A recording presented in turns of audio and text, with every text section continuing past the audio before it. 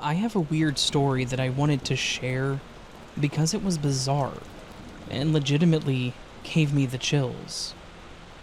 I have a dog that is my baby. She's a German Shepherd, and her name is Bailey. She's been my baby for her whole life, and she's going on 6 this year. She's always been a fantastic dog, and I love her dearly. She's the kind of dog that is at the front door waiting for me every single day.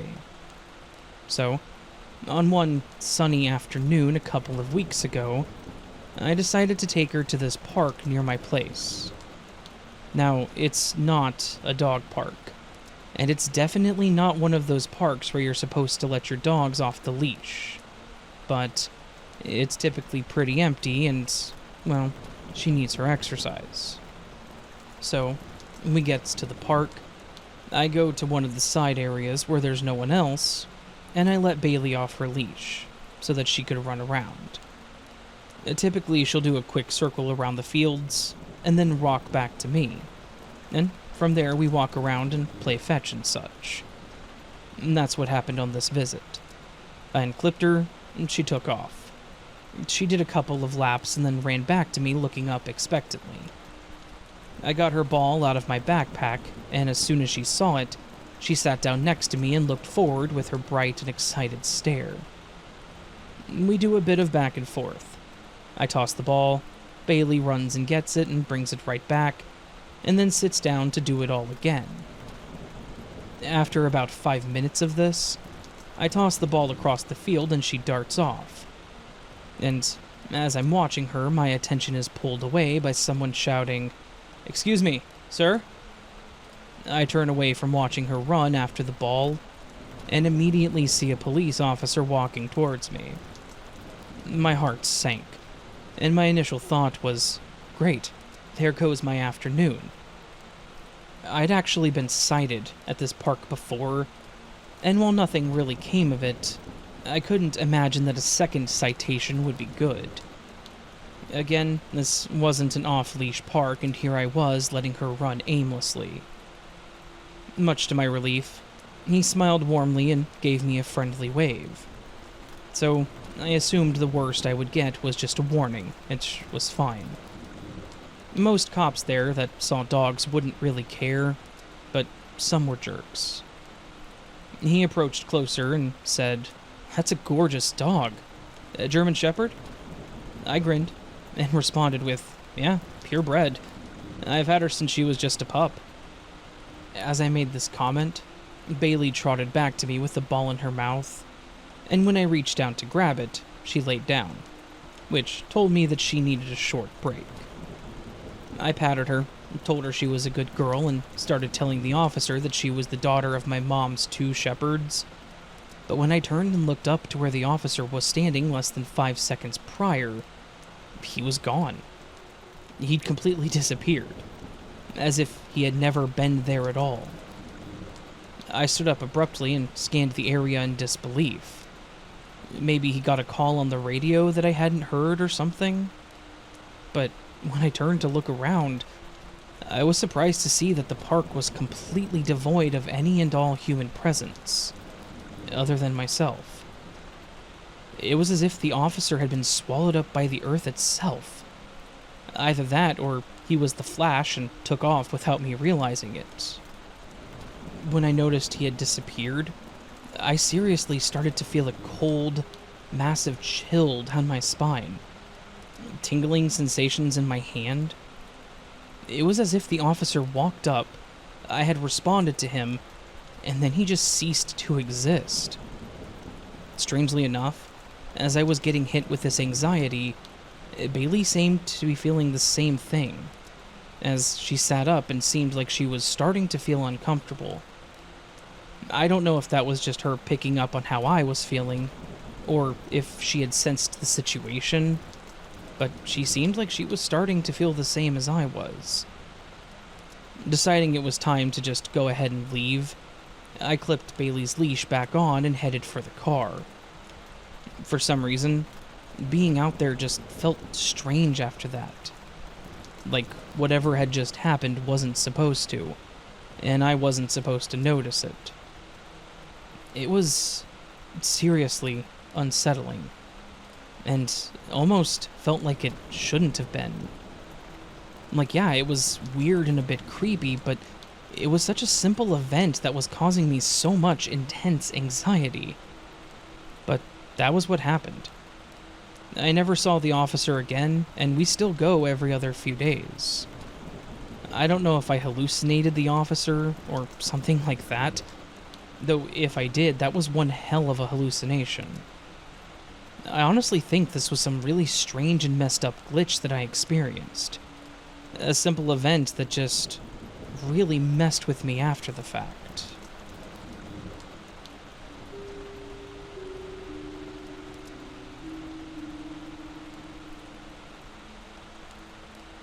I just want to say that I found your podcast a few months ago and I can't stop listening. Thank you for telling these stories and giving people a place to connect. And keep up the good work, Raven. Thank you. I'm not really sure what category this would fall into, as I don't know what really happened. I've also never told anyone, so I'm going to try my best to get this out in a coherent manner. Here's some backstory. I worked at a restaurant back in 2004, when I was about 19. It was 25 minutes away from my house, which was in another town. Now, I live in a smallish town in southeast Texas, so it's not uncommon to work in one and live in another adjacent town. This being the case, there was really only one way there and back, so I drove in the same dark stretch of road every night. Also noteworthy is the fact that this is a road between two small towns, and it was late. So it wasn't very common to see other cars at this time, though it did happen. This particular night, I was leaving work as usual after hanging out for a while after my shift. It's a server thing. We never go home right after work. I was completely sober, not overly tired as I hadn't even worked a double shift that day, and overall I felt pretty clear-headed, even though it was around 11 p.m. I was a bit of a night owl back then, and now I do have to admit that I drove this exact stretch of road for years, and sometimes I would zone out for lack of a better term. I wasn't unsafe. It's just like, you know when you're driving and then realize, wow, I don't remember driving for a second. Yeah, it's pretty unsafe, I guess, but I don't know how else to explain it. Regardless, I know that I hadn't zoned out this time. I'm very aware of my actions before and after what I'm about to tell you. Anyway, I'm in the middle of the only large curve this road has between the restaurant and the entrance to my neighborhood. It's an otherwise pretty straight shot, except this curve that goes to the right. I remember looking down to change the radio station. I know, keep my eyes on the road, especially during a curve. When I had this overwhelming feeling to look to my left, out the window. Remember, my car is leaning right, I'm going towards the right in this curve. It was such a fleeting feeling, but at the same time, it felt like time had slowed down, if that makes sense. Mind you, this is a dark stretch of road, with nothing but trees on the left side, and I knew this. I've driven it hundreds of times. I know that I can't see anything to my left on this part of the road specifically, aside from moonlight-type shadows. So, almost as if involuntarily, I turned my head to the left. And there was me, just there in the road, right next to my driver's side window. In the moment, it was so fast. I mean, let's be honest, there are no other cars, I'm trying to get home. Yeah, I was definitely speeding. But time seemed to slow down for a split second. Like I was watching a scene somehow. I was there next to my window and time stopped for a second, or at least thinking back about it, it felt like it had. The other me was there looking right at me. No expression, no nothing. The scariest part to me was that she was wearing exactly what I had on that day, right down to my server apron that I still hadn't taken off. Had the same clothes, the same hair, the same black-rimmed glasses. I don't mean that I was seeing my reflection in the window. I mean there was a person who looked exactly like me, standing in the road, facing my car, looking down into my window. Like, my reflection would have shown my hand on the wheel, but hers were down by her side. Trust me, for a long time, I tried to convince myself that I was just seeing my reflection. It felt like an eternity that I was locked eyes with her, or me, but it was literally a fraction of a second. Like I said, I was definitely speeding, and I didn't hit the brakes when this happened. It was just as fast as any other time you look to the left or right while driving. Now, as I mentioned, there aren't many other cars on the road this late at night. But just as I looked back towards the road, very, very shaken I might add, there was a car coming my way in the curve. Yes, I'm still in the curve. That's how fast all this happened. This car had crossed over the middle turn lane and was drifting into my lane. I had looked up at the exact right time to be able to swerve out of its way, while it continued across the double lines and then correcting itself after I was past it. So, was this me warning myself? Was I seeing a me from a different timeline? And possibly after crashing with the other car? Almost 20 years have passed, and I cannot get this out of my head. Did I die that night and jump into another timeline? I got married and had kids not long after this happened, and I don't live near either town anymore. I haven't driven that stretch of road in almost 17 years now, and honestly it scares me a little bit to think about it now.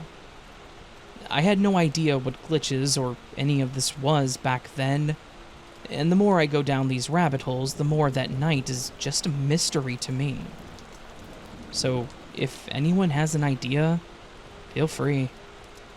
Also, like I said, I've never told anyone or written this out, so if I left anything out, I apologize, and I hope it's not too confusing. But, thank you for reading.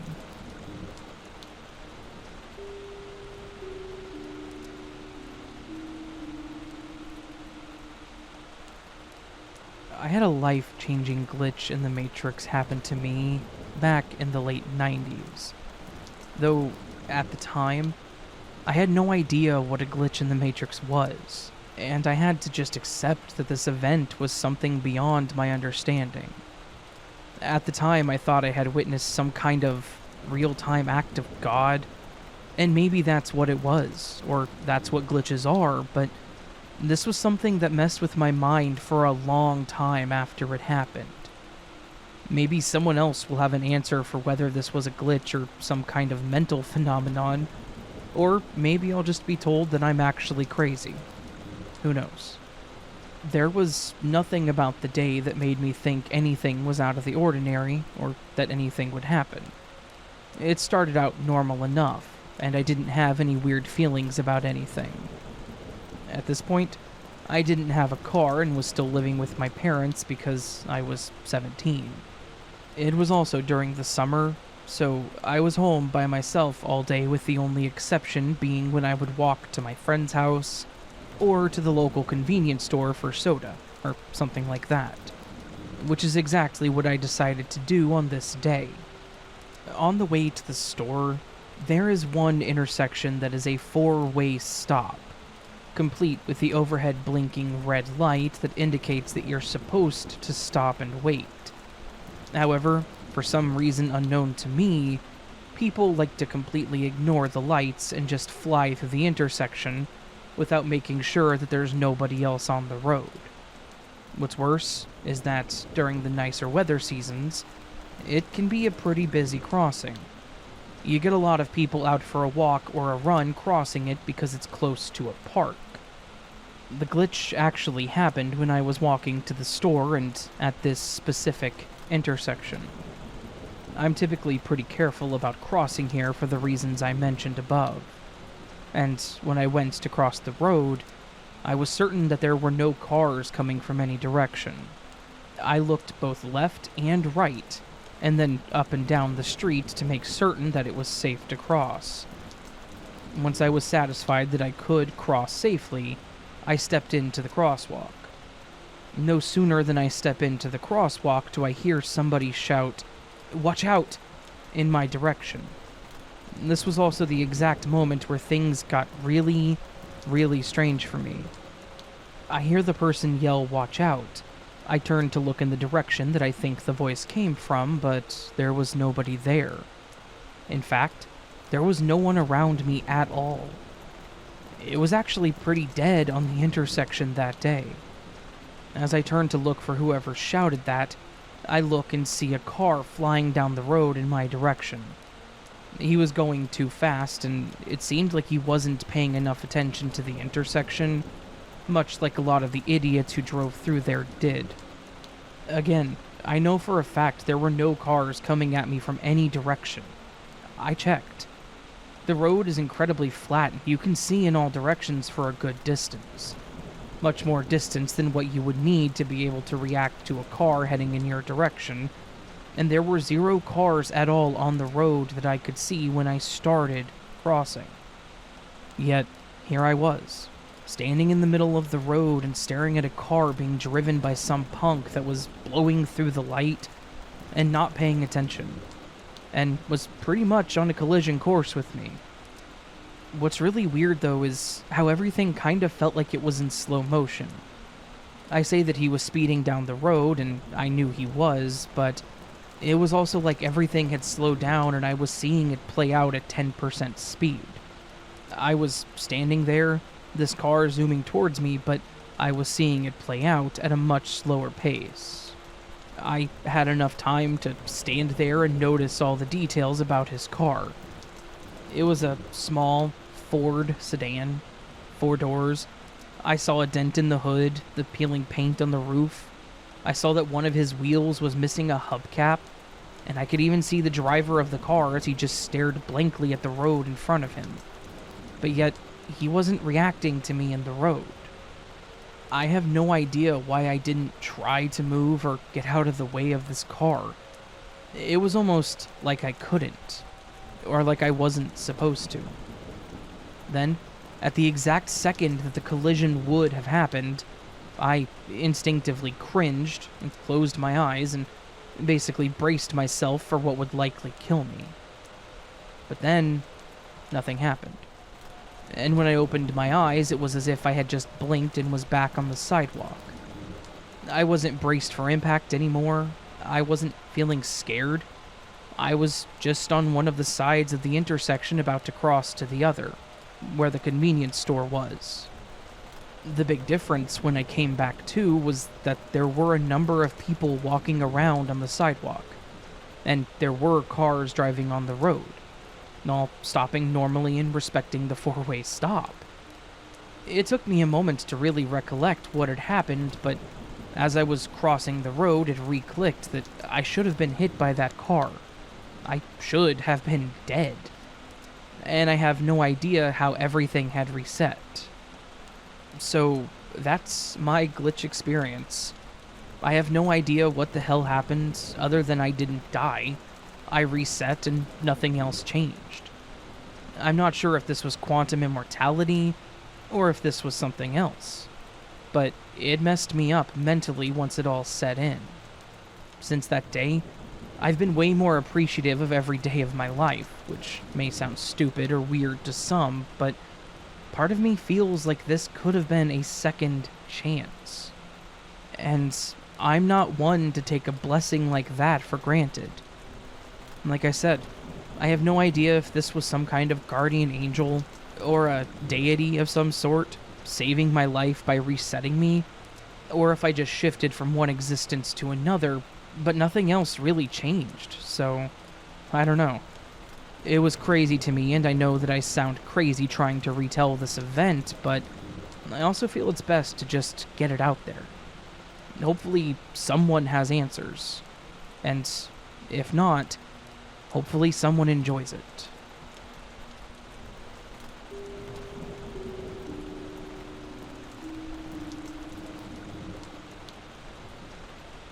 I have a frustrating and confusing thing that happened to me that I'm calling a glitch. Mostly because I have no other word for it. I'm obviously confused about what the hell it was, what happened, and how it happened, but I've come to accept that things are weird in our world, and sometimes there just are no answers. So, I was getting ready for work in the morning one day, and I could not, for the life of me, find my car key.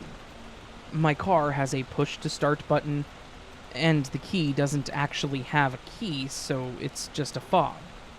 The keys are always connected to my keyring, which has my house key, and my little RFC thing to get into my office at work. I also have a fun little keychain too, but other than that, it's always just those 4 things attached to a single ring. This way, I never lose any of them because they never come off. For some reason, when I went to head to work that morning, my car key was not on the ring. The keychain was there, the house key was there, the RFC thing was there for work, but the car key was just gone. I was annoyed, but I thought that maybe the plastic that held it onto the ring had broken. Like maybe it just fell off somewhere in the house and I would find it soon. Thankfully, I have a spare that I keep in the junk drawer in the kitchen. So I went and grabbed it and headed off to work. One thing to note about the one that I keep in the junk drawer is that it is broken.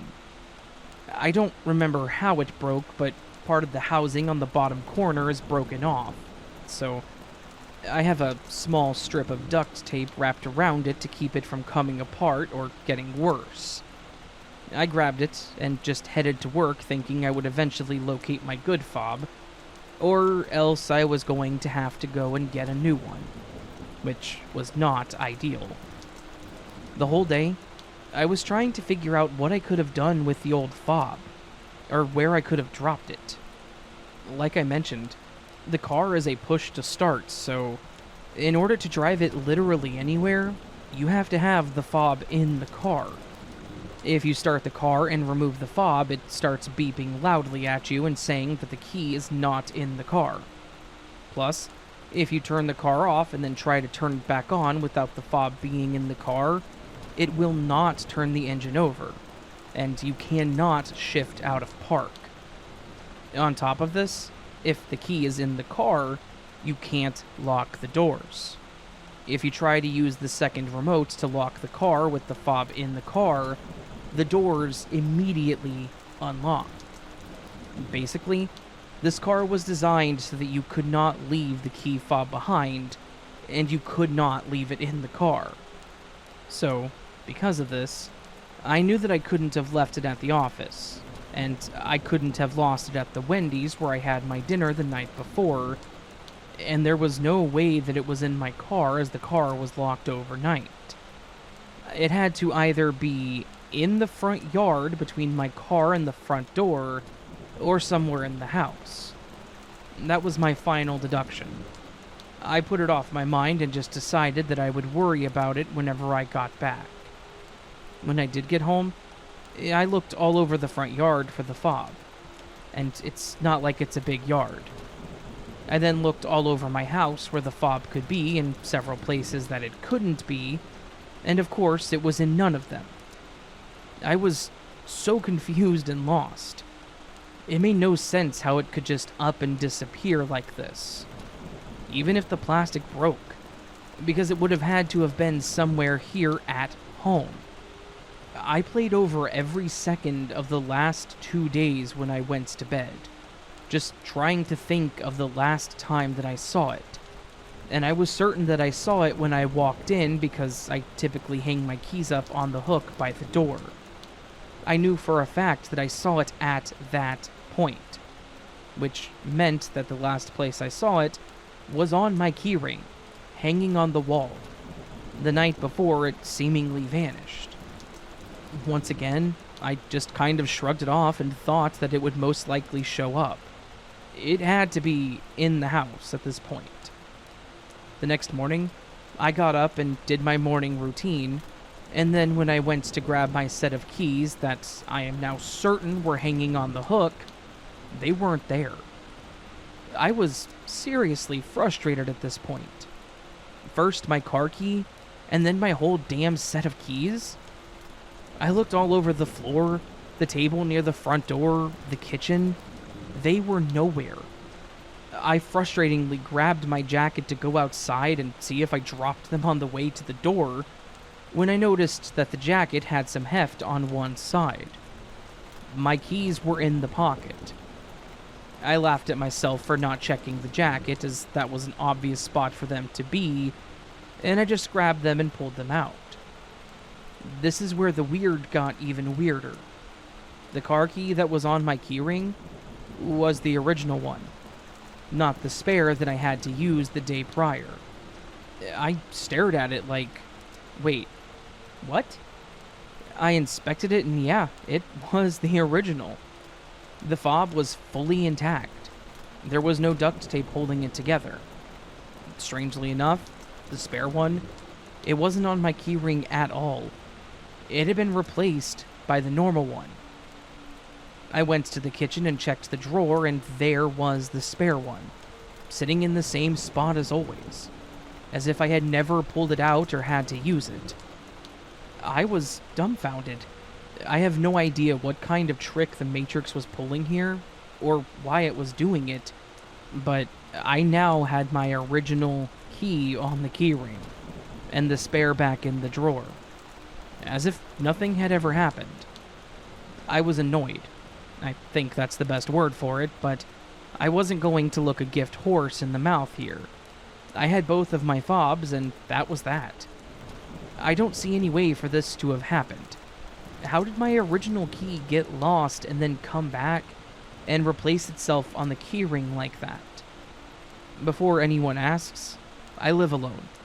I don't have any pets, not that I can think of any domestic animals smart enough to do this, and there's no one that has a key to my house that lives anywhere nearby.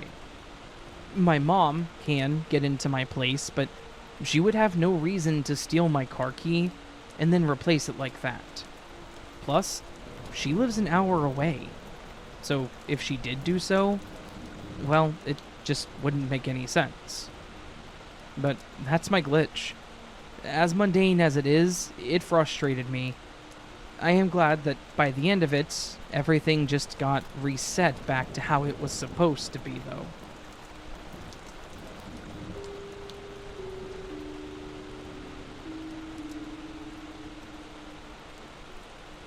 I have a glitch that happened to me the other day that I cannot seem to get over. I know that sounds dumb, but it's eating at me, and I'm personally struggling to move past it because it makes no sense, and I don't understand how or what exactly happened. I don't want to drag this on too long, so I'll get right to it with very little in ways of context here. The only things that I think you need to know are that I'm 17, I live with my parents, and I do not have my phone charger near my bed. I know that to some people, that may sound weird, but I've been trying to peel myself away from my phone a bit, since being a teenager in modern times has me a bit attached to my screen. And I read that a good way to do this is to have a place to charge your phone that is away from where you can reach it. So, because of this, I have my charger on my dresser, which is over by my door, and on the opposite end of my room from my bed. If I need to use my phone for whatever reason while it's charging, I have to get up, walk around 6 full steps to my door, and use it over at the dresser. It's actually done a good job at getting me to use my phone less, if anyone cares. Anyways, the other day I was in my room doing my homework when my dad knocked and came into my room.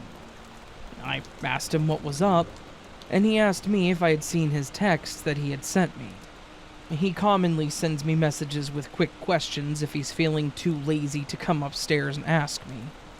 I said that I hadn't seen them because I was nose down and I grabbed my phone from where it was sitting on my nightstand. I opened the text and read it. It was just him asking me what I wanted for dinner, and he also sent me some silly meme gif. I chuckled at the meme, and then told him that I was open to whatever he and Mom were going to make, that I didn't want anything specific. He stood there at my door and we chatted about a few things. He asked me about my homework. I mentioned that it was for my economics class, and that it was pretty easy, but I was just really focused. He asked me about other things with school, and we just had a bit of a quick chat. Nothing too crazy. As he was about to leave the room, I started to hear the sound of my phone vibrating, like I was getting a phone call. I looked down at my bed where I thought I had tossed it, but I couldn't find it. My dad then looks over at my dresser and makes a snide comment about how it was my boyfriend. He then picks up my phone from my dresser, unplugs it, and walks it over to hand it to me. He said that he'll let me know when dinner was ready, and then he left. I just held my phone and tried to figure out how it ended up plugged in and on my dresser. It made no sense. I had looked at it when my dad entered the room to see the meme and to respond to his question. Yet, when my boyfriend called, it was over on my dresser and somehow plugged in. Also, I was the only one between the two of us that realized that something was off. When I mentioned it to my dad, he kind of just shook his head and said that he thought it was on the dresser the whole time. I mentioned that I had read his text, and I had replied to it while he was up there. He says that he actually asked me the question when he walked in, and that he didn't recall me ever having my phone. It was really weird.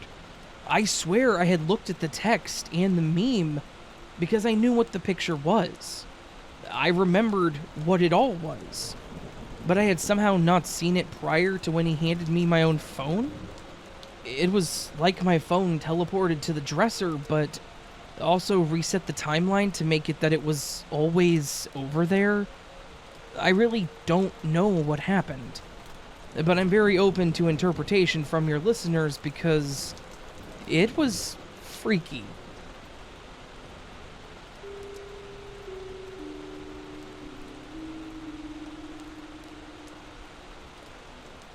This happened 24 years ago, in the year 1999.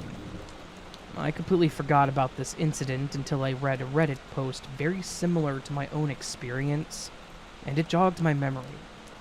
This will be a long story, but I would really appreciate your comments as to what actually happened that day. To those of you who read to the end, I thank you in advance. I was home from college for the summer visiting my family. One day, I asked my mom to borrow her car so I could go visit my friends who stayed at the dorm during summer vacation.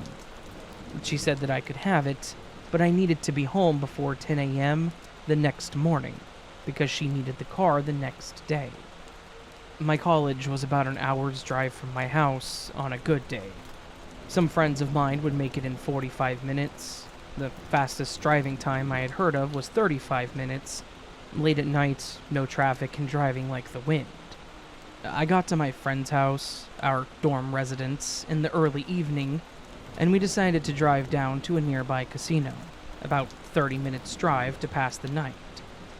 We were a group of about 5, 2 of my roommates, 2 other friends from our dorm, and myself. We had a great time playing on the quarter slot machines. Once we all were tired and were ready to leave, we head to the lobby doors and realize it's early morning, around 5 a.m., and it's pouring rain. It was raining so hard that we could barely see the first row of parked cars just in front of the lobby. We waited for about 30 minutes or so for the rain to slow to a drizzle so that we could drive home and made the 30-minute drive without incident. When we got to the dorm, it was around 6 in the morning, and the rain was pouring down again. So I resolved to wait it out as long as I could. I still had to return the car to my mom and had at least an hour's drive, if not longer, due to the weather. When I left the dorm, It was 7 a.m. One of my roommates stayed up with me until I left, and we both noted the time as I was leaving. I got to my car a few minutes later and started driving towards the highway. I was really tired since we basically pulled an all-nighter at the casino, but I had to drive home to return the car to my mom. I do not recommend driving tired. I told myself I'll be fine.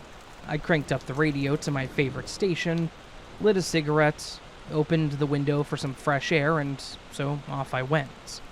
But again, please do not drive while tired. Within 10 minutes or so, as I'm driving on the highway, the rain starts pouring again. It was so bad that I could barely see the wipers of my car. They were at the fastest setting, and it's like they weren't doing anything. But the rain was kind of hypnotizing. The rhythm sort of started lulling me to sleep, but I didn't really notice. My blinks kept getting slower and slower. What happened next was in a span of about 3 to 5 seconds. Not more. It's kind of hard to explain. I was awake one moment, sort of, and the next my consciousness wakes up to darkness.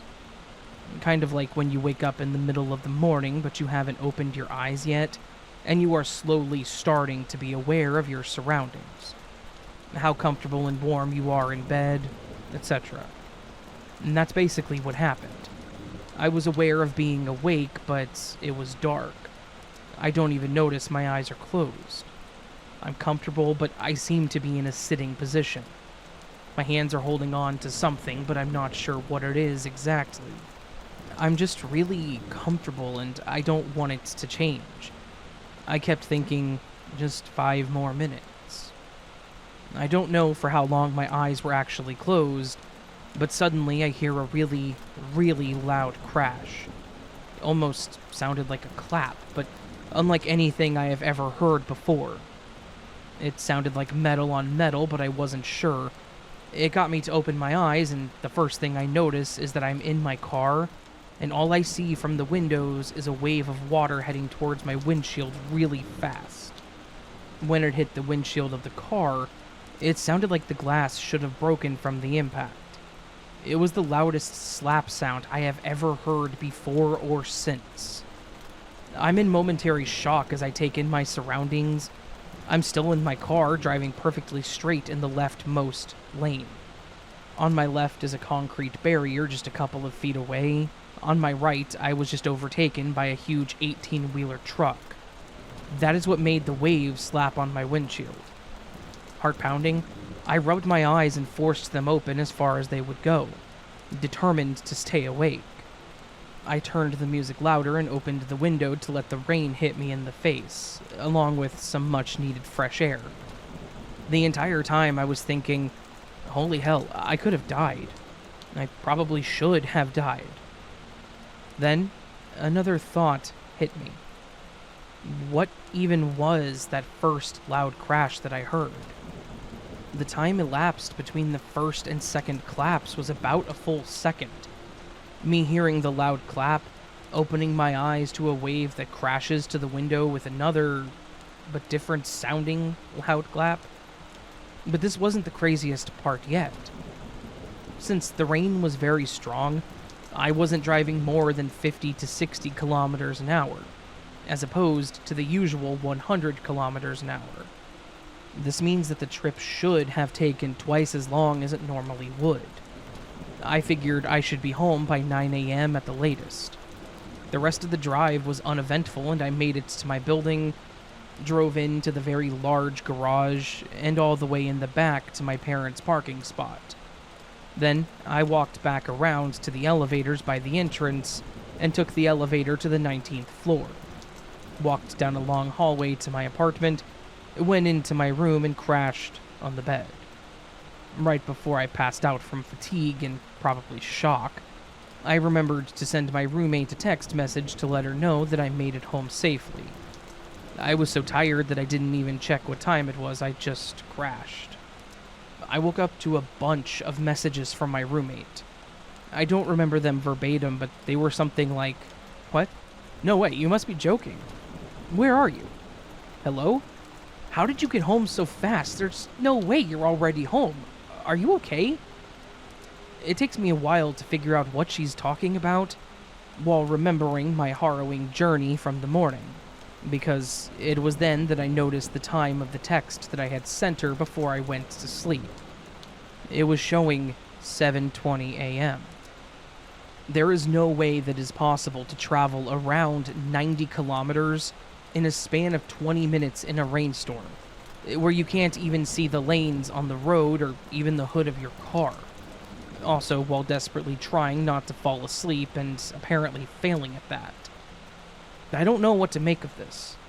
After reading a whole bunch of other stories in this subreddit, I'm pretty sure it may have either been a case of quantum immortality or a glitch in the Matrix. However, ever since that day, I have been experiencing all kinds of paranormal phenomena through the years. I'm pretty sure that this was the catalyst events to them all. Well, all except for one, but I'll tell you about it in another post if requested. Anyways, I'm sorry for the length of this story. I just wanted to write down as many details as I could remember to share with you all.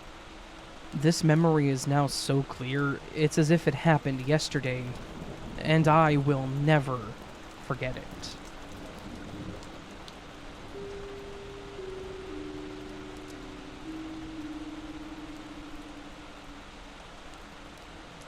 This is a long one, so brace yourself.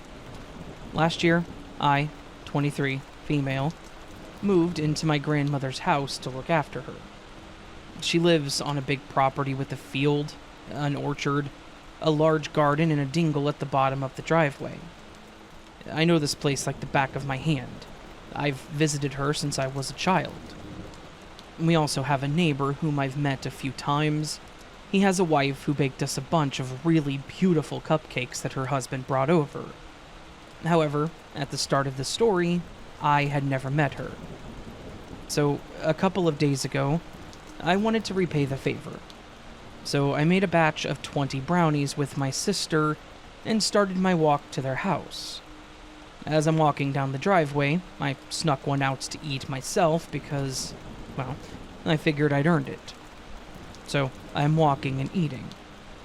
The geography of it is a bit weird to describe, but essentially, their house is on an embankment above my grandma's driveway, which leads to the main road. To go there without trespassing on their land, I would have to walk the main road and then head up the hill to a side road and enter their driveway that way.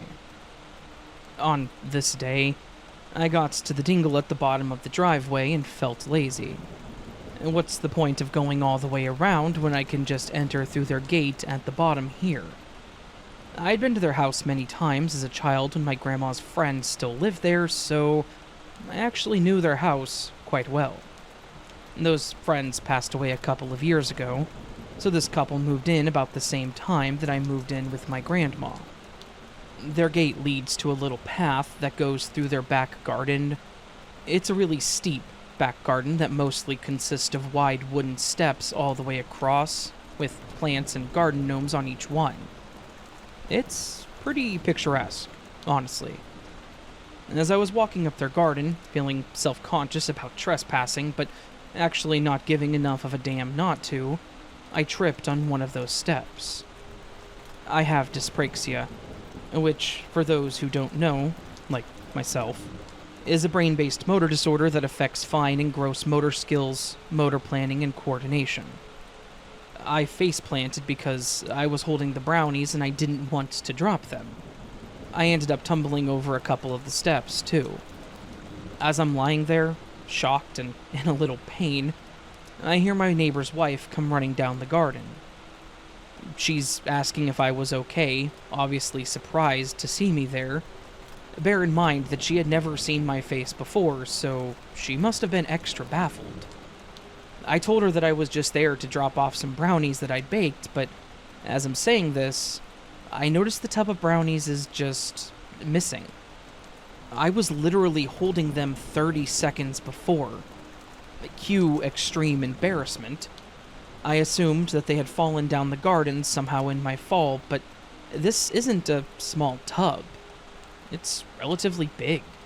and there's no sign of it anywhere. After 10 minutes of looking, I admit defeat and tell her sorry, that I'll go make some more and bring them some other time. Red-faced, I retreated back to my grandma's house. Then, yesterday, I decided to go and sit in my grandma's orchard with my cat. He's a pretty weird cat. Used to be a stray, and you get better bonding time with him by chilling in a tree with him than you do by giving him dreamies and pets or whatever. So my cat and I are chilling in a tree in my grandma's orchard when my cat suddenly jumps down and jogs all giddy-like to the shed at the back of the orchard. It's a really decrepit shed that hasn't been opened since, 2006.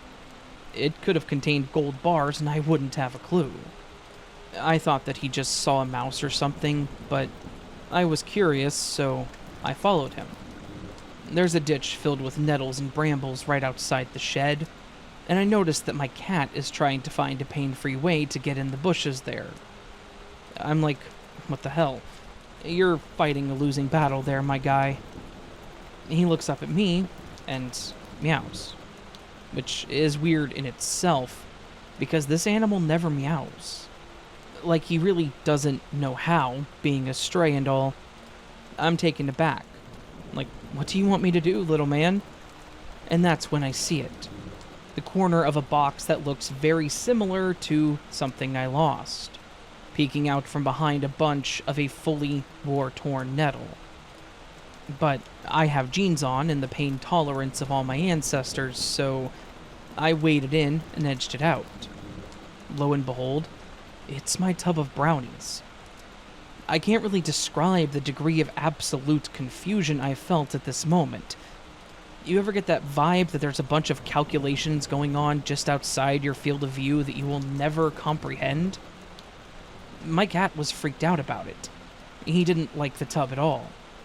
That's not completely out of character for him because he can be skittish sometimes, with no explicable reason. But I let him sniff the box, and then he bopped away with his back all puffed out.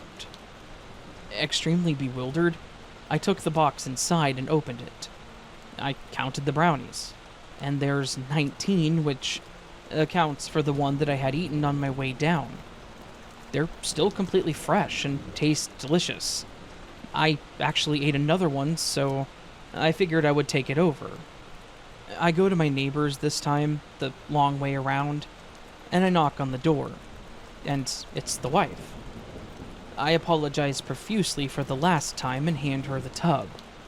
She was looking at me a little perplexed, and then she said, "I don't think we've met before, have we?" I'm pretty sure that this is the moment in most video games where the protagonist loses her absolute marbles and becomes an anti-hero with wild mental health issues. I described to her what happened the last time, and she has no memory of it at all. But I recognized her. It definitely happened. So I dip again, embarrassed once more, and this is the point that I'm at now. So, explanations, people?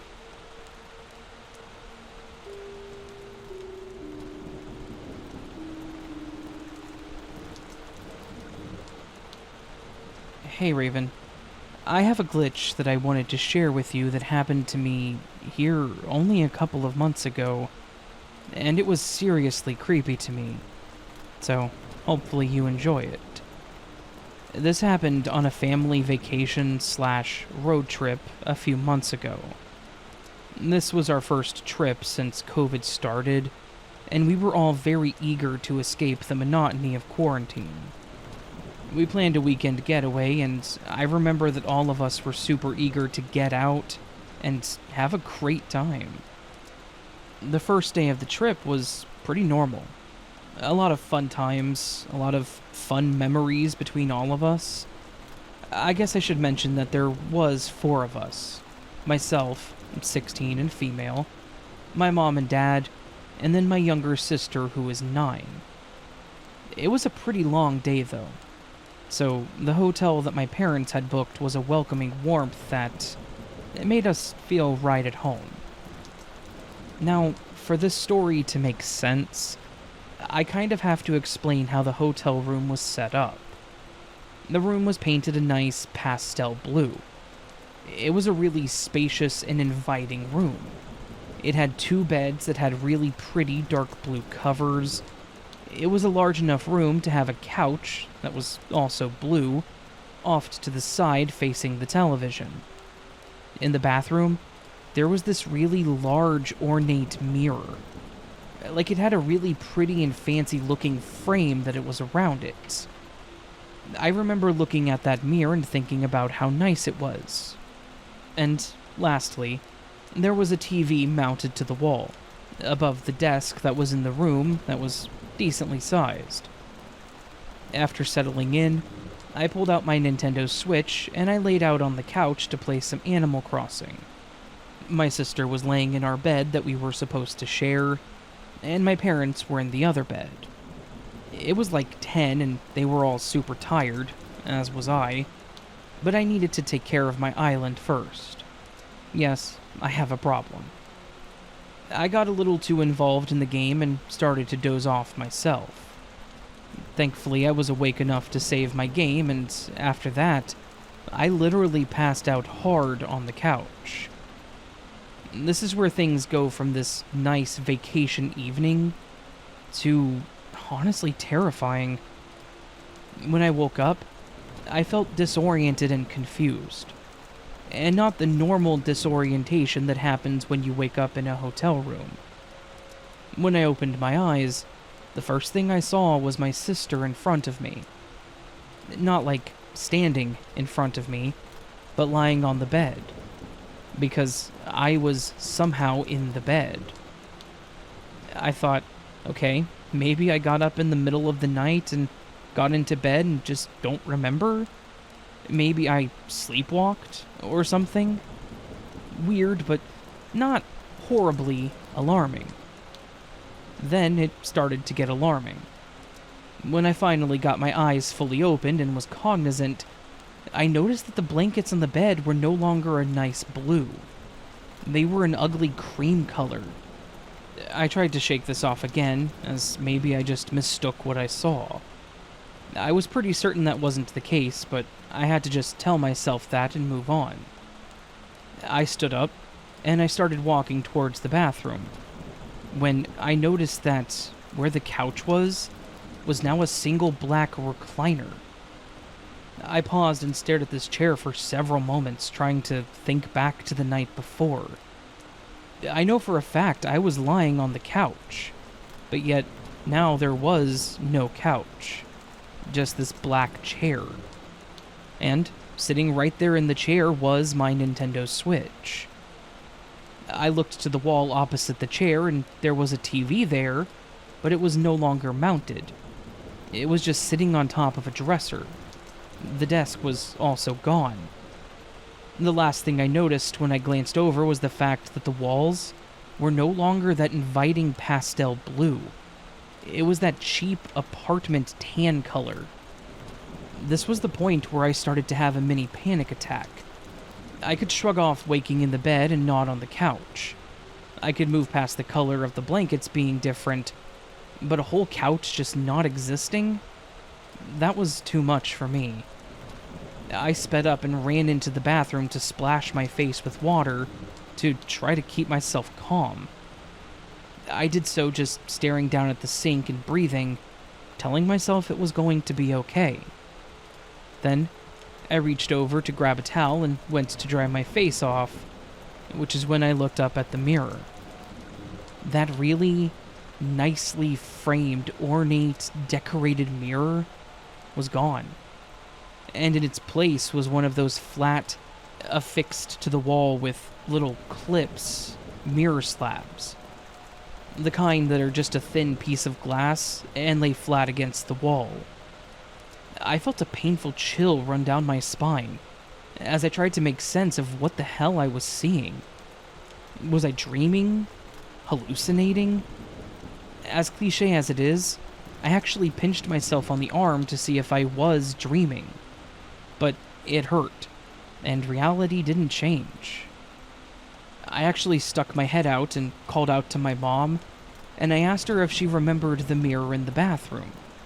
And she laughed and was like, "The mirror? What about it? It's a mirror."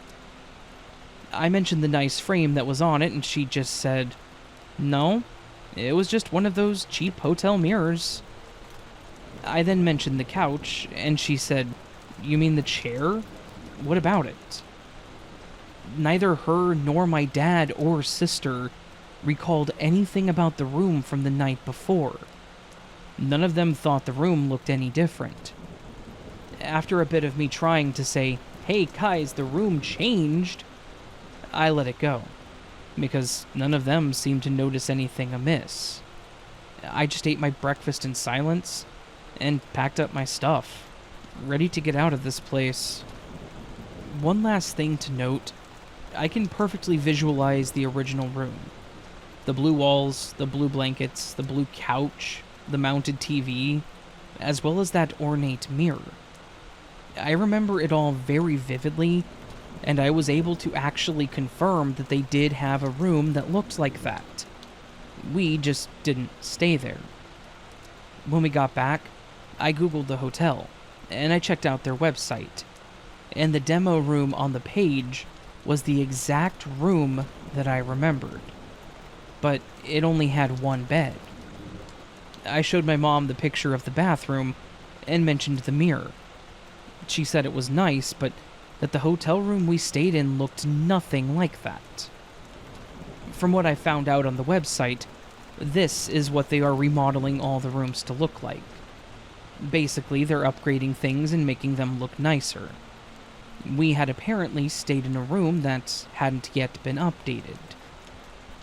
So, that's my weird story. It was really strange to me that the room does exist. That the hotel does have rooms that look like that. But it wasn't one that we stayed in. Why can I remember being in that room that we apparently were never in?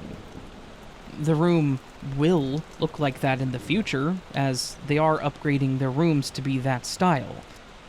So, did I shift to a timeline where that hasn't happened yet?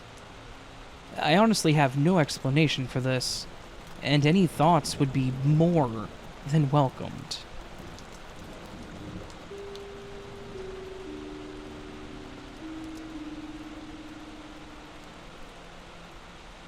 I've been an avid listener and reader of glitch stories for quite a while, and I've always enjoyed them and thought that they were entertaining, if not kind of terrifying. And, as most people say, I honestly never thought that I would have anything like this happen to me. That is, until it did. And when it did, I was both excited and confused. This story, or glitch, has 2 parts, so bear with me as I explain the weird stuff that happened. And if I miss any details, I do apologize. So, this whole story happened about 2 weeks ago. On Monday night, I had had a bit of a rough night's sleep, and when I did finally fall asleep, I ended up sleeping through my first alarm, and didn't wake up until my "hey, you're late" alarm went off. By the time I finally woke up, I looked over at the clock and it was 6:33. I needed to be at work by 7, and based on my normal routine and how long it was going to take me to get there was absolutely zero way that I was going to make it to the office on time. I jumped out of bed, did what I needed to do as best as I could with the little time that I had, and I dialed my boss to let him know that I was going to be a bit late because I overslept. He told me that that was fine because he had actually done the same thing, so it wasn't a huge deal. I hung up and I drove quickly, though safely, and no faster than the speed limit, to the office. I pulled into my normal parking spot, grabbed my bag, and then grabbed my phone. As I grabbed my phone, I hit the screen and it lit up, which showed the time, and I had to pause. Right there, on the screen of my phone, the time showed that it was 6:40 a.m. When I woke up, it was 6:33. I know this because I looked at my phone when I got up. I panicked when I saw the time. When I called my boss, and this is in my recent calls, It was 6:38 a.m. There is no way that I made it to the office within 2 minutes of calling him. And there is no way that I could have made the drive to the office, a drive that takes almost 30 minutes every other day, within 7 minutes of me waking up. I have no idea how I beat time on my way to the office, however, I managed to do so. I ended up just accepting that something in the universe gave me the ability to make that drive at the speed of light. I moved on to get into the office and get to my desk. This is where the second part of the story happened, at the office. I was still a bit shaken up by the whole getting to the office in record time thing, but I figured that there had to be some kind of logical explanation or something that I was missing. Or otherwise, it was just something that happened that I needed to ignore and not even think about. I walked into the office, and I sat at my desk and got all my stuff set up, when my boss walks out of his office and says, "I thought you were going to be late." I just kind of laughed it off and said that I thought I was too, but said that I had managed to get everything sorted and get there on time. I should add here that at no point in this conversation did I actually look up at my manager. I just knew it was him by his voice and the way he spoke. I was busy setting up my workstation for the day. I knew that he was standing where he was because he was in my peripheral vision, and the blur that was in the side of my vision was the right height and size to be my boss. After that really short back and forth, he walked away toward the main lobby, I'm assuming to go upstairs and get coffee. After I got my desk all organized and ready for the day, I decided that I would head upstairs and get some coffee myself, and maybe something to eat really quick. I walked out of the wing of the building and into the main area, and who do I see walking in the front door but my boss? Now, one could say that he just walked out to his car or something and came back in, and that's why he was coming back. But my manager is a motorcycle rider, and he always walks into the building in his gear, helmet, knee guards, etc., and just takes them off in his office. When he walked into the building, he was wearing his gear like he had just gotten there from riding. As soon as he saw me, he pulled his helmet off and said, "Hey, I thought you were going to be late." I was confused, for multiple reasons. How was it possible that he was just getting to the office when I had spoken to him earlier? He didn't have enough time to get his gear back on, and then leave and come back between when I spoke to him at my desk and this moment when I saw him walking in. I kind of just said, "Yeah, but I made it on time. Weren't you just in here?" He said no, and that he had just gotten there and motioned toward his riding gear. I just sort of nodded and said okay and moved on. Honestly, this whole morning was so incredibly weird. But there wasn't anything else other than these two events that happened. I don't know what exactly happened, if this was a timeline thing or whatever, but it was so bizarre. I really don't have any sort of logical explanation for any of it. Other than, I guess my boss could have been playing a prank on me, but then, why? There was nothing to gain from it. And he's not exactly a comedian. In fact, he's a bit of a stickler.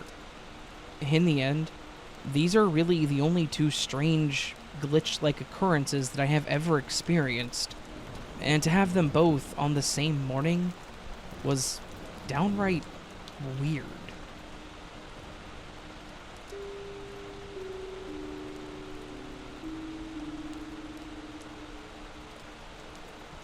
Before I get into this glitch story, I want to say that I've been haunted by weird things pretty much my entire life.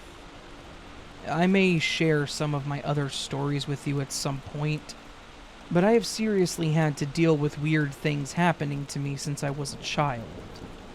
They haven't always been glitches. Some of them have been pretty obviously paranormal, but these weird events are always the ones that get to me. This specific event is just the most recent one to happen to me, and it's one that seems to be the biggest change in my reality. I've been a delivery driver for a store that does floral arrangements for quite a few years now. I also help put together the arrangements, help out in the store, but my main job is deliveries. It may sound like a bit of a weird job and one that most people wouldn't think to be a busy job, but funeral homes order their flower arrangements from somewhere, and there are funerals every day. So I can tell you that we do get a lot of business. On top of that, some businesses like to order small arrangements for their front desks, and we also had one client that had been consistent for years. She's actually the one that the story is about.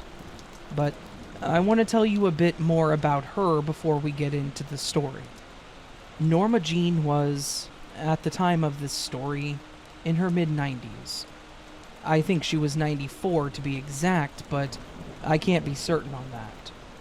Norma had been getting flowers from our shop for 25 years, almost the entire time the store had done deliveries, and that started because her husband had wanted to get her flowers, and he'd actually contacted the original owner of the store to set up an arrangement for them to be delivered every 2 weeks to Norma.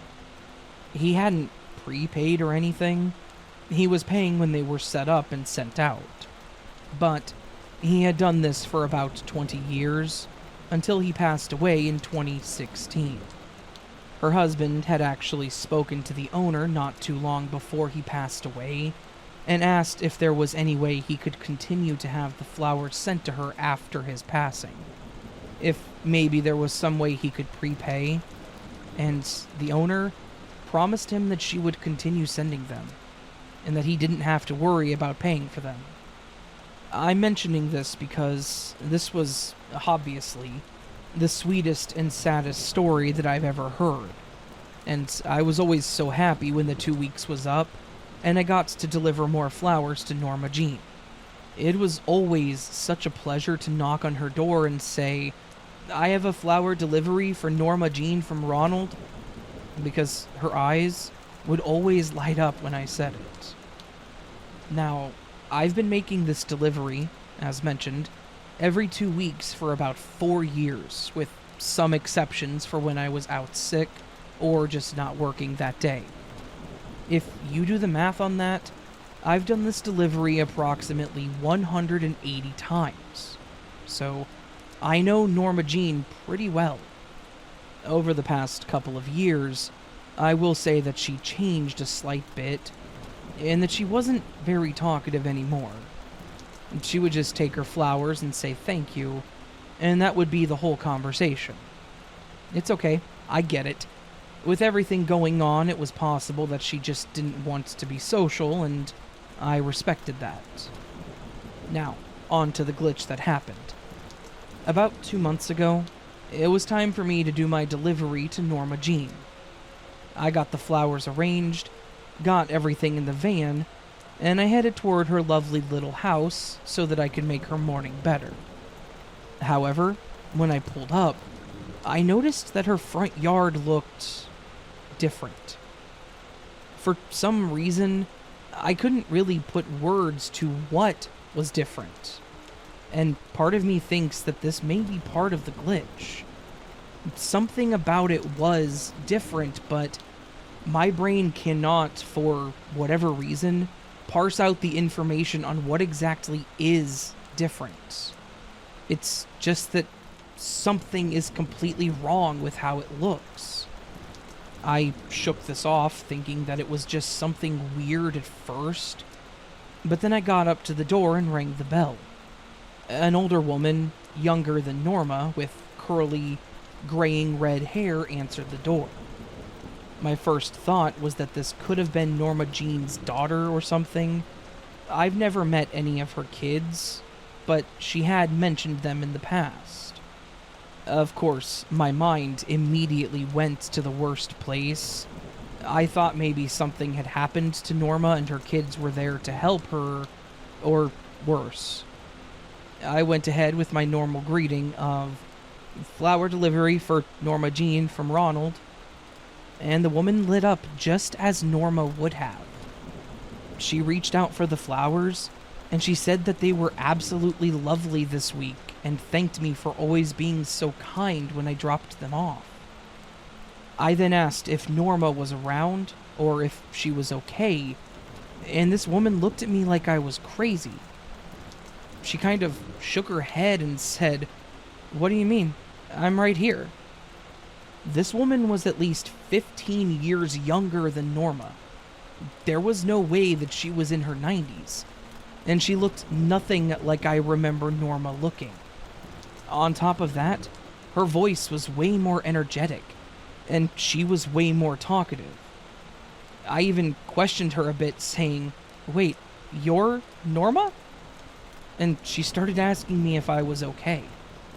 She'd mentioned that I'd been bringing her flowers for something like 4 years now, and she was confused why I didn't recognize her on that day. I told her that I just must be off and that I was fine. I tried to play it off as best I could, but I could tell that she was confused as to what I was going on about. I told her to have a lovely day, and I went back to my van and headed back to the shop. As soon as I got back, I mentioned to the owner that someone else had answered the door for Norma, and that she said she was Norma. We talked about it for a bit. I described the woman, and she told me that the woman that answered the door was, in fact, Norma. I then mentioned the little old lady that I was used to seeing, and she was confused, because based on the description that I was giving, I was talking about Norma's mother. I said that I must have been giving the flowers to her mother the whole time then, and she then mentioned to me that that was impossible, because Norma's mother died in 1997, which was when the owner met Ronald and Norma. She did the entire flower arrangement for the funeral. That was how the store had actually gotten Ronald's business. He thought that the arrangements were so beautiful that he wanted to get the flowers for Norma Jean to try to keep her in high spirits after the passing of her mother. She even showed me a picture that she had of them from a year or two later, and the woman in the photograph looked a lot closer to this new Norma Jean that I had met that day. So, I guess that's my latest glitch. The Norma Jean that I knew was apparently somehow Norma Jean's mother, and not the real Norma. But the woman that's been answering the door to me for the last 4 years has been dead since the late 90s. I really don't know how to explain this beyond it being a really weird shift in reality, or glitch, or something. But it's probably one of the weirdest things that I've ever experienced, and I really don't know how to take it.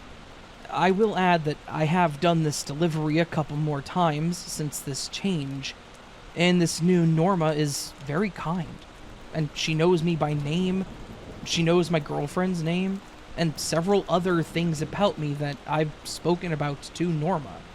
So I have to believe that this is the Norma Jean that I've been delivering to for a few years now. I have no explanation for this, and I'm open to any comments. But as it is now, I just have to accept that the Norma Jean I knew is no longer with us, and just keep bringing the flowers to this new Norma Jean.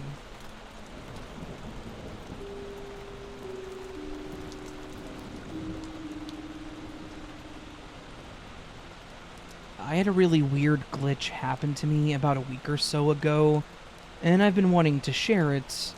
I just haven't had the time to do so until now. I'm not sure if it's a glitch where I saw the future, or if it's a glitch where reality repeated, or something like that, but it's definitely an unexplainable thing that happened. Maybe someone can tell me what it was, but for me it's still one of those I have no idea what the hell this was moments. So, this happened one morning while I was at home. At the moment, I don't have a car. It snowed around me not too long ago, and I actually got into an accident. That wasn't my fault. and my car was completely totaled. I'm currently in the waiting phase of everything to come through so that I can get a new one. Until then, I'm dependent upon my father coming to get me to do the things that I need to do, and thankfully he lives about 15 minutes away, and he's more than willing to help out. Plus, I'm currently working from home, so I can get away with not having a car a bit easier than most people. On this particular morning, I was needing to go to the post office to ship something to my work's home office, and was also needing to go to the grocery store for just a couple of things. So I asked him if he could be there at around 11 so that I could take my hour lunch to go do what I needed to do and make it back at a decent time. At around 10:40, I got a text from him saying, "Hey, I'm on my way. I should be there in about 20 minutes." He tends to send something like this when he's on his way, which is always funny to me because I know he's going to take 20 minutes to get here, so he doesn't need to say it. At this point, I'm not really doing anything for work as it was a slow day, so after about 10 minutes, I wrap up what I was doing and lock my system. I step away, put on real pants, grab my coat, hat, and gloves and get ready to step outside into the cold to wait for the last 5 minutes or so. I have to say that at no point in time during all this did I look at my cell phone. That's important for what happened. I step out my front door, lock it up, and I sit in the chair that's on my front porch just waiting for my dad to pull up at any minute. After a couple of moments, I feel my phone vibrate in my pocket. I think that it's probably my dad texting me to say he'll be a couple more minutes for whatever reason, but when I opened my phone and looked at it, I was utterly confused. The message I had just got said, "Hey, I'm on my way. I should be there in about 20 minutes." The text was completely identical to the one from earlier, but the one from earlier wasn't there. I read it confused for a moment, but then thought that maybe he had double sent it, or maybe it got sent again for whatever reason. But then I looked up at the time, and it was 10:40. That was impossible. He originally texted me at 10:40 saying he was on his way. I then spent several minutes working at my computer before getting up, getting dressed, and getting bundled up to go outside. I had then sat there for a few minutes, and yet it was still 10:40? Or it was 10:40 again? I actually called my dad at that moment, and when he answered, I asked if he had left a while back or if he had just left. And he confirmed that he was actually pulling out of the driveway at that moment. I basically just told him that I would see him soon and hung up. I just kind of stared blankly at my phone until he pulled up, the full 20 minutes. He showed up, we did what we needed to do, and I got back with the few minutes to spare. No other issues or events occurred that were abnormal. I really have no idea what exactly happened here. I know that he texted me at 10:40, then I spent some time doing some things before I went outside to wait, and yet, after all that time, it was still the same time, and he had just sent that text. I really don't know, but it's been something that's been confusing to me since it happened.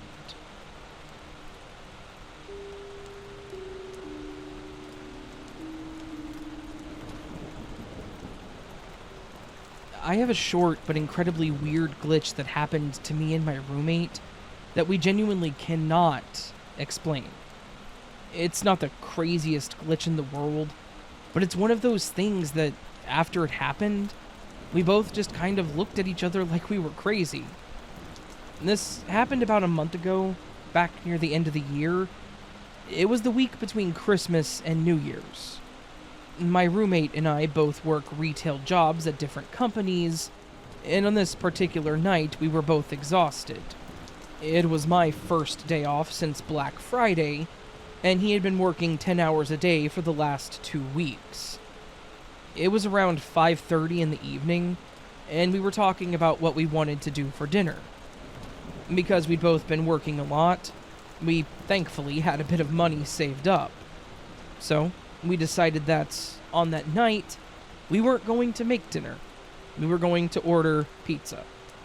We're both guys in our mid-20s, so to say that we can each wolf down a full pizza, it's an understatement. We sat there and kind of debated what to get when I had the brilliant idea of, how about we each get a whole pizza for ourselves? Like, a whole large pizza. It was one of those ideas that was so obvious that I was feeling like a literal genius for saying it. So, that's what we decided to do. I wanted a Hawaiian. Don't judge me. And he wanted an all-the-meats kind of pizza. We then also decided that we would get a large order of their cheese sticks, and I put in the order, paid for the whole thing, and we waited. The delivery guy showed up, and we excitedly grabbed our food and took it to the kitchen. And around here is where the glitch occurred. The delivery driver gave us 2 large pizza boxes and a medium box.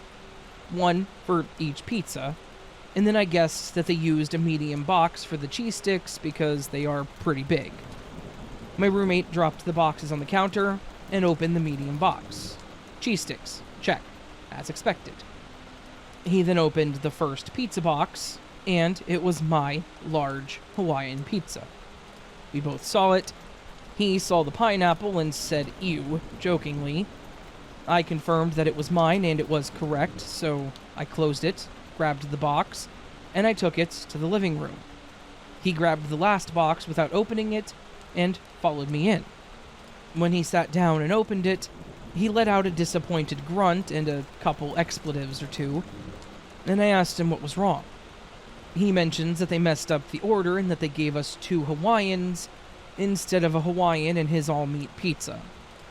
I knew that that was going to be an issue since, obviously, my roommate cannot stand pineapple on pizza, which I get. I set my box on the coffee table and looked over, and sure enough, it was a Hawaiian. I told him that I would go ahead and call them to see if they could send the correct pizza.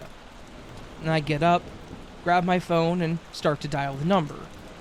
I start explaining to the person at the store that there was a mistake with our order when my roommate tells me to hold on. I glance over at where he's standing at the coffee table, and he motions towards my box, the first box that we opened and verified was a Hawaiian. Sure enough, it's now a meat lover pizza. He reopens his box, and it's the Hawaiian. I apologize to the person at the pizza place, and I tell them that we must have made a mistake and that everything was there and perfect, and hung up. It wasn't until I hung up that it occurred to me that this was impossible. He opened the first box. We both saw the Hawaiian pizza, pineapple, and ham. I grabbed it to take it to the living room. He had first opened his box when we sat down, and it was also a Hawaiian.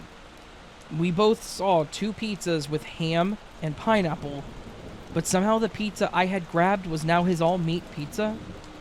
It's not like you can mistake a Hawaiian, again, just ham and pineapple, with a pizza covered in sausage, hamburger, and pepperoni. They look nothing alike. We kind of just stared at each other like, how the hell did that happen? But after a while decided that it was what it was. And we dug into our dinner. I don't get it. I don't know how the pizza changed, but I assume that it was just a situation where the Matrix rendered the wrong pizza the first time and corrected it when we weren't looking. So, I guess, thanks to the Matrix for fixing our pizza problems.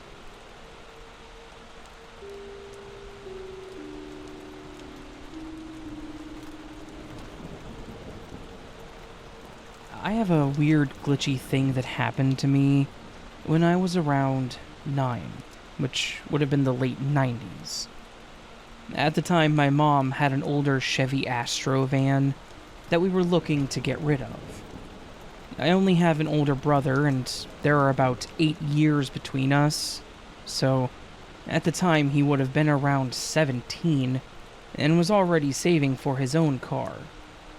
Times were a bit rough around then, and my parents had decided they were going to be a one-car family, since having the van wasn't really necessary anymore. Of course, I was a bit sad about that, because the van was a cornerstone of my childhood.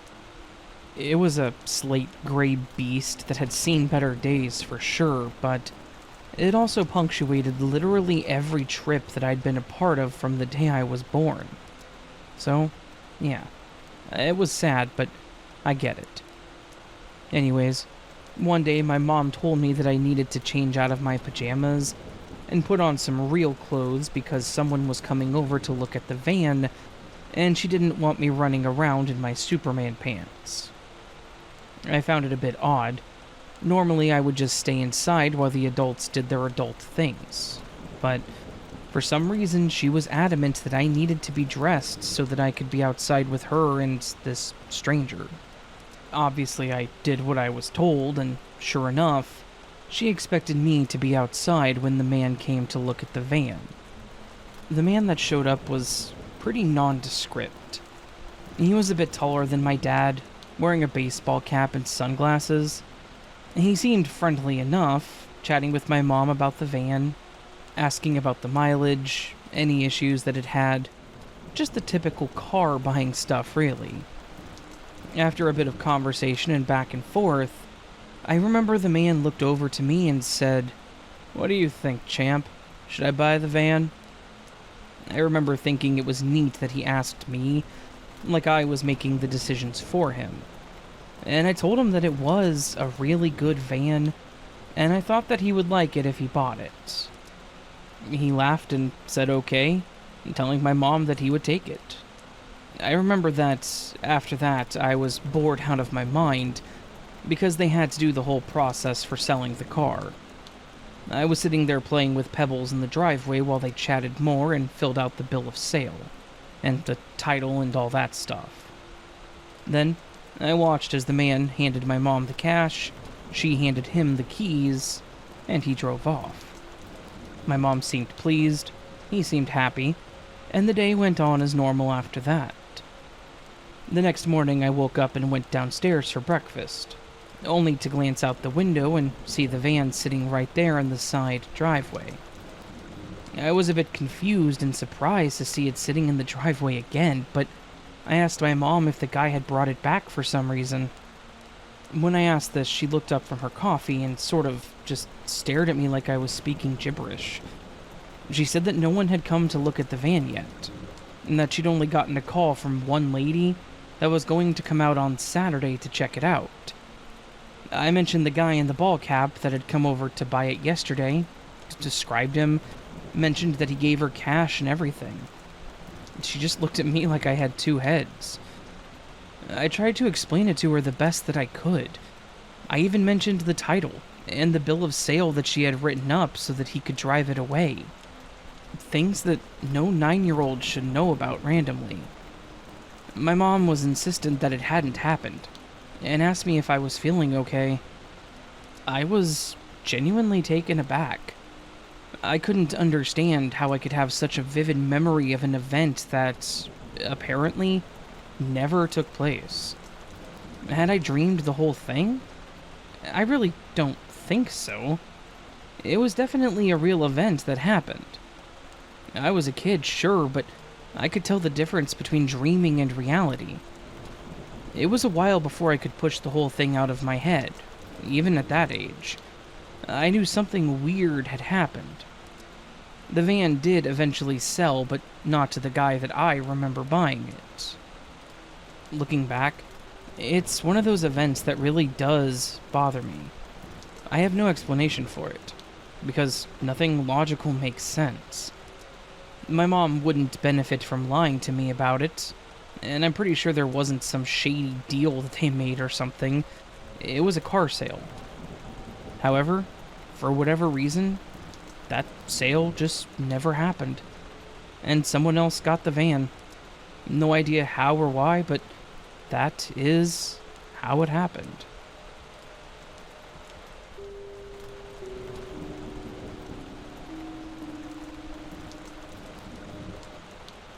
This happened about 2 years ago, but it's still on my mind a lot, so I decided to make a post about it.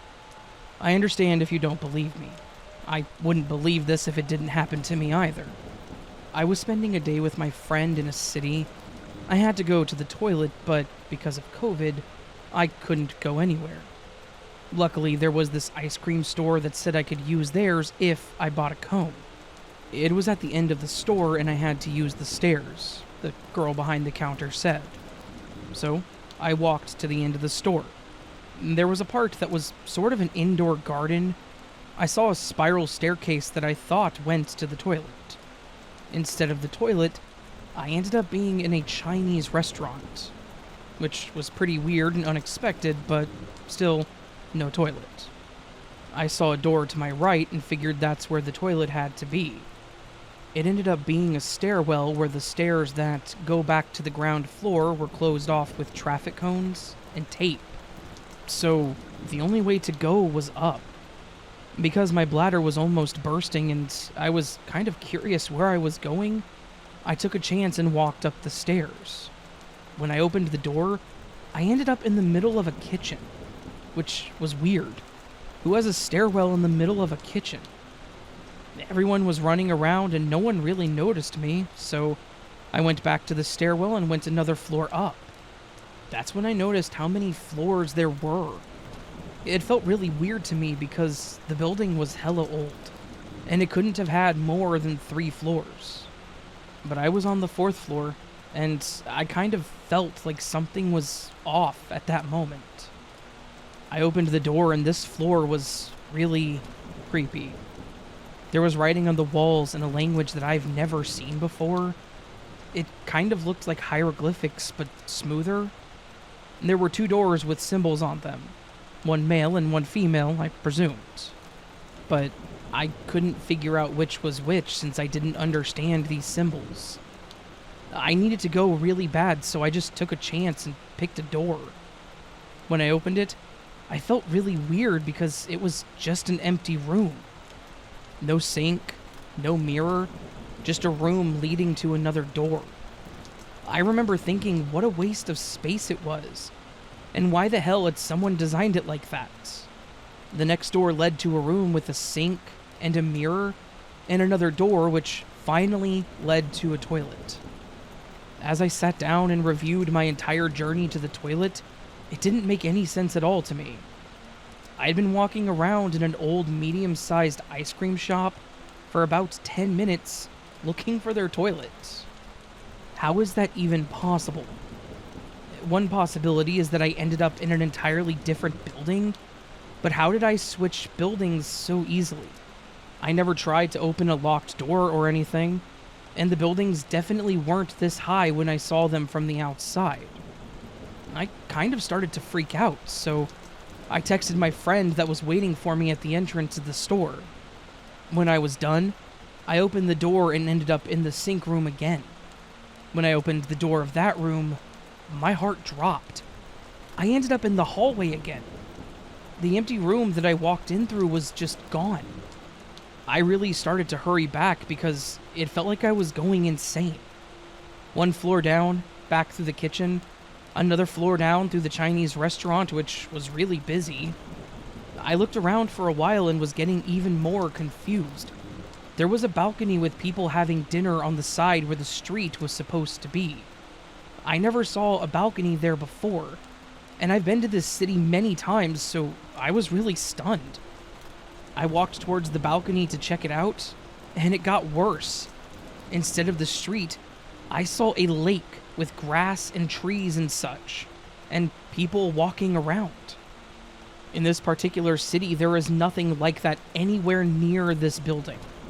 I was really stressed out at this point, so I wanted to go back to the ice cream store. I went down the spiral staircase, which led me back to where my journey first began. I told my friend about this experience immediately, And he believed me because I was really distressed.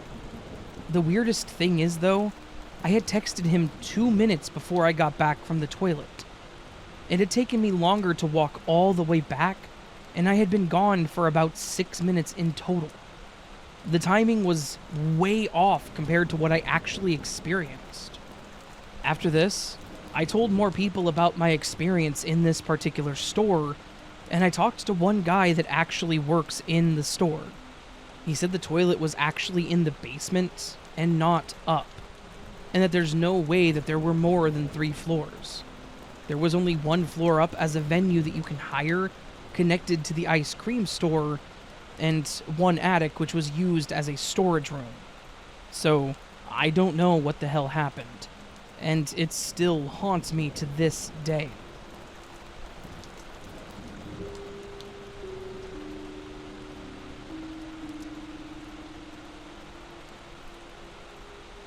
When I was younger, I used to be a major proponent of taking road trips, and I used to love getting out on the open road. As strange as it is, I love the smell of hot asphalt. That rubbery burning smell, something about it makes me want to drive 1,000 miles to a location that I've never been to. Maybe it's something about the freedom of the highways, but I've taken countless trips over the years to places that most people have never heard of, and I recommend everyone take a cross-country trip at least once in their life. That said, there is one trip, one of those cross-country trips, that actually haunts me. I think it was some kind of glitch in the Matrix, but I really don't know. I'm submitting this as a glitch story because I have zero explanation otherwise. This was in the early 90s. I was in my early 20s, and I was on a solo road trip from east to west here in the States. I'd pack my car with all my essentials, say my goodbyes to people that mattered, and I would set off on adventure, stopping and making calls at payphones along the way. The first couple days of the trip were uneventful. I was just going down the highway with my music, some truck stop food, and the joy of freedom. On the 3rd day, though, is when things took a bit of a strange turn. I was driving down a 2-lane highway, a bit of a desolate stretch of road in the middle of nowhere. The sun was in the middle of the sky, making the shadows stretch across the landscapes, and making the air feel a bit heavier. I had been on a pretty empty stretch of road, and I hadn't seen another car or sign of life for a while. That's when I saw what looked like a person standing on the side of the road. He was tall, thin, had long hair flowing in the wind. He almost looked like a stereotypical hippie. He wasn't wearing vivid colors or anything like that. He just looked a bit lanky, had big round glasses and long dark hair that was tied back. He had his thumb out like he was trying to hitchhike. I slowed down thinking that I could stop for him, but something about the whole situation gave me a weird vibe. Something told me to keep driving and that he would be fine, and that I should not stop. So I kept going. As I drove on, I glanced in the rearview mirror and saw him continuing his travels on foot. He didn't seem upset that I didn't stop, so I wasn't going to feel bad about it. After about an hour, though, I was confused to see another hitchhiker. Not just another hitchhiker, but the same hitchhiker. It was the same guy standing there with the same bag and the same outstretched thumb. He had the same long hair that was tied back and same round glasses. Same overall look. I couldn't believe my eyes. It had to be a coincidence. There was no way that the guy an hour back had gotten ahead of me. I hadn't stopped or slowed down, and I was going something like 70 miles per hour at this point. For him to have gotten ahead of me, he would have had to have been walking faster than 70 miles per hour. Or teleported. Obviously, this didn't help my creepy feelings about him, but I ignored it, thinking that I was just going crazy. Until I saw him again, about another hour later. I know that sounds crazy, trust me, but I saw another man with the same tied-back hair, the same brown shawl, the same lanky structure, and same outstretched thumb. At this point, I was freaking out, thinking that I was either losing it, or that I was at the butt end of the most well-thought-out prank in the world. Was this seriously a bunch of similar-looking guys dispersed along the highway at hour intervals? Just standing there to mess with people and making them think that they're seeing things? At this point, I decided that I needed to go ahead and get off the highway, and stop to get something to eat. Maybe I was just hungry, and my brain was doing something stupid. I went for about 20 more minutes down the highway, making sure that there was no way that this man could catch up to me if I stopped. I pulled off, went to a Sonic's, and got a burger for dinner. I sat there, ate my food, and then decided to get back out onto the road. I pulled out of the parking lot, back onto the road that led to the highway, and at the next corner, who else would I see but that same man? This time he was at an intersection, not on the side of the highway, and he was just standing there with his bony thumb outstretched. This time I stopped. Seeing this guy 4 times, there had to be some level of fate between the two of us, right? There had to be something that was happening that I could not understand, and we were supposed to meet. My curiosity had taken over my fears, so I just said that I would bite the bullet and confront him. I pulled up beside him, rolled the window down, and asked him if he was okay, or if he needed a ride. He nodded at me and walked over to my car, and put his hands on the open window looking in. The whole time he walked up and looked around, he had the goofiest smile on his face, like he was the happiest he had ever been. After a couple seconds of this, I guess you could call it analysis, he looked at me and said, "What's your name, bro?" I told him that my name was Gabriel, but that he could call me Gabe, if he wanted, and he just kept his smile and nodded slowly. After a few more seconds of terribly awkward silence, he looked back at me and said, "You know what, brother? I appreciate it, but I think I'll take the next one." His voice turned a bit cold, and he pushed himself away from my car, telling me to have safe travels. I stared at him for a moment, but then told him to have a good day, and started driving off. It was an incredibly awkward moment, and a conversation that I will remember for the rest of my life. The rest of the trip passed without incident, and I didn't see that man again. It was almost as if I needed to talk to him, like our simulation was telling me that, in order for me to continue, I needed to meet this random dude that I had seen hitchhiking in 4 different locations. And when I finally met him, he stopped spawning in, and I was allowed to move forward. It was a bit terrifying, not going to lie, but nothing really happened outside of that weird conversation. I don't know if he was some kind of ghost or glitch that I had to address, or if it was all in my head and it was just 4 guys that looked identical.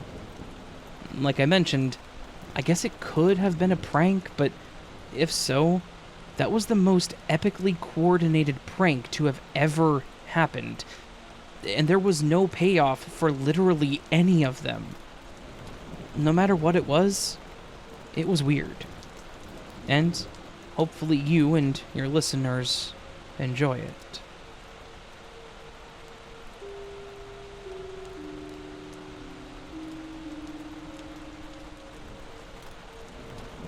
I used to work at a grocery store as a cashier, and it was a pretty boring job, but I have one story that was pretty crazy that I thought I would go ahead and share.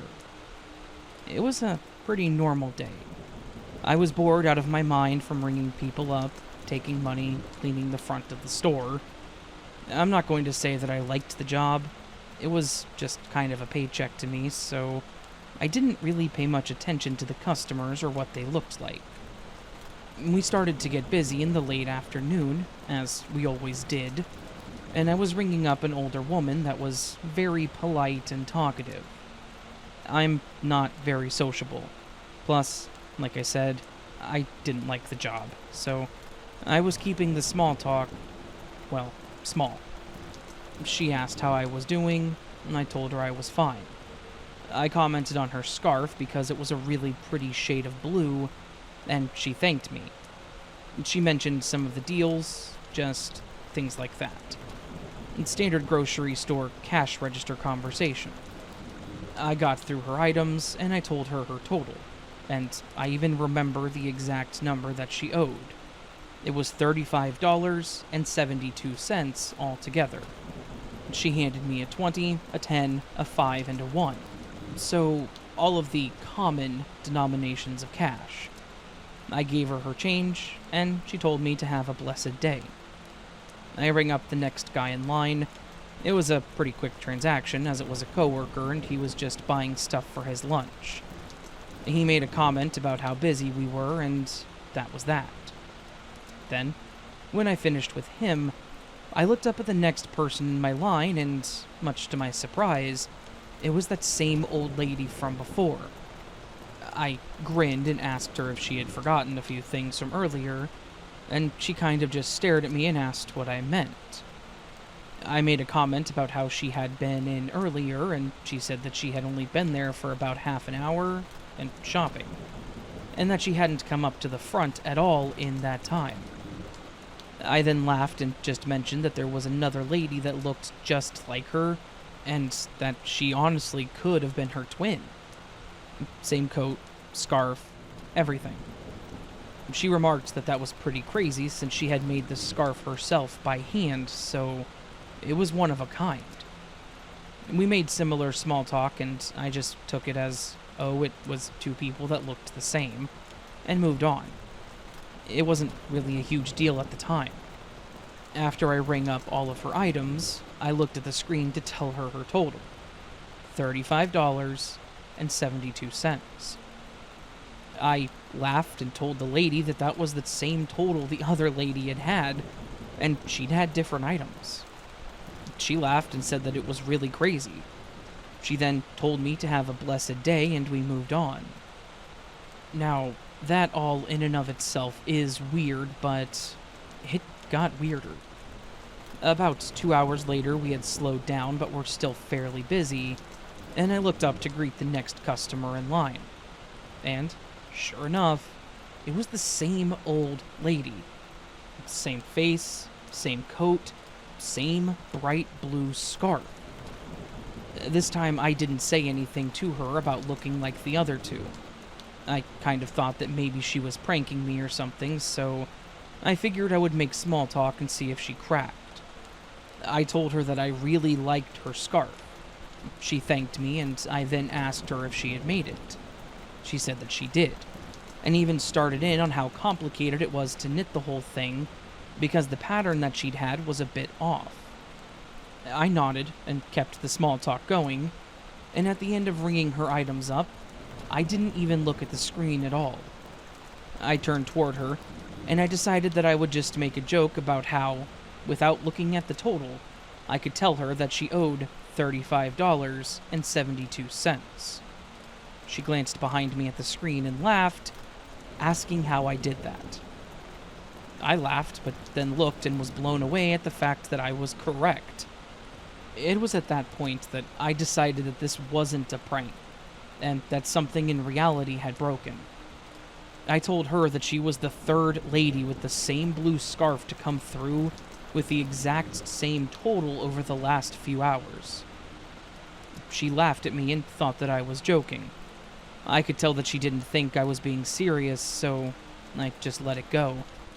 I took her money, and then, as if on script, she walked away and told me to have a blessed day. I tried to make sense of it all, but the more that I tried to rationalize it, the more confused I became. I even asked one of my coworkers if they had noticed it, but they just looked at me as if I was crazy.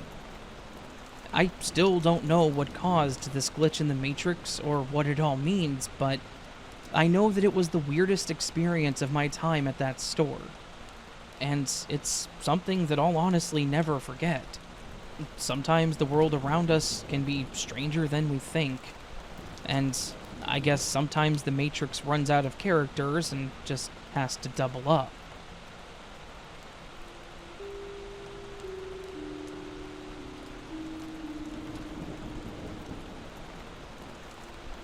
I have a story that happened to me about 8 months ago that I wanted to share. But I needed to get some information from my sister first to make sure that I remembered the whole thing correctly, since she was kind of there for the event too.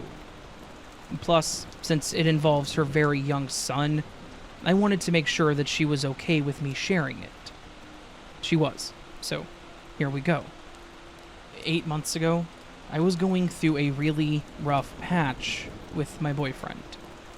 We'd been having a lot of disagreements about random little things over a time frame of about 2 weeks. They were things that really shouldn't have bothered either of us. You know how when things in a relationship start to go south, they just keep going south until something as simple as a dirty glass on the counter can turn into a shouting match? Yeah, that's where we were. I had actually left and told him that I was going to spend a couple of days at my sister's house to try and get my head together, which is why I was there. As mentioned, my sister has a young son named Danny, who had just turned 6 at the time. Danny is a quiet and observant child, often watching others with intensity that's a bit unusual for his age, but he is adorable and I love him. I don't personally want kids, but I would take a bullet for Danny.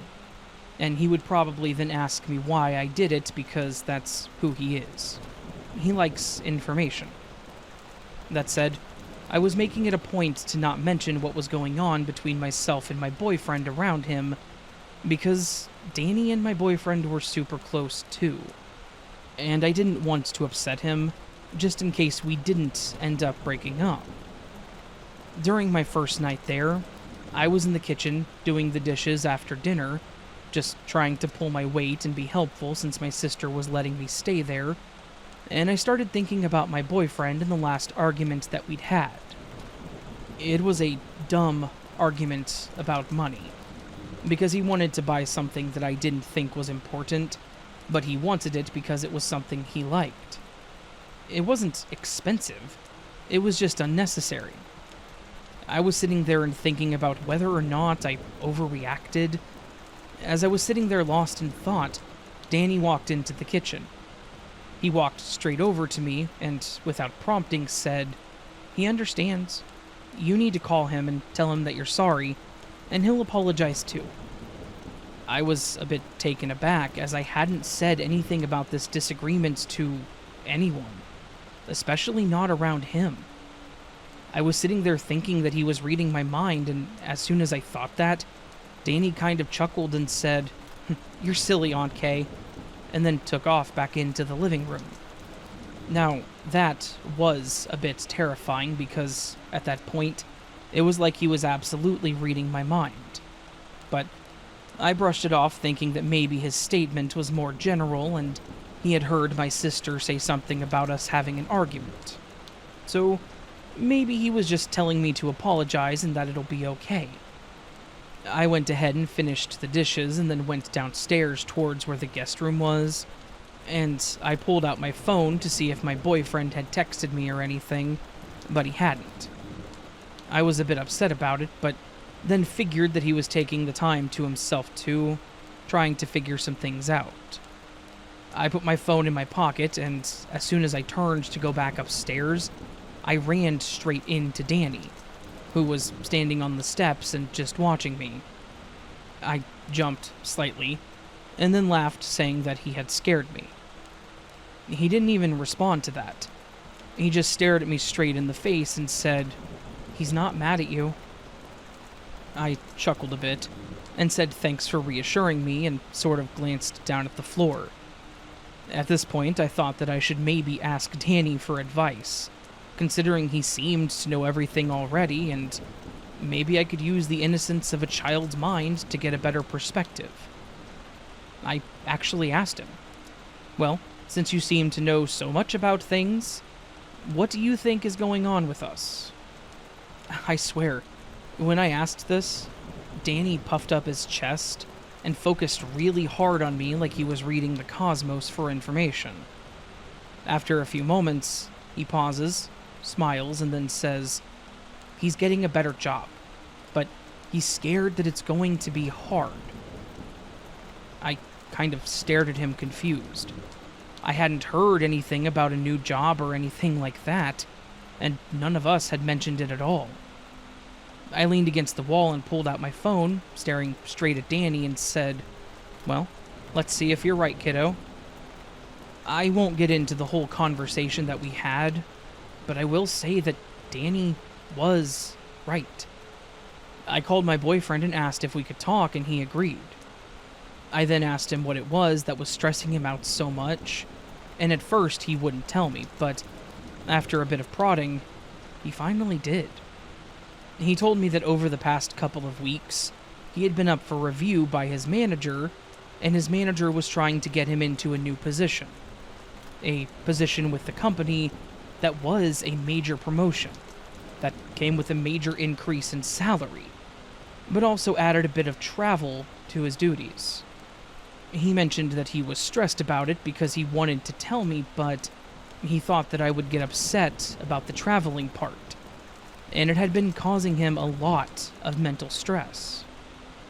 After this, I thanked Danny, but told him that I needed to finish the conversation in my bedroom.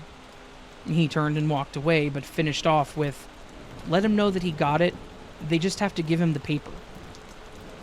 I nodded and he walked away. We talked about things for about an hour or two. We were both super apologetic, and realized that we were both causing unnecessary problems. Wrapping up a long story here, my boyfriend did get the job. His boss was just waiting for the letter from HR to give him the formal offer. My boyfriend was stressed about the new job prospect, and he was letting it get to him, and it was rubbing off on me, so we were fighting a lot. When we spoke, we both apologized, and it was a good thing that we spoke, because we were able to air out a lot of issues. In the end, Danny was 100% correct on all fronts, on things that he could not have known about. I talked to my sister about everything, and she assured me that she hadn't spoken to Danny about my boyfriend for the same reason that I hadn't. She didn't want to upset him. Plus, I don't think that she'd had my boyfriend's number, so there's no way that my sister could have gotten that information from him and passed it on to Danny to get me to call him like that. I firmly believe that this was all Danny. That Danny was somehow able to see something in the situation that we weren't seeing.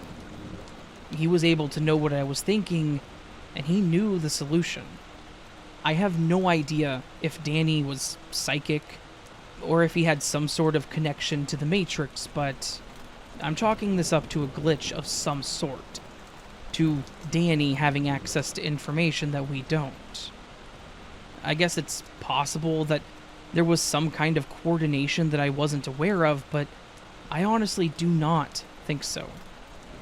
Danny hasn't done anything else crazy like this since, so it may have just been some kind of temporary ability or insight.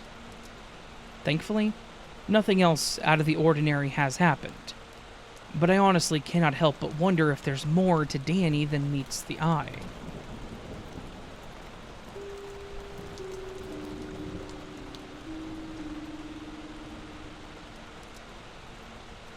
Hello, Raven, and hello to my fellow Matrix dwellers. I've been listening to your podcast for a while, and I wanted to start by saying thank you for telling these interesting stories.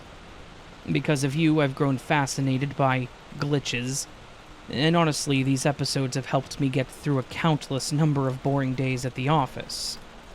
However, today, I have my own story to share. It may not be as jaw-dropping as some of the others that you've read, but it's been messing with me, and I would appreciate some outside perspective. You actually read a story recently about a person that had weird dreams, and it kind of inspired me to type this up for you, so I guess thank you as well to that person. A bit of background to start. I work as a tech support person for a software company, and I deal with an array of issues. These issues range from my laptop caught fire, which, yes, was a ticket that we once got, to I forgot my password or I can't log into the servers. Every day brings its own set of random challenges, but one ticket that I had to take care of here recently stands out, as it was, well, weird. A few weeks ago, I had this really strange and vivid dream. Nothing out of the ordinary at first. It started as just one of those normal workdays in dreamland kind of dreams. In the dream, I was called by a coworker whom I'm going to call Emma. Emma called me and asked me to come over as she was having a bit of a strange issue with her system. The weirdest part of all this was the level of detail in the dream. I remember walking to her desk. I remember her describing the issue. I remember sending a text to one of the higher level techs because I was thinking that this was related to a specific server issue we'd had the day prior. And, come to find out, it was. I remember that during the troubleshooting and repair, I needed to ask Emma for her password. This is something that we typically do not do in support, but very specific issues with the authentication server sometimes require us to input the password from our systems. But it gets weirder. In this dream, I asked her for the password, and she told me that it was Purple Pangolin, with capital P's, 619 exclamation point. Not exactly a common and easy to guess password. Now fast forward a week, I get a call from Emma, and she tells me that she's having a really weird issue with her system. I walk over to her desk and we start talking about the problem. Not once do I even think about the dream while this is happening. She starts telling me what's going on. I'm watching her go through the steps to replicate the issue, and then I grab my phone to shoot a text. The second I unlock my phone, I get hit with the memory of the dream rushing back to me. I'm just standing there staring at my phone, swimming in this awkward feeling of surreal deja vu. I actually cut her off mid-sentence. Not intentionally, but I did so and I asked, "Wait, Emma, I'm sorry, but is your password Purple Pangolin 619 exclamation mark?" It was weird to ask, I know. And after I asked it, I felt incredibly stupid. But Emma just kind of stared at me with her mouth open, like she was shocked. She asked, "How did you know that? Did you get that from watching me type it?" I couldn't help but laugh, partly out of relief and then partly out of pure bewilderment. I responded with, "You wouldn't believe me if I told you," and tried to just shake the moment off. I then mentioned that it was a good password, but since I knew it, I recommended changing it if she felt uncomfortable with me knowing it. And then I went through the steps to get the problem that she was having fixed. Afterwards, she kind of poked me to figure out how I knew her password, and I told her that I just kind of knew it. Thankfully, she's not the type to think that I'm weird or anything for having this situation happen, and when I explained it to her, she laughed and said that it was really crazy. Crazy as it was, I've been trying to rationalize this occurrence ever since. I've never experienced prophetic dreams or anything of the sort before, but the specificity of this dream, the password, the issue, the person, contacting an upper-level tech to confirm the issue, And the way that it played out in real life, it was nearly the same as the dream. I can't seem to quite wrap my head around it. I know that dreams can be weird, that our brains can make something out of our daily lives, but this dream seemed like something else altogether. It's definitely left me questioning some things, much like the other stories you've told.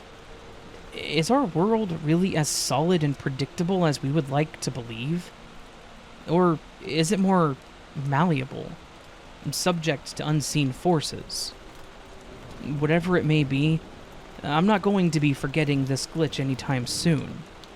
That is, unless my own personal Agent Smith comes around and wipes my memory.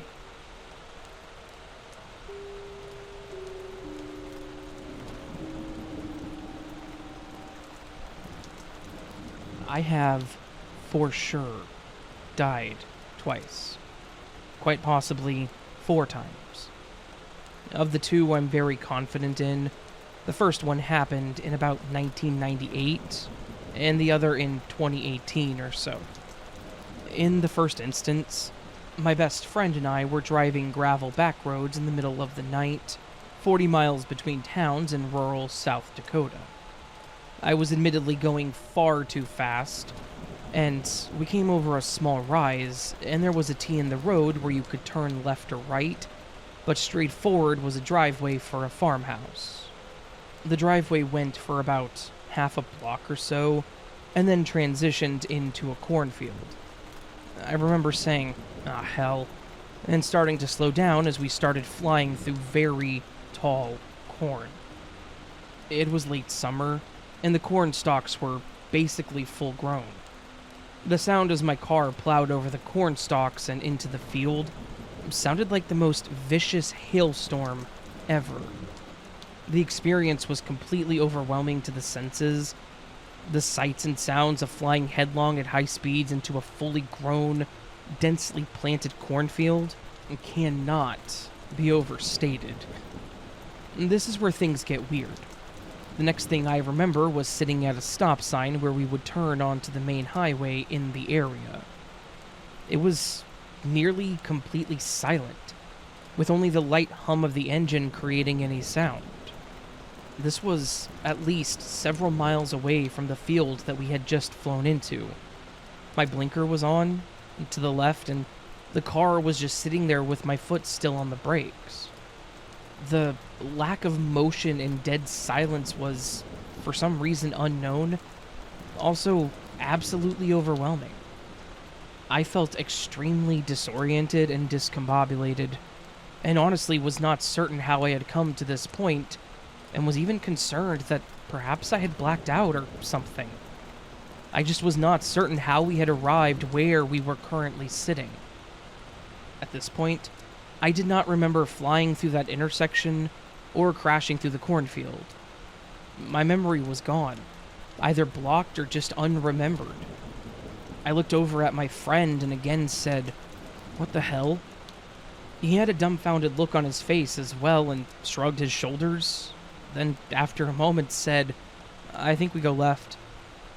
I actually got out of the car and found the Northern Star to make sure that we would be turning the correct direction onto the highway. I also surveyed the situation, grasping for some semblance of understanding. We were surprisingly close to the town that I lived in at the time. In short order, we made it to my apartment, and both crashed as it was 4 in the morning, and we'd had a very long day. I was dead sober for this entire experience, but I did not feel right, and I knew that something was amiss. We got up the next day, about mid-morning, and got back in my car to drive to my friend's town where he was attending college, which was going to be about a 5-hour drive. We needed gas, and I stopped at the station to fill up and get other miscellaneous supplies. My car that I was driving at the time was old enough to be using a bit of oil, so I almost always checked the oil. Again, at this moment, my memories of the cornfield and all that were completely gone. I popped the hood and went around to the front of the car to get at the engine. I lifted the hood and glanced down. I have never been so absolutely baffled and immediately enlightened at the same time. A light breeze would have knocked me over. The engine compartment was almost completely chock full of corn stalks. My knees went weak and I became very, very heavy, and I felt the world perform several full spins. Once again, I very loudly and firmly proclaimed, "What the hell?" I called to my friend so he would come around to the front of the car. The very instant I saw the corn stalks in the engine compartment, the entire accident flashed back to me. I don't remember the point of death, but I remember all of the other details, including being very confused, sitting at the stop sign by the highway, and the brutal contrast between flying through the field and sitting still at a stop sign. My friend said to me, "Do you remember?" I said, "Yeah." We talked it over multiple times during our long drive, and we had the exact same memories. His memory also returned to him the second he saw the corn in the car as well. A couple months later, I tried to drive the same back roads that we had been driving to find that intersection, and the farmhouse, and the driveway, and the cornfield. There were a couple of very unique specific details to the location where the accident happened that should have made it very easy to recognize and find. I was never able to locate a spot like this on any of the roads anywhere around where we would have been driving. Microsoft had also just released their satellite imagery, and I scoured everywhere between those two cities. And I've never been able to find the location where we had our accident. I honestly don't think it exists on this timeline. And the other time I was out in the middle of the night, again in a very rural area during a thunderstorm, to take lightning photos. I'm pretty sure that I saw the lightning bolt that killed me prior to my timeline jump. I remember sitting in the car and finishing my styrofoam cup of gas station coffee, and hopping out of the car to smoke a cigarette and go to the restroom on the gravel road. Most of the lightning was several miles to the west, and it wasn't even actually raining where I was parked. I wasn't worried about the lightning's safety at this point. Now, the very large power lines that take electricity to the town I was living in were right by this road. I've been pretty close to a couple of lightning strikes, so I'm no stranger. I remember getting that very powerful static feeling and the hair on my head and arms started to stand up. I knew what was coming. I started to say, "Oh hell." I reached for the door handle, and before I could even get my profanities out, I remember a profoundly huge snap sound and a blinding white light. The next thing I remember was sitting in my parked car with my nearly full cup of coffee in my hand. I remember thinking that I wanted to smoke a cigarette and needed to go, so I chugged the lukewarm coffee and started to get out of the car. The second my feet hit the ground, I felt the most massive wave of déjà vu I have ever experienced. I nervously glanced up beside the road to look at the power lines, but the spot that I had stopped previously was about a mile down the road, and the power lines had turned a corner and not followed the road down to this point. I glanced down the road to what I thought was the spot that I had previously been in, and just as I looked down the road, lightning struck the power line in multiple massive flashes, and I even saw the lightning bolt jump down to the ground under the power line. Like I said, I'm pretty sure I witnessed the very lightning bolts that killed me. I have a couple of other experiences where I'm pretty sure I died, but the situations were ambiguous enough that I'm not certain. So, you are not alone. And if you ask people around, you'll be surprised at the number of people who have confusing, odd experiences where things are not quite as they seem. There have been many people delighted to finally gain the proper vocabulary word to label their experience: quantum immortality.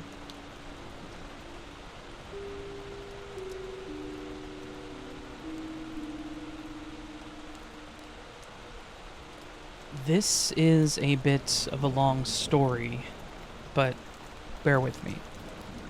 So, the day of October 4th, 2022, was a very strange one from the moment it began. Myself and my husband and my daughter woke up around 5 p.m. This is not normal at all for us. Our day usually starts between 9 a.m. to 11 a.m.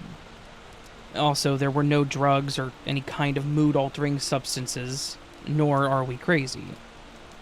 Upon waking up, I noticed that both my mom and dad, who are not together, nor do they talk to one another about this, and it's never happened before or after this day, texted me asking me if I was okay, because they had both seen that there was a wreck, and they both had a gut feeling that something bad had happened to me.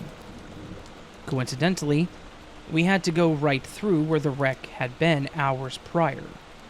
When we got close to the area where the wreck happened, traffic came to a complete stop in all 4 lanes of traffic.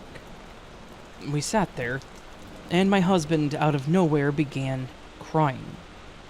And out of nowhere I look at my husband and I tell him, "Someone died here." I told him that all day that day, the woman had this overwhelming urge to get home to the people she loved, and I saw the last thought that she had when she realized she was never going to make it home again. I went on to tell him the direction the woman was driving, the hairstyle she had. It was just something I knew that I knew. We both remember watching as the tow truck came up the hill, carrying the mangled car. The feeling of helplessness and overwhelming sadness was in the air. You could feel the death in the air. You could even smell it. It wasn't long at all after we watched the car get pulled away, and that traffic began to move, and somehow we were the third car to go through the spots of the wreck. The water was still falling down to the ground from the fire truck spraying off the roads, but it was as though the woman had grabbed onto me or something. I couldn't really explain it. I hadn't ever experienced anything like this before. I don't remember much after that about the car ride, but fast forward to that night, my husband and I lay down watching a little TV and then drifting off to sleep. He was the big spoon, and we'd been laying like this for at least an hour under a thick comforter. Then, out of nowhere, I wake up to my husband shaking me, telling me that I was screaming, "I'm dying! I'm dying! I'm dying!" And while he was shaking me, he couldn't help but notice how unbelievably cold I was. This continued for the entire night. Every time I would drift off to sleep, I would begin screaming, "I'm dying! I'm dying!" It was so bad that I was afraid to fall asleep.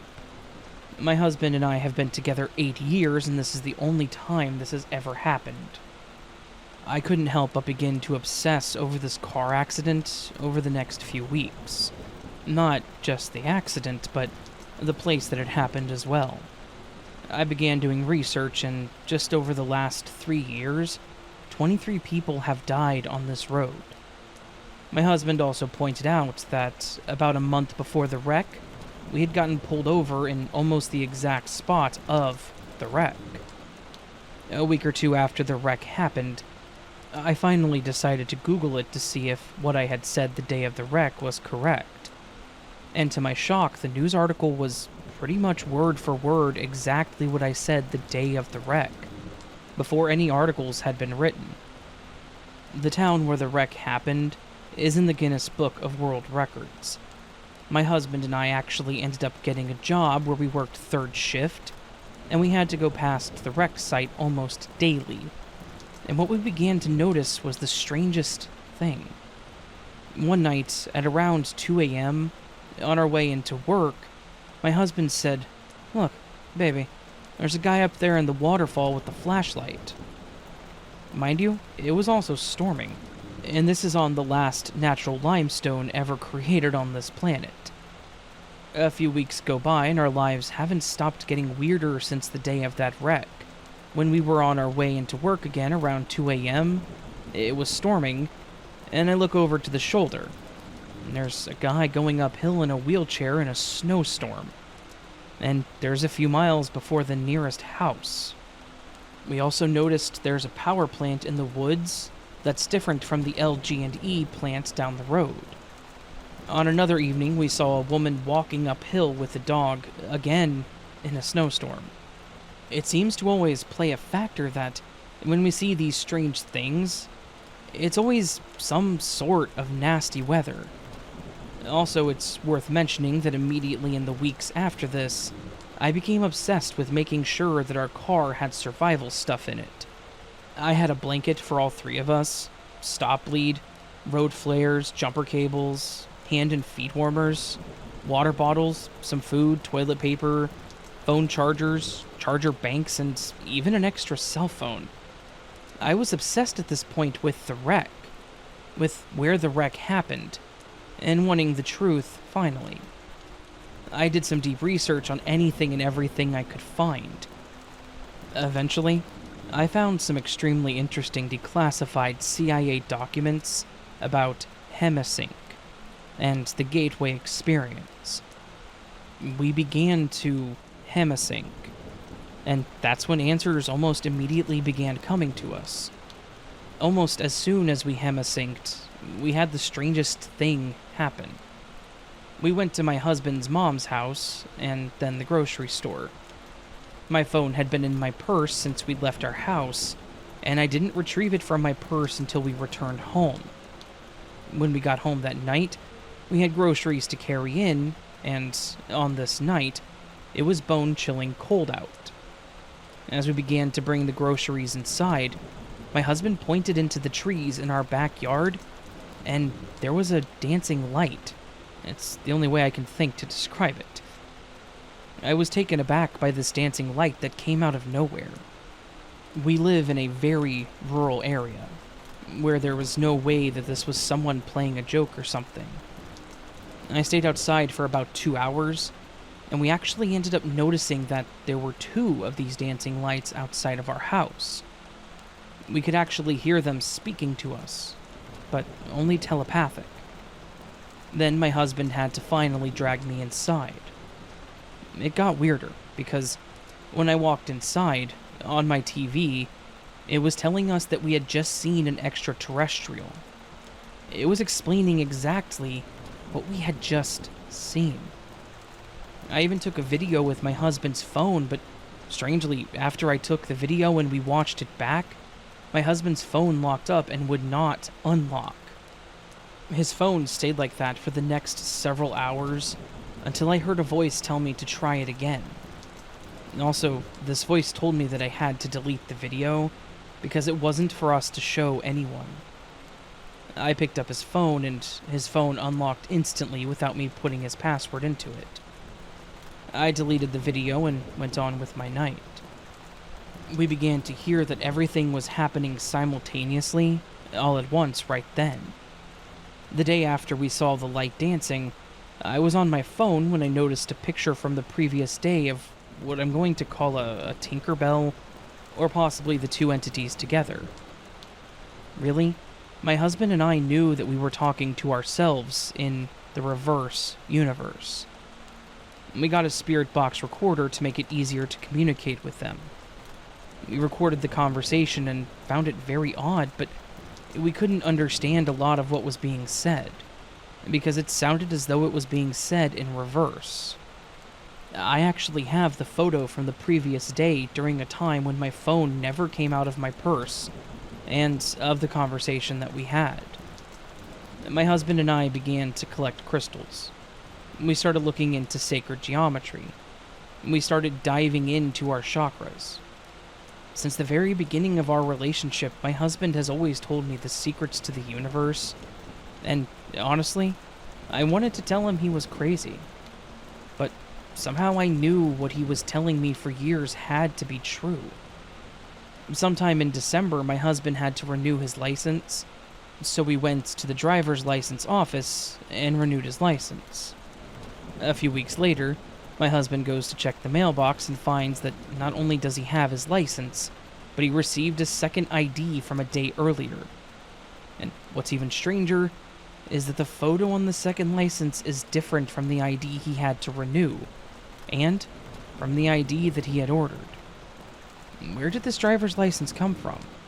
And where did that picture come from? One day, I randomly started my free trial on Gaia and found galactic messages, the star seeds that are in the Earth's orbit trying to help wake us up. Things from this point just get stranger and stranger. We began watching more and more of these videos.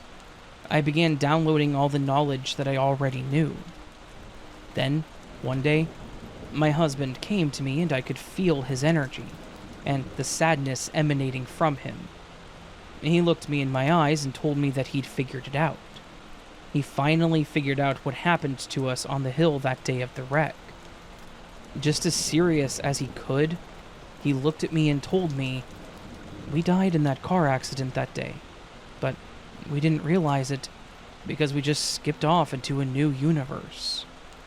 I looked at him confused, and I kind of chuckled because, after all, I was right there talking to him, so I couldn't be dead. Could I? I couldn't shake the feeling I got from him telling me that news. So, a few days later, I decided to Google my name to see if I could find anything to help me put the pieces together. But my husband was sure that I shouldn't do this.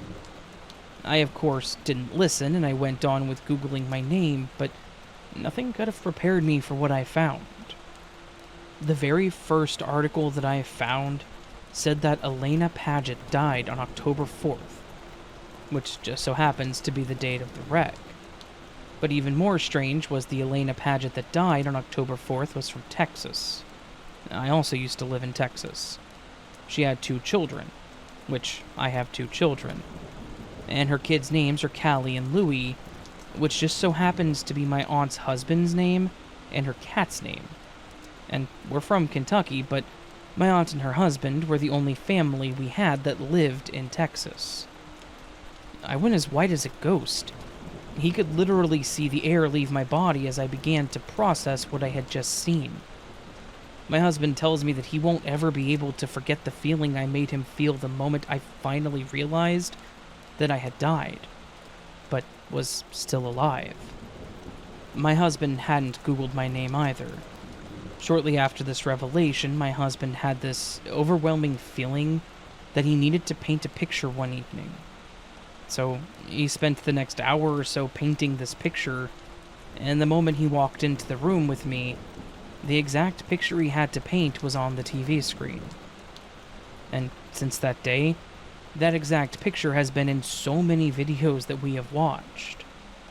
While watching some of the videos from the Tajetans, they were telling us about portals, but more importantly about a portal in a town where all of the parking is done on one side, where car wrecks are extremely common. And, as I mentioned, the town where the wreck happened was in the Guinness Book of World Records, for being the only city to be only on one side of the road. Then, I noticed that the picture for the video about quantum computers looks exactly like the view of the gold vault from above. Scientists are cracking the answers to our universe. They have figured out the 2-slit experiment. We're nothing more than a light reflecting off of a holographic plate.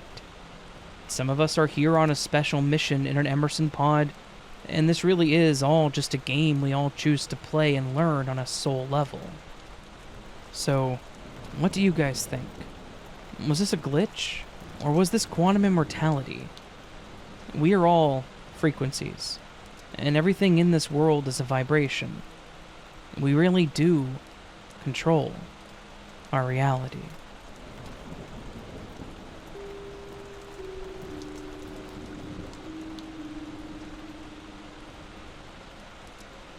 I have a story that I guess is a glitch, but to me at the time it was just a really strange and terrifying thing that happened. It happened way before I knew what a glitch in the Matrix was, and before anyone had ever thought of the term simulation theory. But looking at it now, the only thing that makes it make sense is that something happened like a glitch. For some obvious disclaimers, I am healthy, was healthy at the time, wasn't drunk or on drugs, and this is the only time something like this has ever happened. I never mentioned it to anyone else at the time, because it happened and that was it. Nothing ever came of it, or anything like that. When this happened, I was a freshman in high school, so that would have made me about 15, I think. And this would also put the story back in the early 80s. I was your normal high school student, maintaining good grades, attending all my classes, and all that irrelevant information. On the day that this happened, everything was what I would consider to be completely normal. There was nothing that happened during the day that would make me think that anything was off. I had gotten through most of the day, it was after lunch period, and I was walking in the hallway towards my next class. I had my backpack on my back, and I had one of my books in my arms. I was just walking through the crowds and trying to ignore all the noise around me, of which there was a lot. I think anyone that's walked through a full high school hallway can understand how that sounds. And while that may not sound important, it actually is. The hallways were loud, filled with the chatter of all the people that were heading to class. But that's where it got weird. As I turned the corner to go to my next class, my ears picked up on the fact that it was silent. Like it went from super loud to completely silent in the time it took me to step around the corner and into the next hallway. As I was walking around the corner, I was kind of looking down at the floor, not at where I was walking. So it wasn't like I could see the group of people just disappear, but it felt like the filled hallways quickly became empty. In this same moment, as I went to look up, I collided with something, or rather someone. I could tell it was a person that I ran into based on the collision. I fell to the ground and blinked, and when I went to stand up, I realized I wasn't in the hallway anymore. I was sitting on the floor of my living room. I know that that sounds weird, but I went from walking in the school hallway to my next class, to colliding with someone, and when I landed, I was on the floor in my house. I had actually collided with someone. It was actually my mother that I ran into. She asked if I was okay and helped me up, but as soon as she saw that I was okay, she started asking me what happened and how I didn't see her walking into the room. I just shook my head and told her that I wasn't paying attention. But the whole time that I was talking to her, my head was spinning trying to piece together how I was at home. She finished up her small lecture by telling me to pay more attention to what's in front of me and saying that I needed to go get dressed or else I would be late for school. Sure enough, I was still in my pajamas. And it was morning, based on the clock on the oven. I went to my room and got dressed and just kind of sat there like, what in the name of God just happened? How did I end up at home? And that was kind of it. I got ready for school and I left as normal. The lessons when I got to school weren't repeats, so it wasn't like I had repeated the day or anything like that. It was more like I went from mid-afternoon on one day to morning on the next in the time it took me to run into someone and fall down. I don't know how, I don't know why, and I kind of just took it to be what it was. It's one of those events that I have never forgotten, but I decided that I had to just accept that sometimes things happen that we honestly cannot explain.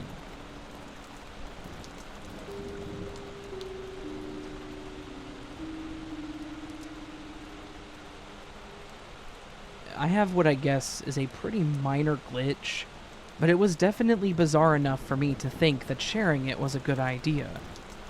I've heard and read a lot of these glitch stories, and honestly, I think the small ones, like the one that I experienced, are the most scary. Mostly because it seems like they could happen at any time to anyone. Don't get me wrong, I love hearing the stories about quantum immortality and such, but the small ones, where the seemingly mundane thing seems to happen, to me, are the scariest. I'm actually still trying to fully wrap my head around what exactly it was that happened to me. A few weeks ago, I was sitting in a local coffee shop, waiting for a few of my friends to arrive. We like to all get together once a week and hang out for a couple of hours with a cup of coffee. On this particular morning, they were rather busy. So, I had grabbed the table in the corner, near the front of the building where the windows were that were open to the sidewalk. Basically, from where I was sitting, I could see everyone walking in, out, and past the building. Because I was the first person there, and I was just waiting, I was people watching as everyone walked either into the coffee shop or past it to get to the business next door. One of the people that I saw was a lovely-looking young woman that was walking towards the coffee shop, but looked like she was going to head past it. She was wearing a bright green jacket and a purple dress, and she had very vivid red hair that was tied back in a ponytail. I remember this outfit specifically because I thought it looked really nice, and she honestly looked absolutely stunning. And something about her just seemed friendly and approachable. Not that I was going to bug her or anything, she just had that aura about her. Like she was a nice and very vivacious person based upon the vividness of color that she was wearing. As she got closer to the window where I was sitting, something really weird started to happen though.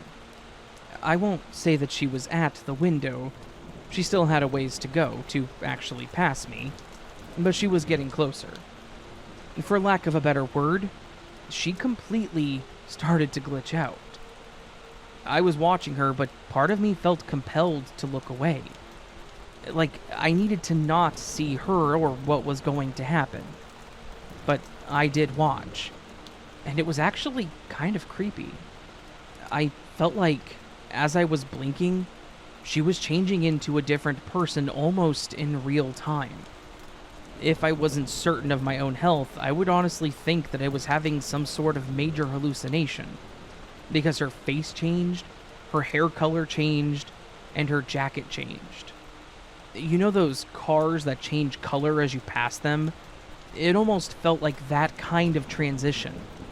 Like she was one person, but as the light shifted, she turned into someone totally different.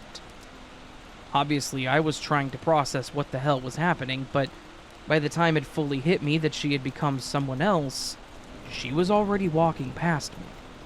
She went from having that warm red hair to having blonde hair. Her green jacket became black, and her face wasn't quite as inviting.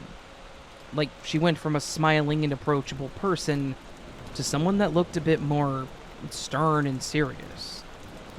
I don't just mean that she changed emotions, but she completely changed how she looked. The only thing that remained the same was that purple dress. It was still purple by the end of all this. I actually got up and went to the restroom to get a grip on myself because I was thinking that maybe I was losing it. After splashing some water on my face and shaking it all off, I was certain that I just saw a person shift into another person right in front of my eyes. That's about all I was certain of. I didn't know how or why, but I knew that that's what happened. It was nothing shy of bizarre. And I feel like I saw something that I probably shouldn't have. Has anyone else ever experienced an event like this? I have never personally heard a glitch story like this, so if anyone else has, I would love some input.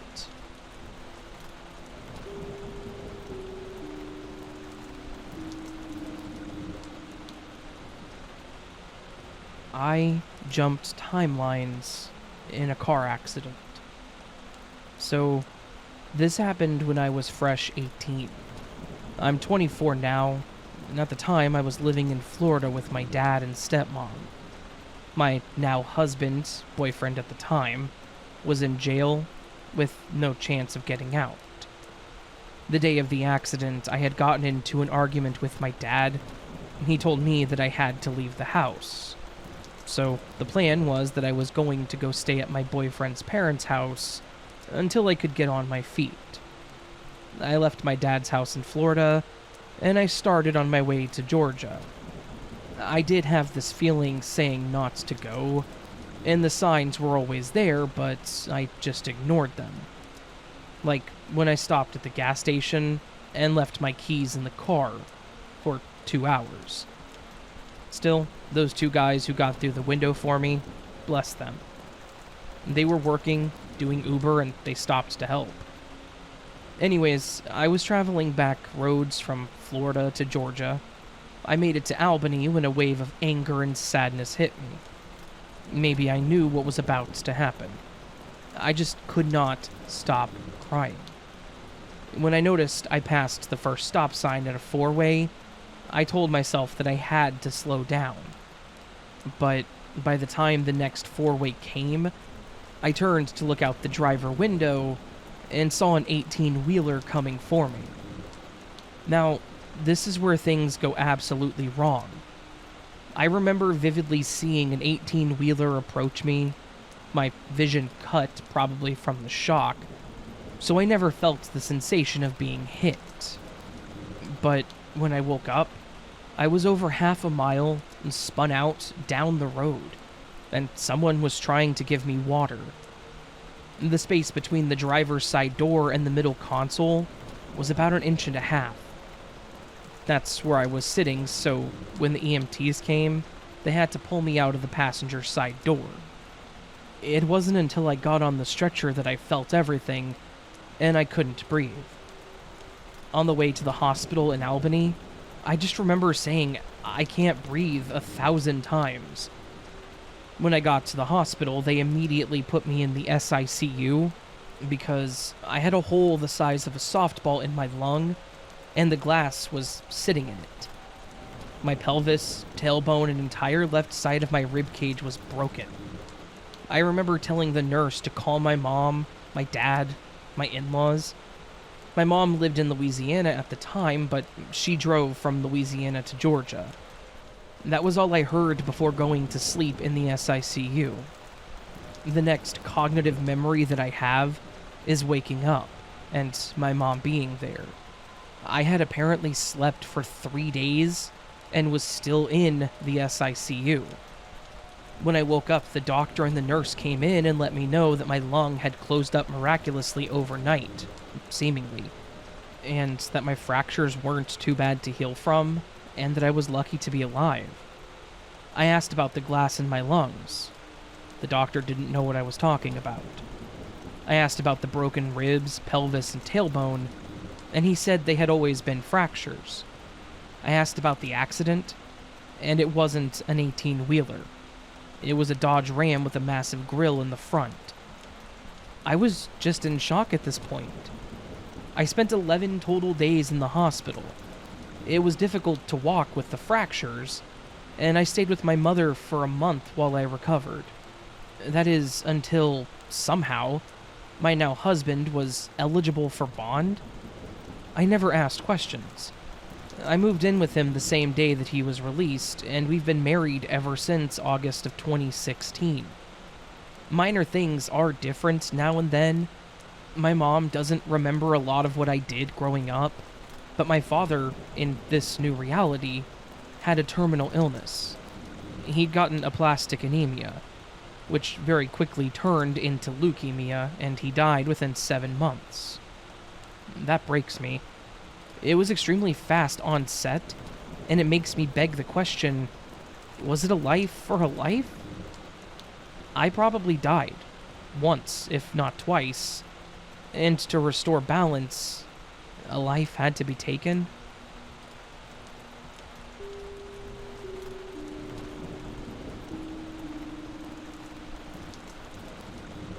So, I know that this sounds odd, but just stick with me. The first time this happened was about 5 years ago. One thing to know is that I really like scary movies, but mostly because I can recognize the patterns. They have interesting plots, and I don't get scared easily. Anyways, on the night that this happened, my family and I, my mom, her boyfriend, and sister, had decided to watch the original Blair Witch movie since my mom really liked it, and neither my sister nor I had seen it. We watched the movie, turned on the lights, and everyone is joking about the iconic snot bubble and whatnot. My sister and I then go to the bathroom. She was pretty young at this point and still got scared pretty easily. And when we return from the bathroom, the entire living room is pitch black, and my mom and her boyfriend are nowhere to be seen. Not only that, but the vibe in the room has noticeably shifted, and it's freaky quiet. At first I thought they were trying to prank or scare us, so I started calling out for them and saying things like, "Hey guys, not funny. My sister's still really scared." And, "Okay, joke's up. Sister is starting to freak out." And this continues for a good 3 to 5 minutes. During this time, my sister is actually freaking out because we just watched a scary movie about people disappearing, and now her protectors are mysteriously missing. And the mood in the room is now rancid. After those minutes passed, it's like we both blinked, and then all of a sudden we were back in the brightly lit living room, and my mom and her boyfriend were sitting exactly where they were when we left, and were looking at us super concerned. Obviously, both my sister and I are thoroughly freaked out by this point, and I confirm with her that she did, in fact, also just experience what I did. My mom and her boyfriend are trying to console us, and, to be honest, I highly doubt they actually believed us. We got through the night without any other weirdness, but my sister and I will not forget that night for a very long time. Of course, just one weird glitch like that would have been more than enough for me during this lifetime, but the multiverse seems to have different plans. So, the next time a glitch like this occurred was about 6-ish months ago, when I was rewatching the newer version of Blair Witch, the 2016 version, with my roommate. While we were watching the movie, everything was fine and nothing was weird. Neither one of us got particularly scared, and I had decided to call it a night. Before heading to bed, I wanted to get my work clothes washed and dried, so I started doing that. By this point, my roommate had left to go to her room. Important note, this was a student apartment, so it was laid out with the living room, where we watched the movie, in the front with the partially enclosed kitchen next to it. Next to the kitchen was a small hallway that had a small laundry closet on one side, and my room on the opposite, and then 2 bedrooms at the end of the hall. In order for my roommates to get to the living room from her room, she would have had to have walked directly in front of or behind me. As I'm putting my laundry in the washer, I look and see my roommate's door cracked and can hear her on the phone with her mom. So I just go back to my business and finish loading everything up. After I'm done, I look into the living room one last time to make sure I didn't need to put anything else away, and like the time before, it's pitch black in the room and the vibes are suddenly very not good. I can't see the streetlight that is usually shining through the living room. It's freaky quiet, and I can't hear my roommate on the phone anymore. While taking this all in and trying to figure out what the hell is going on, I'm standing in the middle of the hallway, essentially blocking the path, and have not moved from the laundry closet. Then, like last time, I blinked and all of a sudden my roommate is sitting on the couch watching TV, asking me why I'm just standing there staring at her. I still have absolutely no clue why this continues to happen to me, or why it has something to do with the Blair Witch franchise, but I think it's safe to say that I will be avoiding the franchise for the rest of my life. I don't think my brain could survive another glitch like one of these.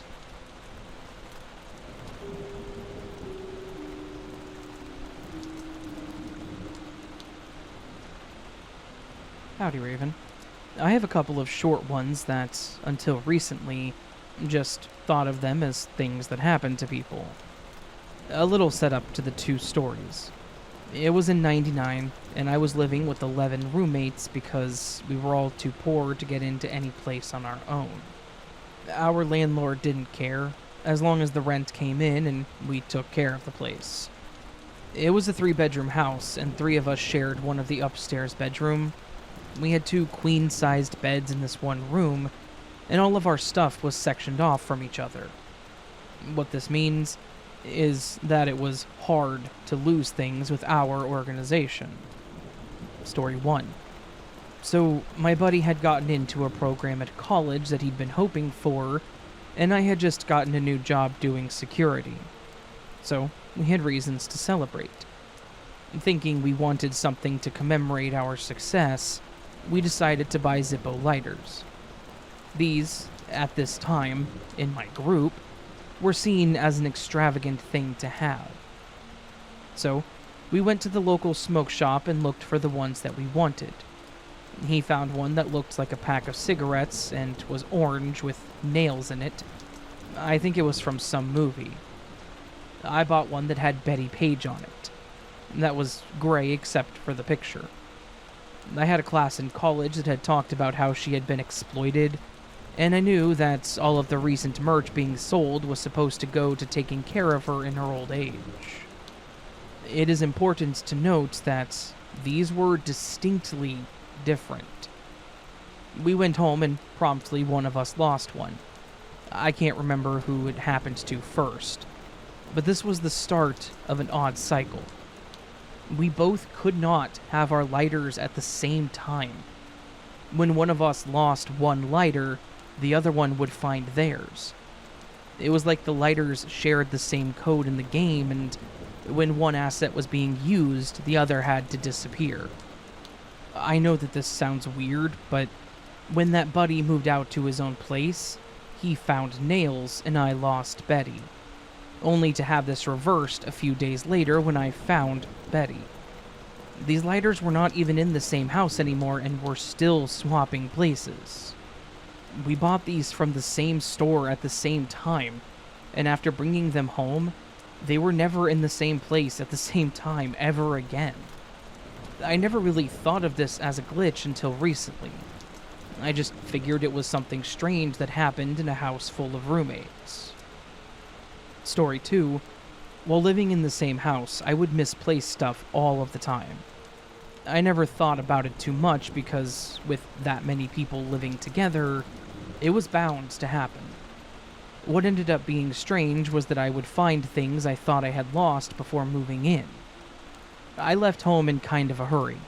I didn't take all my stuff, just my clothes and a box of comic books.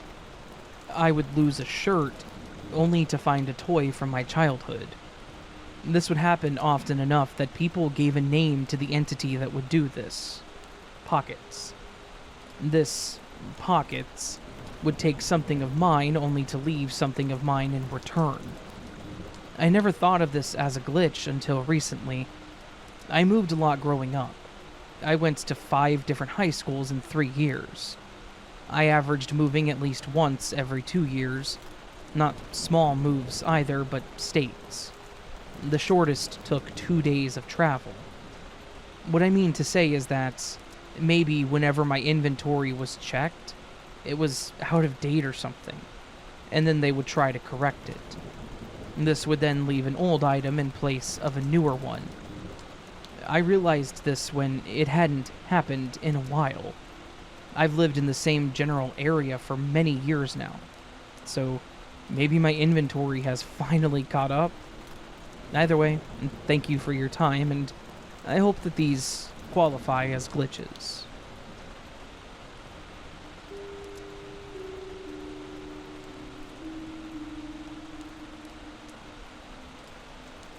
I have what I consider a glitch of some sort from way back whenever I was a very young boy. This was a long time ago, and I'm not going to get into the actual numbers of how old I was. I will just say that this was a very different time than what we're in now. I was in elementary school, and to put it delicately, I was of a different skin color than most of the people that went to this school.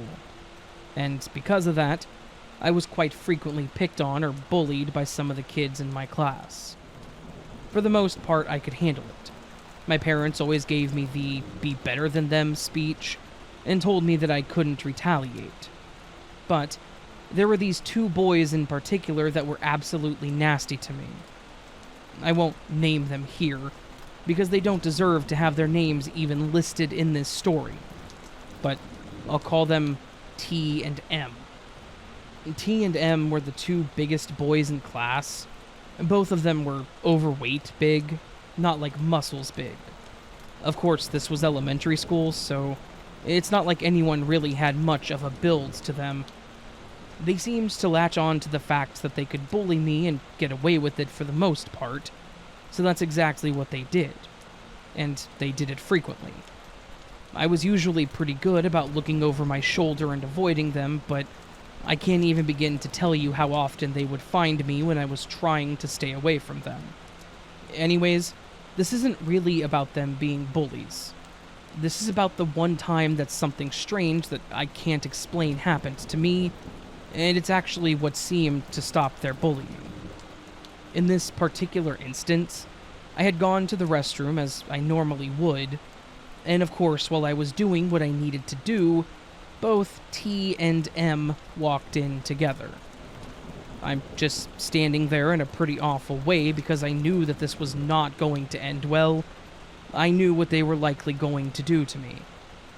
T walked over to me and said whatever bull that he said, and M went to check the stalls to make sure there was no one else in there.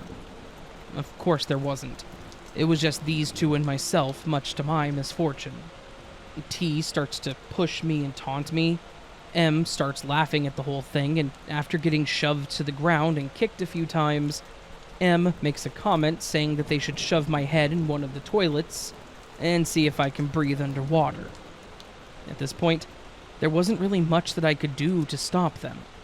I was already pretty well beat up, and I was much smaller than they were, so no matter how much I struggled, they were going to do what they were going to do. M grabs me to pick me up. T grabs my arms and they start shoving me into one of the first stalls, when out of nowhere a booming voice shouts from the back stall of the restroom, "Put him down." We all three look, and the door to that stall is now shut, but I can see what look like church pants and shoes from under the stall wall. The two other boys pause for a moment to think about their actions, and the voice starts in again, saying, "If you hurt that boy any more than you have, or ever again, I will find the both of you and you will regret the day you were born." At this point, I think they were confused and freaked out. They had absolutely checked the stalls. I watched M shove all the doors open to make sure there was no one there to stop their attack. And I knew that I was alone in the restroom before they walked in. T ended up just shoving me to the ground, and the two of the boys nearly ran out of the restroom. Like, something about this actually scared them. After they left, the man in the stall told me that I would be okay, and that from that moment on, they would never touch me again. I started asking how he knew that, but when I blinked, he was gone. The stall door was now unlocked and open, and there were no feet under the door. I literally blinked and he just disappeared. I have no idea what that was. If it was someone from the future or another timeline coming back to help me out of this situation, if it was a guardian angel or what. But it saved me that day. Much to my surprise, M and T never touched me again. They never even came near me. Whoever or whatever that was, it absolutely saved me. Potentially saved my life. And it scared them enough to make them stop attacking me altogether. So, I guess I should say thank you to the Matrix for sending that agent at that moment to protect me.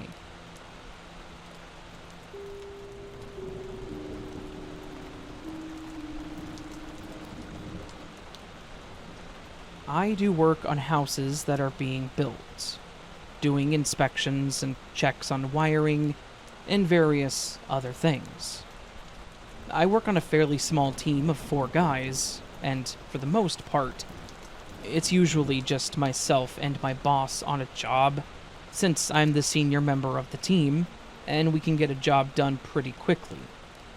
Some parts of my job require me to get up into nooks and crannies of homes that are still being put together, and usually, if I have to cram myself into one of these areas to do a wire check, I'll grab my cell phone and use it as a flashlight. Because I don't own an actual flashlight. It's 2023. My phone can replace a lot of my tools, so why shouldn't it? Anyways, on the day that this seriously crazy event happened, my boss and I went to Taco Bell for breakfast before we went out to our job. But we went through the drive-thru. We didn't actually go into the restaurant. We got our food, which I will say was horribly unhealthy, and was something we should not have done, and got to our job. We sat at a partially built kitchen counter and ate, and were talking about various aspects of what we needed to confirm that day, and what we needed to completely finish. We finish our breakfast, get our stuff together, and get to work. Throughout the day, I had to use my phone as a flashlight, and to call into the office for information, as well as text my wife. It was in my hand for a good amount of the day, up until around 1 when my boss and I decided we were going to take a lunch break. I put my phone down on the counter and we both head outside to just sit and drink our soda on the front step. It was pretty common for us to get breakfast and just relax for a bit on our lunch break, so we weren't planning on going anywhere or anything like that. After the 45 minutes or so is up, my boss stands up and says, "Alright, let's get back to it. We should be able to finish this job out in a couple of hours, and maybe we can head out a bit early." I nodded, saying that sounded like a good plan, and we walked back in. After a couple of minutes, I needed my phone, and reached down to my pockets, and it wasn't there.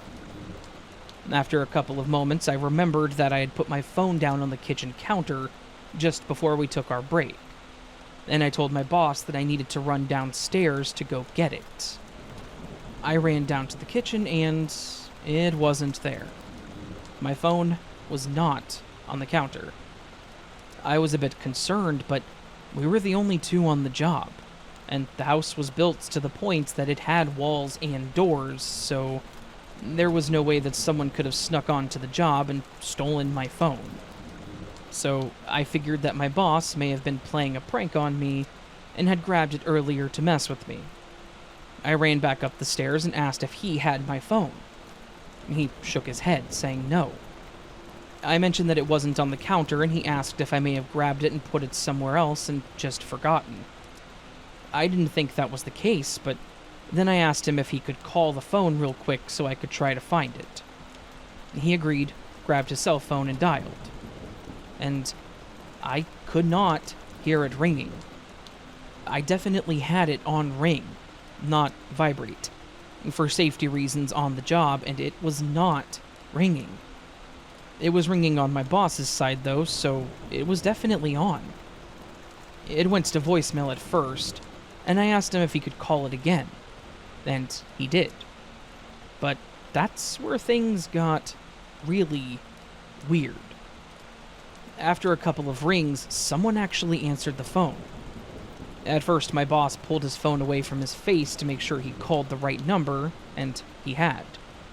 He then asked who he was speaking with, and the person said that they were an employee at Taco Bell, and that they had found this phone sitting on the sink in the restroom and asked if we were the owners. My boss stared at me and just sort of said, "Yeah, we were trying to find the phone. You said it's at Taco Bell? The one at the intersection where we got breakfast, right?" And the woman confirmed. She said that she would keep it behind the counter if we could come and get it. My manager said that we would be right there. Needless to say, this was confusing as hell. How did my phone end up at Taco Bell? Much less the restroom of Taco Bell. We didn't go in, so I didn't go into the restroom. I had used the phone a couple of times while we had been working the job that day, and I swear I sent a text to my wife. My manager told me to go ahead and go get it, since it was only a couple of minutes away, and I did. And when I got it, I checked to see if the text messages were there. They weren't. The battery was also at 95%, which if I'd been using my flashlight like I had been, was impossible. There's no way that I was using my boss's phone at the job, as he was definitely using it. I swear that I had it at the house, and I swear that I left it on the counter before we stepped out for a few minutes, but it somehow had teleported to a Taco Bell restroom that I didn't go in a couple of miles down the road.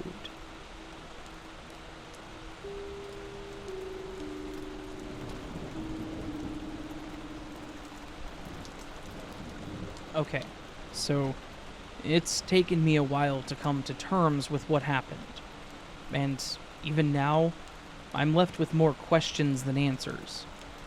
I'm hoping that by sharing this story, someone may say, hey, that happened to me too, or perhaps I can gain some insight into the nature of reality itself. And if not, maybe getting this story out into the world will do something good for my mental state. Let me start by giving just a little bit of background, probably not fully relevant. At the time that this happened, I was a university student living off campus with a couple of roommates.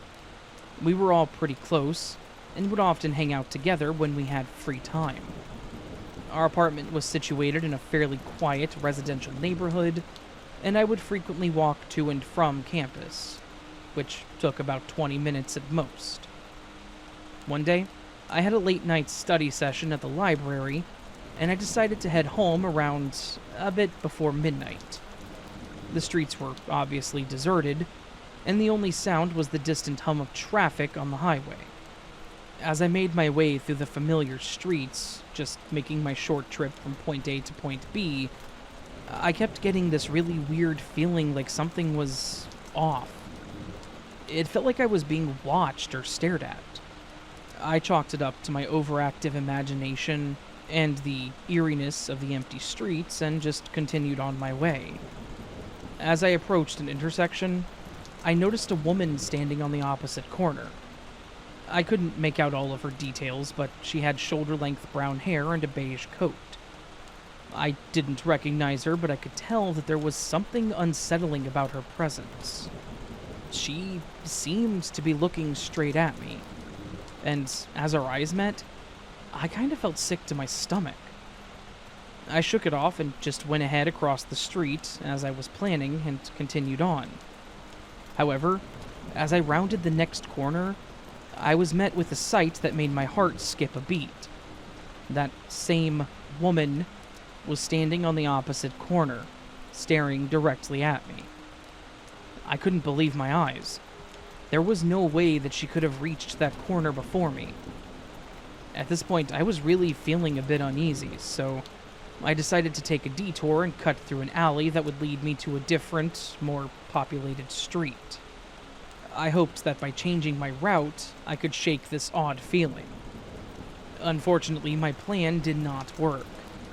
Once again, at the next intersection, I ran into that same woman. And every time, she would look up and stare at me and give me that same nauseous feeling. By this point, I was starting to panic. I felt like I was trapped in some kind of messed up loop. It was seriously impossible for me to have run into this same person like this at numerous intersections, and honestly, the night air was starting to feel oppressive and suffocating. It was likely just panic, but it felt like I was being crushed under the pressure of the air. At this point, I decided to just make a run for it to get back to my home. I sprinted down the street, my heart pounding in my chest, and I struggled to take deep breaths. I swear, I could feel the woman's presence behind me. Like she was chasing me as fast as I was running, but she was never there behind me. After sprinting at full speed, I ended up getting to a park that was connected to the property where our apartment was, and it was almost relieving. I knew what this was. I knew that this was close to home and that I was done.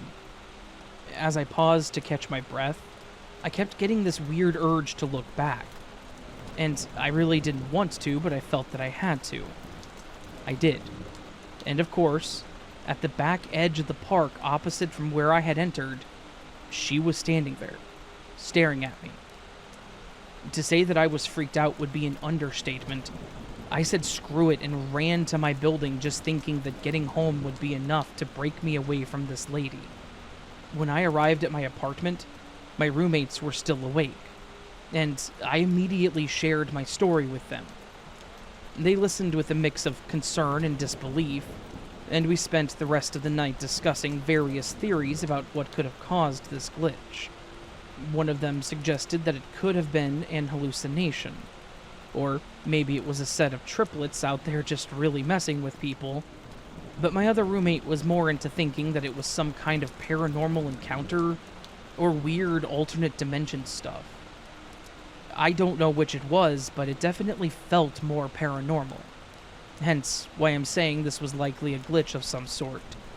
It was like that woman was some kind of real-life Agent Smith or something, just watching me. In the days that followed, I was perfectly fine, but the memory of that woman kept kind of messing with me. I kept feeling like I should look over my shoulder and then she would be there. I only saw someone that looked like her one other time, at a Walmart of all places, but this woman didn't pay any attention to me at all.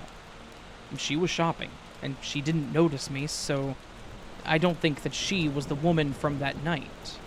As time has gone on, I've become much less paranoid, but I still have so many questions. Who the hell was that woman? Why was she staring at me?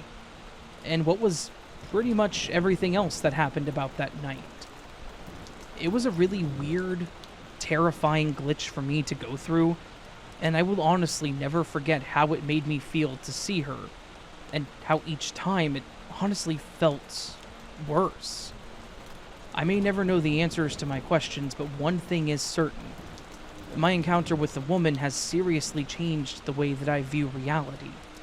I now find myself questioning the very nature of our existence, and the delicate balance that holds our world together. And I can't help but wonder if, one day, I'll once again find myself coming up to an intersection, looking up, and see her standing there again.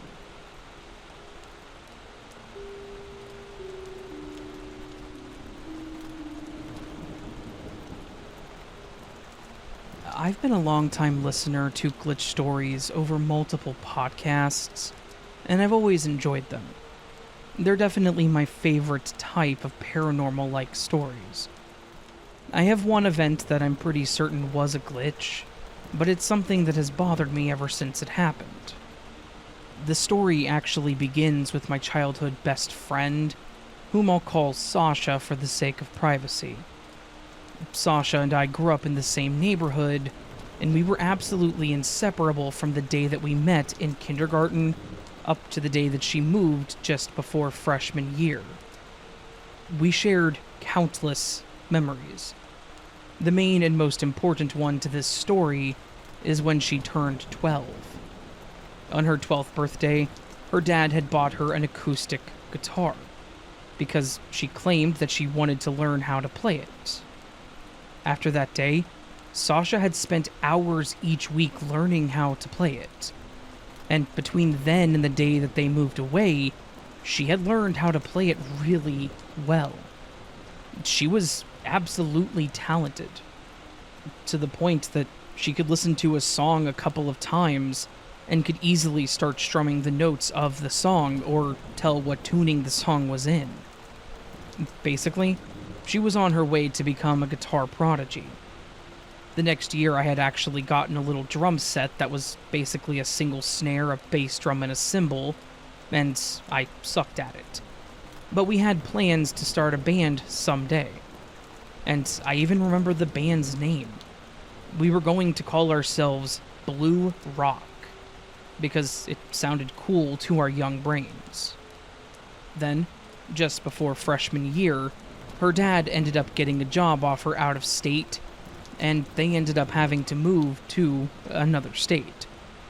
We promised that we would always be friends and that we would keep in touch, but, of course, as things go, we ended up losing touch. Fast forward to about a year ago, I was sitting on Facebook and thinking about some old friends that I had lost communications with. and Sasha's name came to mind. I went and searched for her, and I did find her. Her account was private, but I knew that face anywhere, so I immediately sent her a friend request. When she accepted, I went over and started scrolling to see what she had been doing with her life. And I was sad to see that there were no mentions of her musical talent, no mentions or videos of her with a guitar. Instead, she seemed to have a bunch of photos of paintings and food. I figured that she may have just shifted interests as she grew up. It's a bit disappointing, but it is what it is. I sent her a message and thought that I would be funny. I said, "Hey, now that we're connected again, do you want to go ahead and get Blue Rock going?" With a laughing emoji. She sent me a question mark and asked what Blue Rock was. I was heartbroken. She had completely forgotten our musical plans. I mentioned that it was our band that we were going to start, and that she was going to sing and play guitar, and that I was going to play the drums, and we were going to take over the world from our small town in Idaho. She mentioned that she had no idea what I was talking about. I sent a sad face but moved on, saying, "Oh well, do you still play guitar at least?" And once again, she had no idea what I meant. According to Sasha, she has literally never played guitar. Ever. She never got a guitar for her birthday. She and I never made plans to start a band, and she wasn't a guitar prodigy. I was beyond confused. These were core memories for me. Sasha was basically my only friend from the time I was 5 to when she moved. So there's no way that I confused her with another friend. I remember listening to her playing Sweet Child of Mine on her guitar because I was amazed at the fact that she figured it out. I remember spending the night at her place and us writing lyrics for these cringy songs about how much we loved the rain and other stupid preteen things. All of these things are things that I can recall in pure and clean detail. But according to Sasha, they never happened. We've spoken on the phone and even met up once when she came to town to visit her parents, and I actually went with her to see them, and they didn't remember ever getting her a guitar either. In fact, her dad mentioned that they had actually gotten her a camera for her 12th birthday because she wanted to be a photographer. So, unfortunately, my Sasha is gone.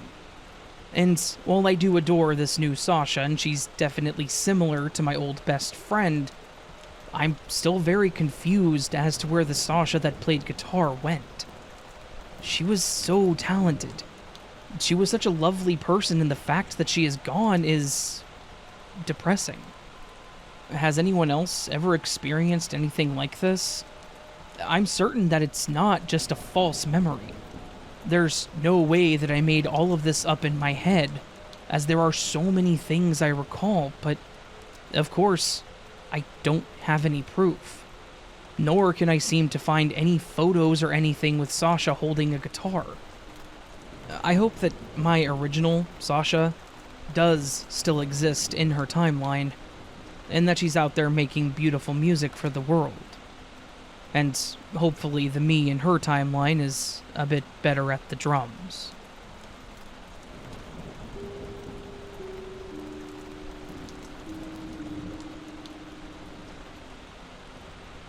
Hello, Raven. I've never experienced a glitch in the Matrix up until the point of this story. And I want to say that it's something I never want to experience again. Something about reality breaking right in front of you makes you feel... I don't know how to explain it, but I guess sick is the best way to put it. Maybe I'm just being dramatic, but something about it made me feel panicky and ill. And my event wasn't even that big of a deal, to be honest. I've been listening to your podcast for a long time now, and I always thought it would be kind of neat to go through one of these. And Yeah, now I regret ever thinking that. Anyways, I guess a bit of backstory is necessary to set a bit of foundation for who I am and the whole situation. My boyfriend and I both work full-time jobs. We work a pretty similar schedule. We don't live together yet, so the times that we get to see each other are after work and on the weekends, assuming that he has them off. We've decided that, in order to have a date night every week, we would meet up at a local restaurant after work every Thursday night. That way we could have our nights together and do anything else that we wanted to do after we ate dinner. A few weeks ago, it was a normal Thursday and we were meeting up to have dinner, and I was pretty psyched because I wanted to tell him something about work. I had pulled in, and he had texted me saying that he was going to be a bit later than normal because his boss wanted to do his annual review right then. So, it was going to be about 20 or 30 minutes. I told him that I would go in and wait for him, and he said he would try to be as quick as he could. I was there, sitting at the table by the door and waiting for him to get there, when I look up and see his car pull into the parking lot. I could pick his car out of a lineup, mostly because it is the prettiest shade of blue/green, and he has a vanity plate that is literally his name. It's an uncommon male name that starts with an L. I know for a fact that I saw his car pull into the lot, as I saw the color and the plate. I even saw him park and start to get out of the car. I then glanced back down at my phone, finished my text to whoever I was texting, and then I stood up to head towards the door to meet him there and give him a hug. I got to the door and looked out, and his car was gone. The spot where I saw him park was now occupied by a red Camry, and he was nowhere to be seen. I was confused, but I thought that maybe he had somehow run back to his car and parked in another spot or something. I don't know why he would do that, but stranger things have happened. I stepped out of the building and looked around, but he was not in the parking lot. I pulled my phone up and hit the button to call him to see why he had left. He answered, completely apologetic, and informed me that he had just gotten out of the review with his boss and that he was heading there right then. I reiterated what he said, kind of asking if he was just now leaving, and he hadn't been in the parking lot yet. He sort of laughed and said, "No, I'm about 15 minutes out, just now getting to the parking lot at the office." This was confirmed, because I actually heard his boss in the background saying, "Sorry I kept him later than intended. I hope you two have a good night, Rachel." We're pretty good friends with his boss, so this wasn't weird, but it did confirm that he was, in fact, still there at the office. I just kind of said okay and wrapped up the call. After we hung up, I was struck with the weirdest feeling. That sick feeling that I mentioned earlier. I was trying to figure out if I was losing it, if I was hallucinating, if I was just somehow seeing things that weren't there. But I knew inside that I saw my boyfriend pull into the parking lot, park, and then get out of his car. I have no idea why or how it all reset to the point that he hadn't even left yet, but it did. It is still, to this day, the weirdest thing that I have ever experienced. And I don't really know how to get past it beyond just writing the story out for you, and trying my best to accept that things aren't always stable in this life of ours. Hopefully I never experience another one of these, but if I ever do, I will absolutely let you know. Thank you for reading, and I hope that your listeners enjoy my strange experience.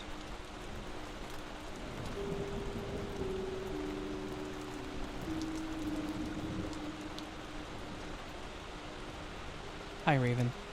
I hope this message finds you well. I've been a long-time listener, and I've always enjoyed your readings of glitch stories. Unexpectedly, I found myself experiencing one about a year ago.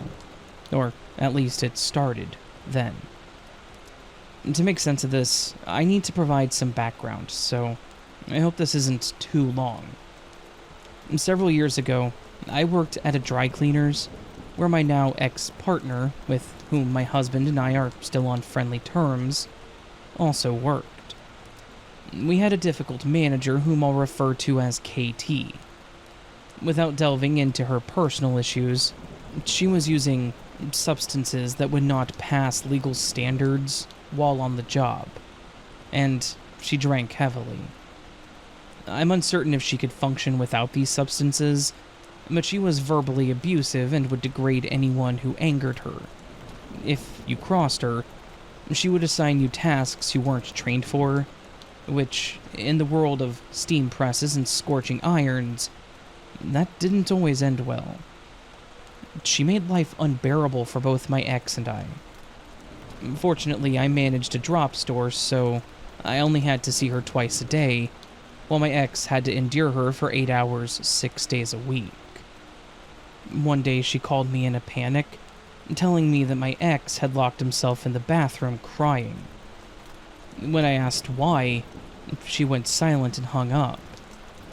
I later learned that she had verbally berated him, and even threw hangers at him, causing him to lose his composure momentarily.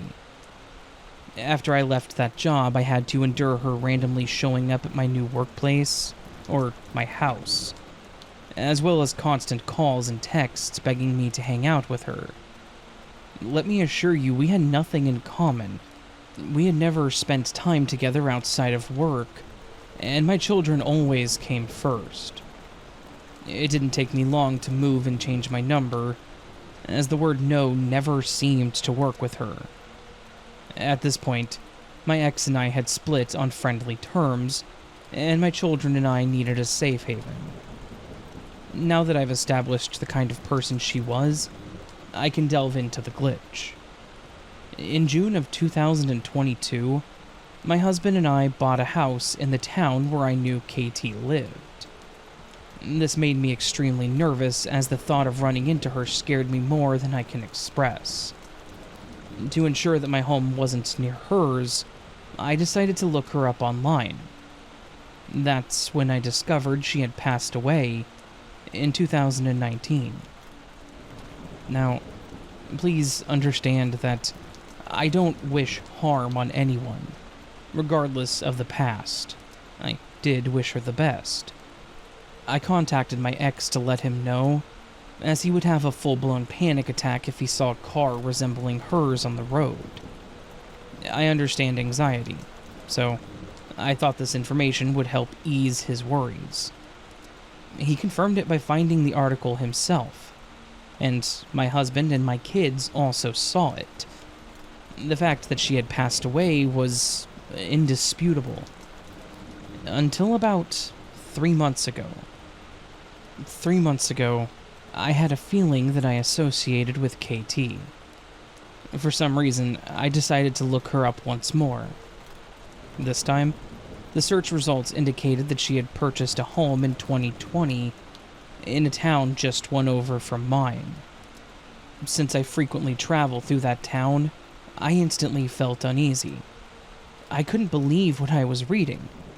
3 months ago, she was listed as alive and well, with no mention of her passing. I felt like I was losing my mind. I began to wonder if I just dreamed of her passing, so I showed my husband, who was equally perplexed. I informed my ex, and he confirmed it by finding her online presence once again.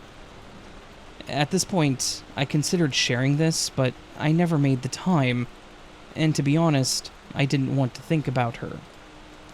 Last week, I had that familiar feeling linked to KT, so I googled her once more. As you may have guessed, the results showed that she had passed away in 2019, with the same article as the initial discovery. I scrolled through my phone because I had taken screenshots of her 2020 home purchase when the first article disappeared from the internet. I wanted proof, but, of course, the screenshots were no longer there.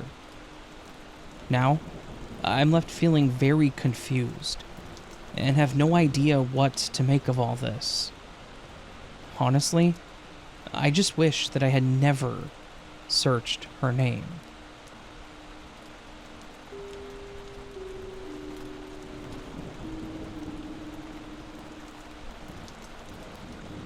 Hi, Raven. I've been an avid listener of your channel for a while now, but this is my first time submitting my own story. I haven't experienced very many glitches before, at least not that were interesting enough to talk about, so I'm really excited to share the one that I do have. And here goes. A few months ago, I was working at a really small coffee shop drive-thru. The drive-thru was so small that they had to store all of their supplies and meeting space in a separate garage. This is a good detail to know for later in the story. It was a pretty boring job, and nothing remotely interesting ever happened there. One day they scheduled me to work in the morning and then come back for another short shift in the afternoon. I don't know why they didn't just give me one longer shift, but I decided to just let it be and left to get lunch. The lunch place was within walking distance, so I went on foot, and everything was all well and good. I didn't have anything strange on my mind at this particular time. On my way back was when things started getting really weird. I was probably 3 blocks from the coffee shop when I suddenly saw a man walking a bit ahead of me in the same direction. He seemed to have just appeared out of nowhere, and I was slightly confused by it.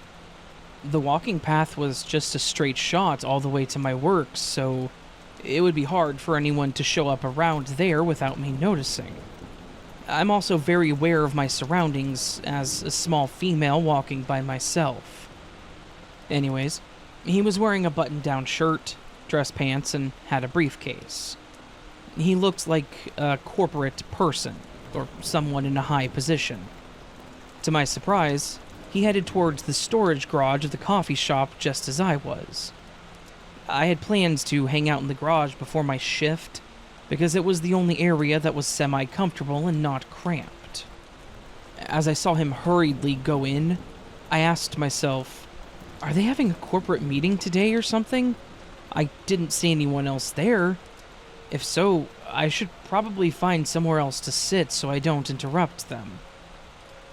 I hesitated for a few moments, but I changed my mind and decided to go in anyway, about 30 seconds after he did.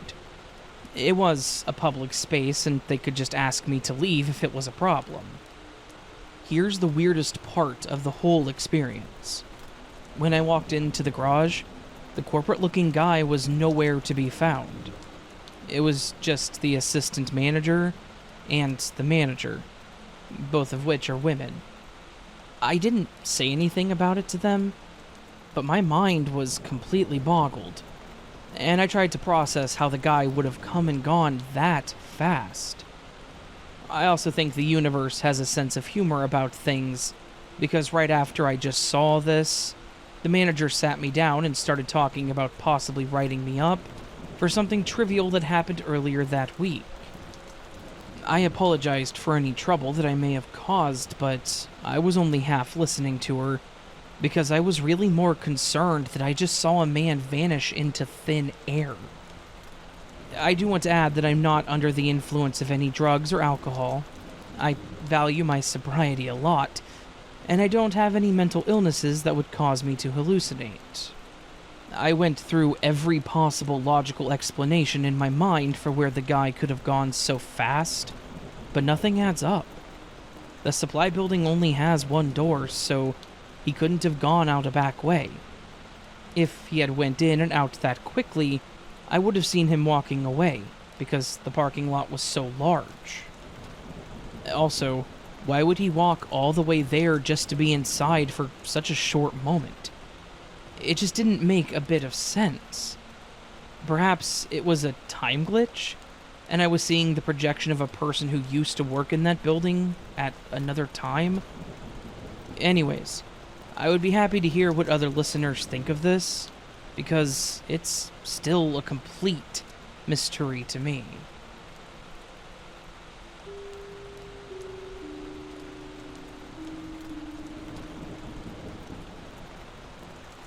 I recently started a new job, and I've made it a point to be early to the office every single day. For some people, this may seem a bit weird, but this is my first career level position, so I'm really trying to make a good impression and make it obvious that I really want this job. The company that I work for is fairly laid back, but I have a bit of a different mentality. I want to be an ideal employee, and I want to be seen as someone that is trying really hard.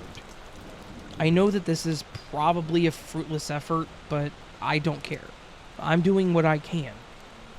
Obviously, I'm a bit obsessive with things, and as such, I have a very strict morning routine. I wake up at 5:30, I get a shower in, and I get everything done and ready for the day, and then I'm out of the house by 6:05 to 6:10. Leaving at these times gets me to the office by 6:40 at the latest, which puts me at 20 minutes early for the start of my 7 a.m. shift. This gives me time to get my station set up, get coffee, and get everything going in the mornings. I've worked there for about 2 months, and I have been at the office at this time every single day for the entire time that I've worked there. So it has absolutely become a habit. That leads to the day that the glitch happened. It was about 2 weeks ago as of the time of me writing this. On this morning, I actually woke up around 5:15 because I kept having some really weird nightmares, which was fine by me.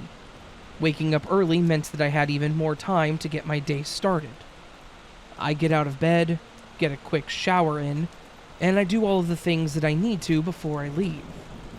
By the time I finish up, I look over at my cell phone and it's only 6 a.m. on the dot. I figure that I've done everything I could at that point at home, so I get out and head to work.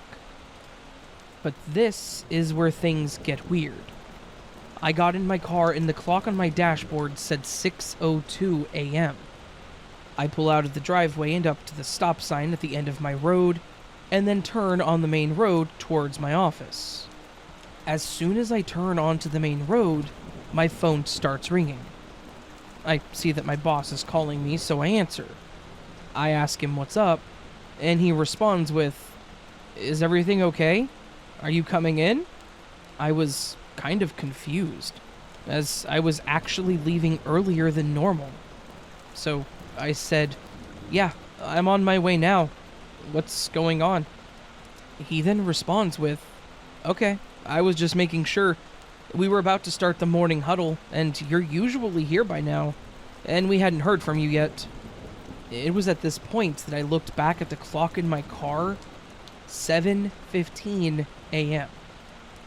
I apologize to my manager, and I tell him that I must have lost track of time this morning and that I would be there in 5 minutes. He says it's fine and to just get there safely. We hang up, and I just kind of stared at the clock while I drove, trying to figure out how exactly that happened. There was no way that I was wrong about the time that I woke up. I was up early. I had actually turned off my alarm after I'd woken up because I didn't want it going off while I was in the shower. I got out and got finished, and I was absolutely without a shadow of a doubt on the road by 6:02. I saw those numbers on my phone and the clock in my car. I had only been driving for a couple of minutes by the time that he called, but somehow, an hour and 13 minutes had passed. I have no idea what happened in this time. I didn't feel like I passed out, nothing really changed around me, and I didn't feel weird. It's just that the time vanished. To the best of my knowledge, I don't have anything medically wrong with me, so I cannot make any sense of it.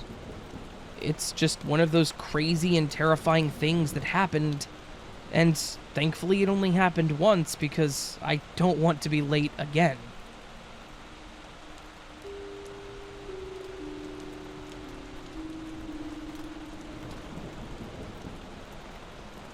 This happened a few months ago.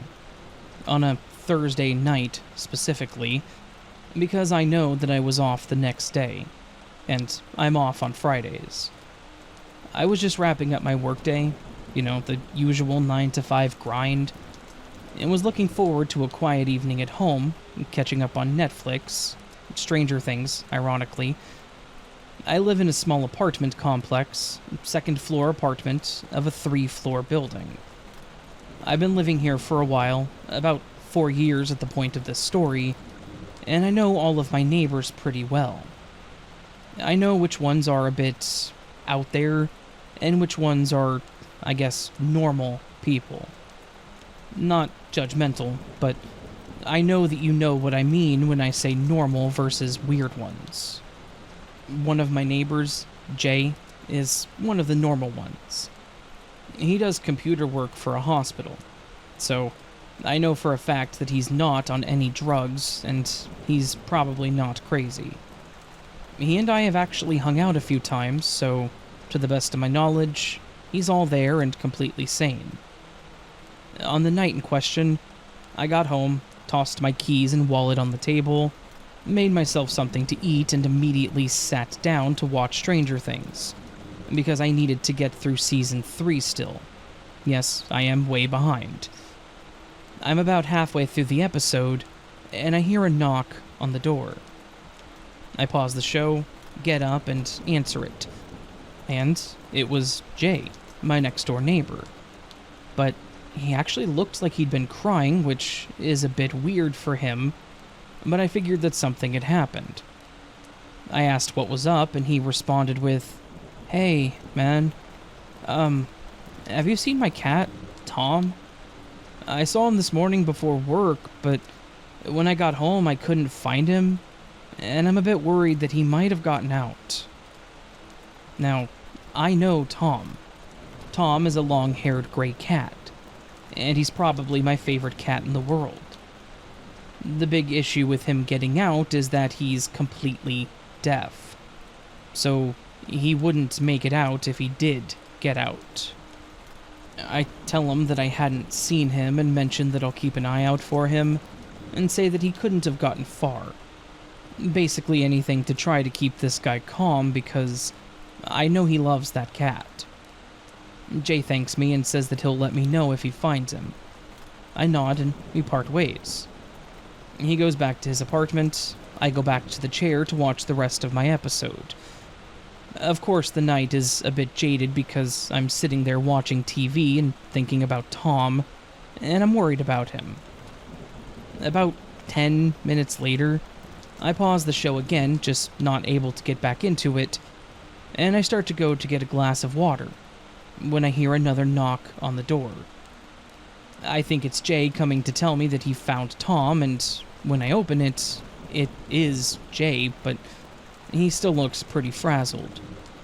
Initially, I was worried that the worst may have happened, but Jay starts in with, "Hey, man, have you seen my cat, Tom?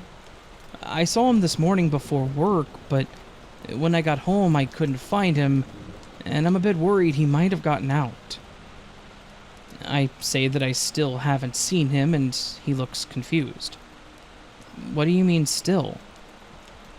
I responded telling him that he came by earlier and asked me the same question. He seriously looks lost, saying that he hadn't left his apartment since he got home because he's been tearing it apart trying to find Tom. At this point, I'm sitting there thinking, is this guy messing with me? But before I can say anything, he just asks me to keep an eye out for him and says he's going to go drive around and look for him. I shut the door and just stood there thinking, what? That was really out of character for Jay. He's always been a level-headed individual, so it was weird that he was being so, well, weird. I once again go back to the show, but I cannot get back into it at all. I'm just trying to make sense of what happened. Like, did Jay go crazy or something? Did I imagine the first conversation? It was freaky, but I decided to just go to bed at that point. Wasting my night, but I wanted the day to be over. The next morning, I got up and decided that I wanted to go get coffee. I got dressed at the early hours of 8 in the morning and walked out to the hallway. I decided that I would go ahead and check in on Jay to see if he found Tom. I knock on his door, and after a couple of seconds, he answers.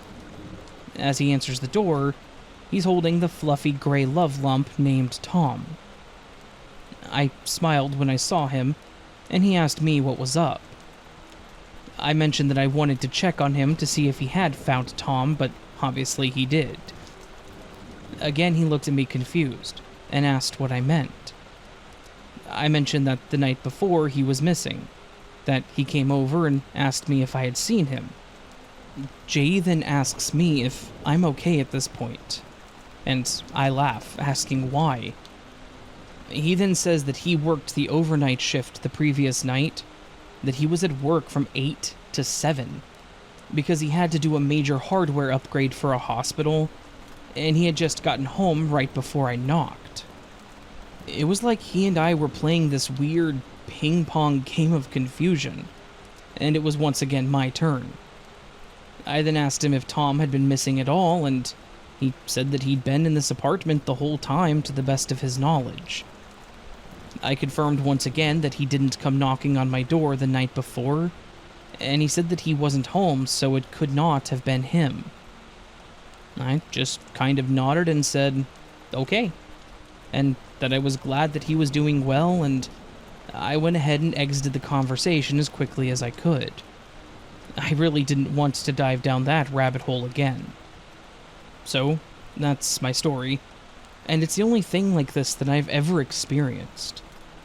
Somehow, my neighbor who was at work on an overnight shift came to my door twice to tell me that his cat was missing, even though he was nowhere near our complex, and his cat was never actually missing. I have no idea if this was some kind of prank or something, but that would be very unlike Jay. And again, he's always been a straight shooter, so I don't think that he was on anything or lying to me. I don't know what did happen, but I don't think it was that. I guess, in the end, I'm just grateful that Tom was okay, and that everything worked out for the best.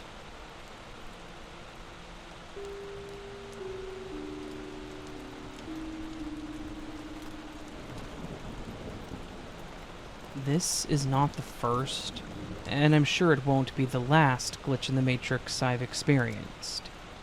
But it is the most recent, and by far the most tripped out I've had so far. I've become a bit of a hermit over the last few years. That being said, a couple of weeks ago I was a bit restless, and actually craving company, so I decided to go out for a drink or two and a game of pool. I go to the bar, order a beer and some mozzarella sticks, and I looked around. The place was kind of dead, even for 9 p.m. on a Tuesday. I put a selection of songs on the jukebox and waited to see if anyone seemed to be interested in a game. About 4 songs in, 15 minutes or so, this cute girl comes over. She must have just got there because I'm sure I would have noticed her before. She mentioned how she really loved Pucifer. The song Faraday River by them happened to be playing. We started talking and shot a couple of games of pool. I had 2 more beers and bought her a mixed drink Skittles. We talked for a bit longer and then the bartender did last call. It wasn't even midnight yet, but there were only 5 customers total in the bar, so I settled up my tab, exchanged phone numbers with her, and said I hoped to see her again. It's about 2.5 miles from the bar home, and I don't drink and drive, so I started my walk in a great mood. I'd gotten about half a mile when a car pulls up beside me. It was Heather, the girl I'd met at the bar. She asked if I would like a ride home, or maybe if I wasn't tired, I would like to continue our fun evening. I said that I really should get home, but I must admit that there was an energy that almost seemed magnetic, and said sure that I would love to continue the evening. So, we stopped by the store, grabbed a bottle of wine and some smokes and snacks, and we went to a lake about 5 miles from the place, and only about a mile from where she was staying. We threw our blanket on the ground and enjoyed a nice midnight picnic, and, well, yes, things got a bit romantic. Then she said something that I found very, very odd. I swear that I heard her say, "That was even better than I remember." She just laughed it off, and we dozed off there next to the lake, cuddling, and woke up to the pre-dawn. I asked her again what she meant when she said better than she remembered. She said it had been about 15 years, but we had met before in Portland. And like this night, we had an amazing time. I said, wait a minute, I definitely would have remembered sharing an evening like this with her. She swore to me that it was true, and how would she even know that I was in Portland 15 years ago, or the bar I used to go to where we met? Now, I told her nothing of living in Portland. I only lived there just barely over a year. And after moving to a different state, and 3 different cities in the 15 years since, having moved out to this small logging town in the middle of nowhere. But she said that she could show me proof. So, we went to the cabin that she was staying in, and she dug through a box of pictures and pulled out a couple of photos of us. One of me lying on my stomach with my shirt off. I happened to have a very large tattoo on my back, along with quite a few on my arms. There was no mistaking that it was me in those photos with her, except the fact that 15 years ago, I didn't have half of those tattoos. And again, I believe that last night was the first time we had ever met. She kind of laughed it off nervously and changed the subject and asked if I was hungry. We ate breakfast and she dropped me off at my place. I was a bit tripped out, so it took me a few days before I tried calling her. I really couldn't get her out of my mind. I even stopped by her place, but it was obvious that no one was living there now. I don't know what the heck happened, but I get the feeling that maybe we're both riding the time-slip waves and catch each other on chance occasions, and what happened 15 years ago for her might still be in my future. Or maybe I belong in a mental institution. All I know is that she has definitely made it impossible for me to forget her, even if she ends up being nothing but a figment of my imagination. All I know is that, from my experience, the truth is definitely weirder than fiction.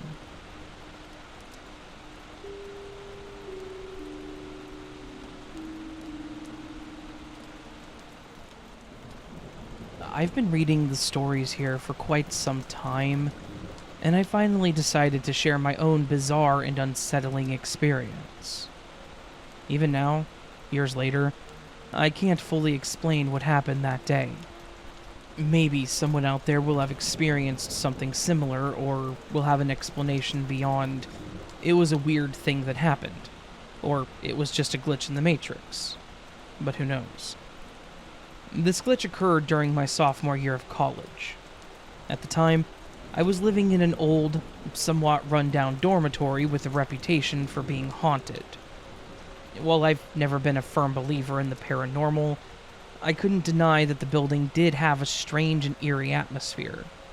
The narrow hallways were always dimly lit, the floorboards creaked, and it often felt like someone was watching you when you walked down the hall or into the stairwell.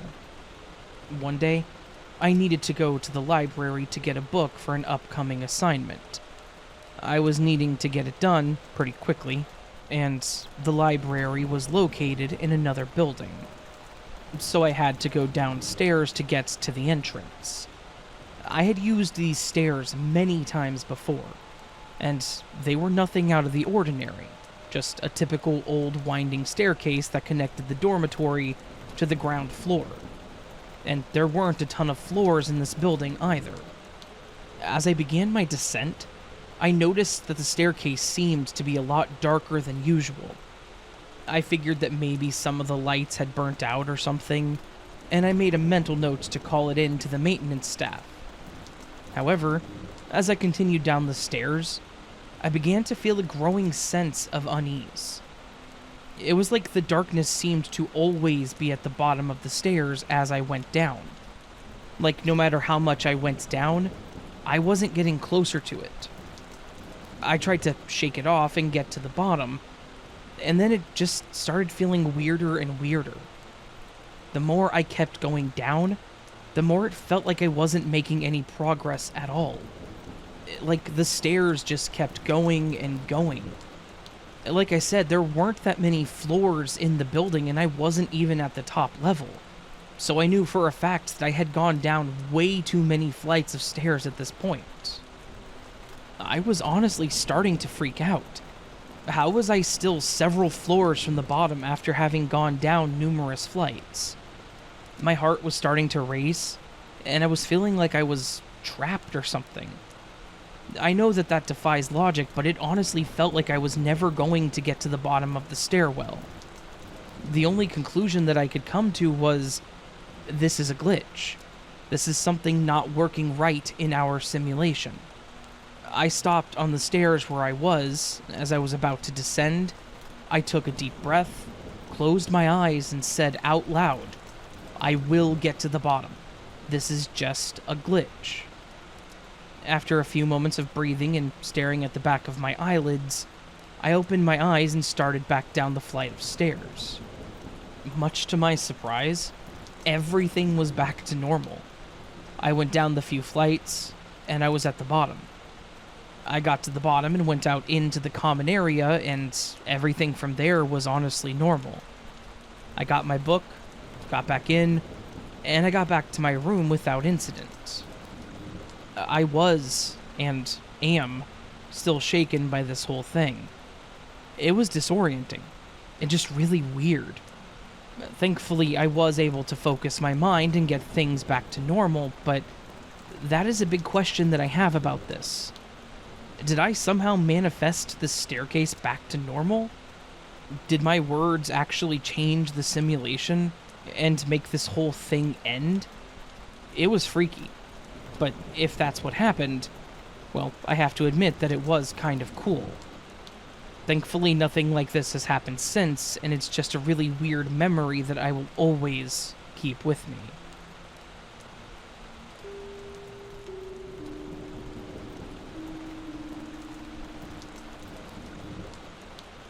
So, this glitch that I witnessed happened in June of 2022, when I was on a work trip. It still bothers me, and it makes me question it to this day.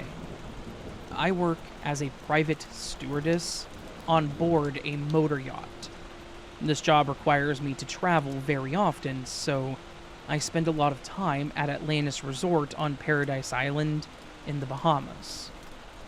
One day, when I was off, my crew and I decided to go to the beach that is part of the Atlantis Resort. Only people staying at the hotel or marina can access it. It was myself and two of my other crewmates who decided to go. Our boat was docked in the marina village, part of the resort, but the beach was about a 20-minute power walk through the hotel and casino and breezeways outside. So we left the boat, and the first place we had to walk through was the casino. Mind you, there are a lot of stairs to climb just to get into it, probably about 50, and many other stairs throughout the walk. These two crewmates are good friends of mine, and we're always talking and making jokes with each other. We talked pretty much the entire walk. As we were walking through the casino, I noticed a lady, maybe in her mid-30s, standing near a machine with a stroller and digging through her purse looking for something. She stood out to me because I really liked the athletic dress and gym shoes that she was wearing. Although, I usually like a lot of people's outfits, so it wasn't a weird thing for me to notice. I didn't feel the need to point her out to my crewmates because they were both guys, and they wouldn't appreciate her outfit as much as I did. The three of us continue walking at a swift pace through the casino, the lobby, and the outside breezeway paths, with many random stairs. Eventually, after a solid 15 minutes of walking, we approach the kids' arcade slash daycare center. And as we walked past it, I was shook. The woman in the athletic dress and stroller was in front of us waiting in line at the daycare, as if she had been standing there for a while. In my mind, I thought that there was no way she could have gotten there before we did. There's just no way. There were way too many stairs for her to have done that by herself, especially with a stroller with a small child in it. What gets me is that it seemed as if she was standing there waiting for a bit. I thought about when we walked past her in the casino. She was rummaging through her purse, looking for a phone or something, and she had no intentions of leaving right after we passed. I didn't say anything to my crewmates when we walked past her, because I was making sure that it was definitely her. As soon as we walked past, one of my crewmates goes, "Is it just me? Or was she in the casino when we left?" I could not have been happier that he said that, because it was confirmation that I wasn't the only one who witnessed this. He and I both noticed her, and thought of the exact same reasonings as to how it would have been impossible for her to have beat us there.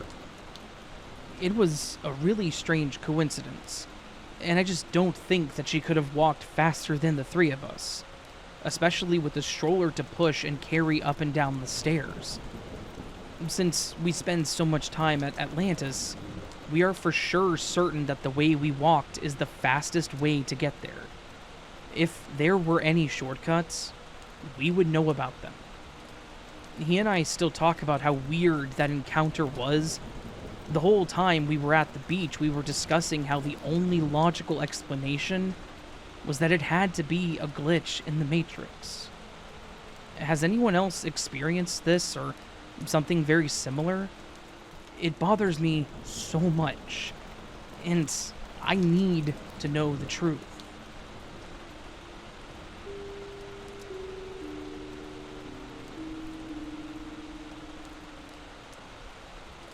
To start with some context, I live with my best friend from high school, her 2 kids, my husband, and our 2 kids.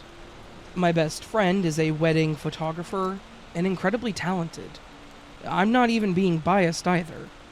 And while she's amazing, she's really disorganized and not detail-oriented. I, on the other hand, am obsessively organized, and I'm currently taking a break from my dream job to do homeschool for our kids. Her disorganization makes my eye twitch, so I started working for her, charging her gear, making sure she has everything, once she forgot her damn camera. I also do her finances and client contact. It's rewarding work, and I'm damn good at it. Anyway, she came home from a shoot recently, and as always, I took her bag. I pulled out all the batteries and memory cards, and handed the cards to her so she can upload. She has a spare camera that she never uses, but I checked that one too, every time. But this time, she was missing some video footage. She got her camera and checked the card slots. Nothing, of course. I'm always extremely careful with the cards. They're small and they contain the only photos of someone's wedding. It would be a complete disaster if they got lost. She had both cards and both had photos from before and after she took the videos. But the videos weren't there. She had been working for another photographer that day and brought the cards to his house, and nothing. All the photos, but no videos. I double-checked the camera slots. My husband checked them. Unsurprisingly, they were empty. Not just that they're black and so was the camera, so maybe we missed them. No, completely empty. I would bet my life on it. I took them both out, and I know this because she had 2 cards with identical sets of photos.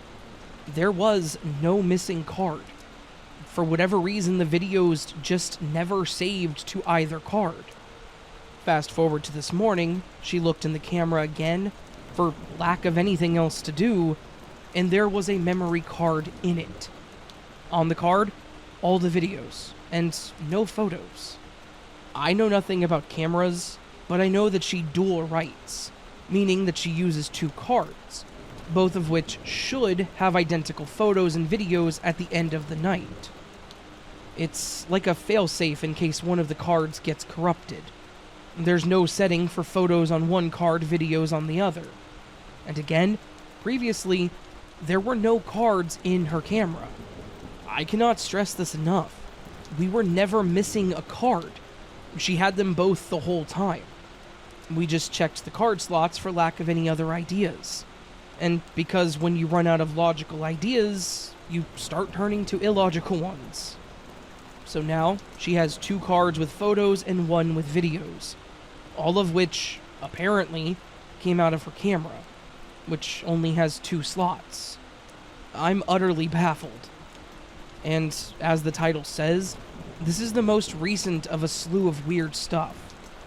Calendar events disappearing, then reappearing on different dates, client numbers and texts completely erased from our phones.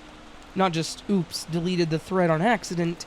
My phone had no record of my calling or texting with this bride, or of her number being in my contacts at all. I even checked the cloud where all my phone content backs up, and nothing. One time, my best friend pulled up the Netflix account and found that she was signed in to a stranger's account. Everything was in Spanish. We hadn't seen any of the shows. 4 profiles belonging to strangers.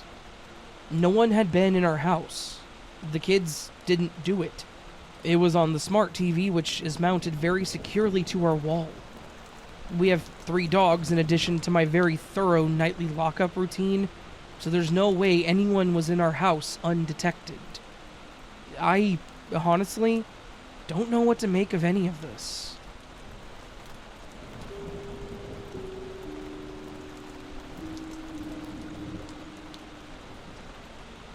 I have a weird glitch that happened to myself at work, and one of my coworkers was there and witnessed it. Obvious disclaimer, neither of us does drugs, we were both of sound mind, and neither of us had been drinking, and in fact we were both actually at work at the time.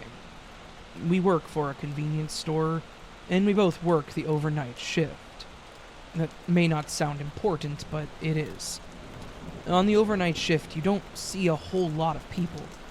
When you see someone walk in, you kind of make note of them, because they're probably going to be the only customers that you see for that hour.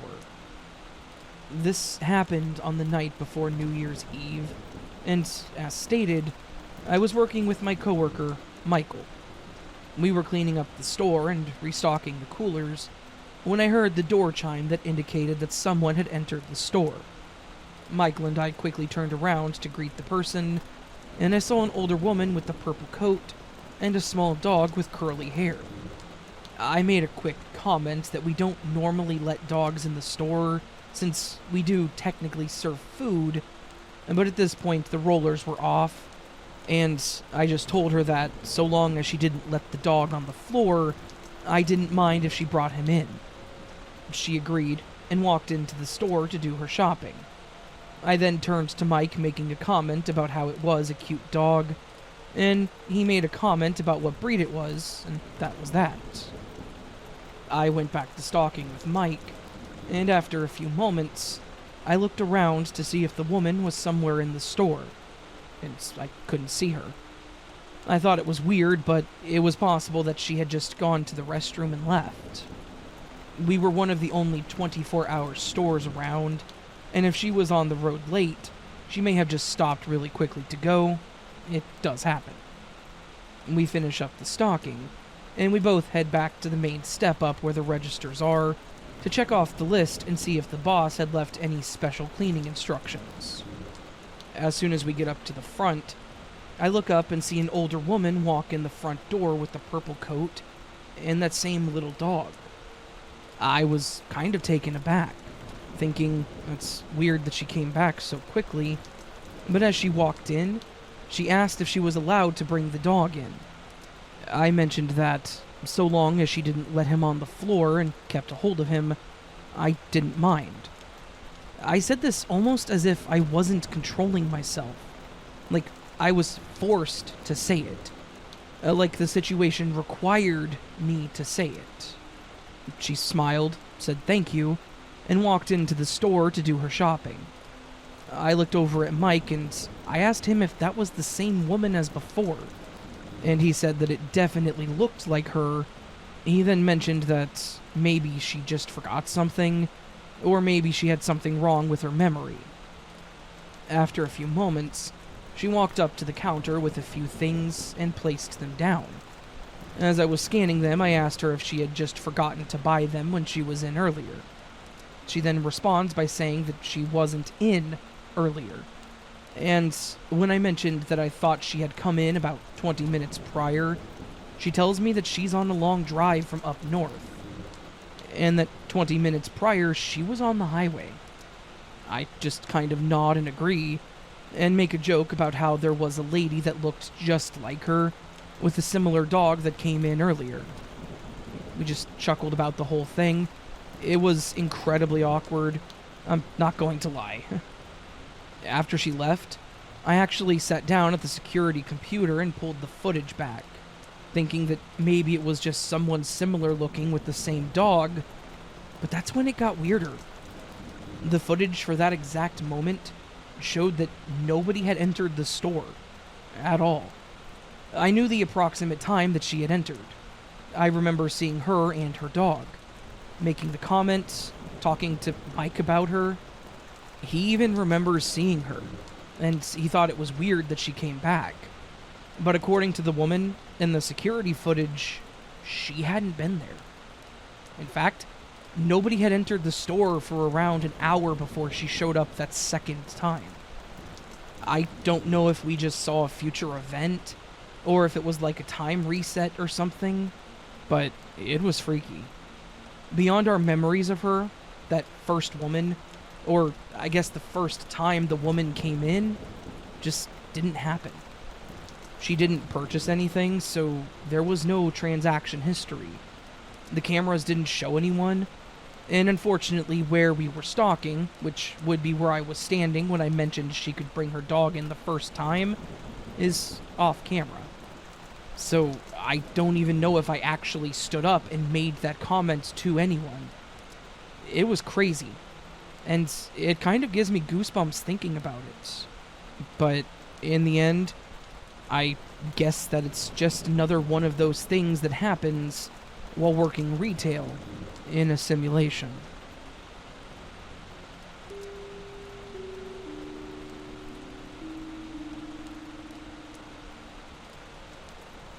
I have a glitch that happened just last week. Something that genuinely made me feel a bit weird about myself. It was a pretty normal day, last Monday to be exact. I was on my way to work after a long but productive weekend, driving down a familiar highway that I've taken every day for too many years now. I head in just before the rush hour, but the highway is a state highway, not an interstate, so it's not usually terribly busy. So I don't see too many cars, but there are a few. I was lost in my thoughts, the hum of the engine and the voice on the radio keeping me awake, and focused on the road ahead of me. After a bit, I noticed a car a little ways ahead of me. It wasn't speeding or driving stupid or anything. It just looked a lot like an old car that I used to own about 10 years ago. It was definitely a cherry red 1998 Ford Escort. Intrigued, I sped up a little bit to get a closer look. As I neared it, I actually got kind of giddy to see that this car was identical to my old one. There was a small hole in the bumper where my dad had backed his trailer hitch into it. It had the same dumb bumper sticker that I'd put on it in college. I stared a bit longer, just kind of grinning and thinking, wow, 10 years later and I've run into my old car on the highway. What are the odds? How is that thing still running? Obviously, it's not impossible, but highly unlikely, right? Now, that part isn't the glitch. That part could easily just be a fun coincidence. The glitch happened when I pulled up closer to them to get a look at the driver. As I got closer, I could see the driver's face in the side view mirror, and my blood ran cold. The man driving the car was me. Not a look-alike. He didn't look just similar to me. He was me. Right down to the stubble on his face, the sunglasses perched on his head, and even the same mild expression. My mind kind of spun, struggling to make sense of this and making me feel dizzy. I'm pretty certain I wasn't hallucinating or anything, as I was feeling fine up to this point and I don't have anything wrong with me, or anything like that. I had somehow stumbled upon a copy of me that was driving my old car, which completely confused me. My mind immediately went to, I need to meet this guy. I need to know this copy of me. I tried to catch up to him, but as soon as I got around to the actual side of the car, he hit his signal and got over 2 lanes to take the exit. Weirder still, I know that exit. It's the exit that I would take to get to my previous job, because that office is literally to the left of the highway ramp. This guy, this version of me, was driving my old car and taking the exit that I used to take to my old job. From where I was, it would have been dangerous to force myself to take that exit, so I just had to let it go and watch this other me go off to live his life. I did drive down to where my old job was on my lunch break, which is silly, I know, but I wanted to see if my car was there. It wasn't, so no leads on that front, unfortunately. In the end, I was baffled. Was this some kind of timeline break? An alternate reality version of me where I never took this job and thus never sold that car and bought my current one? Am I going crazy? Is there lead in my water pipes? I don't know. What I do know is that it was really weird and uncanny, and I genuinely have no explanation for it other than there is a second me and that he has good taste in crappy cars from the 90s.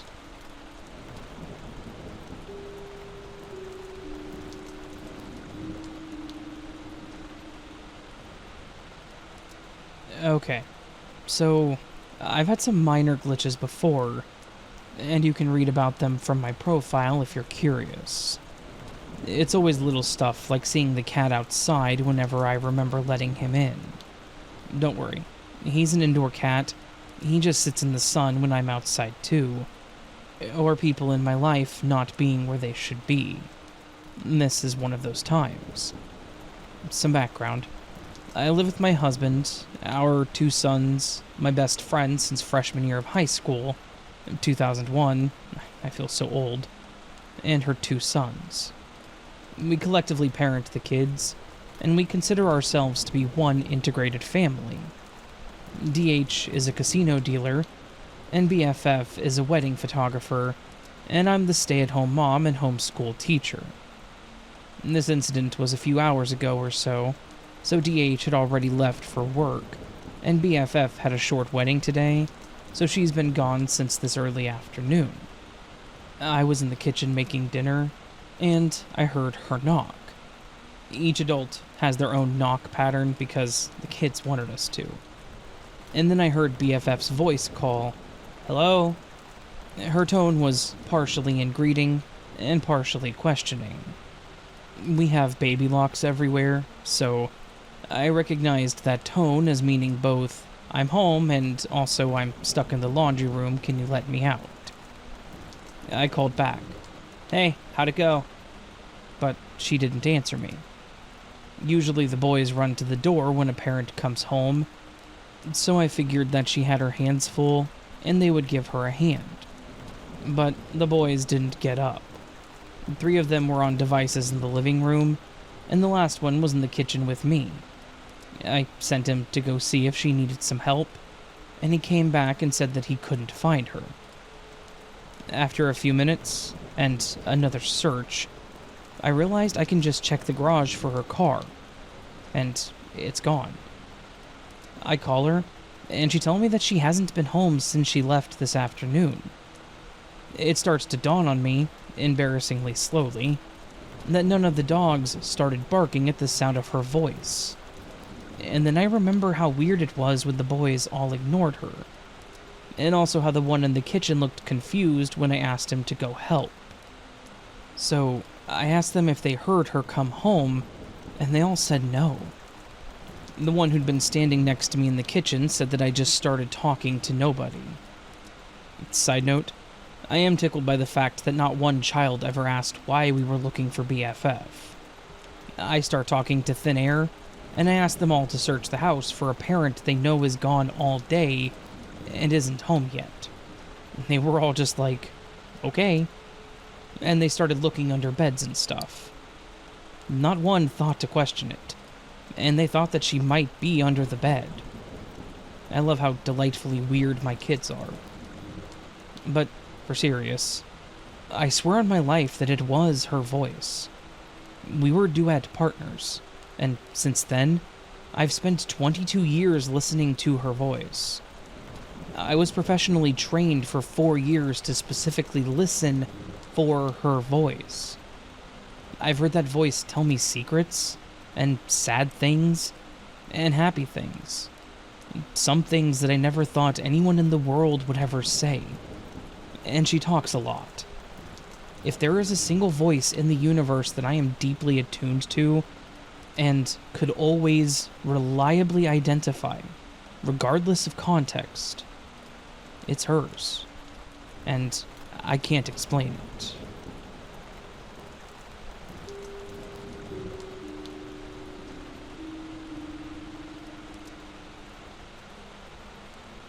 My father passed away over this past winter after a long battle with leukemia.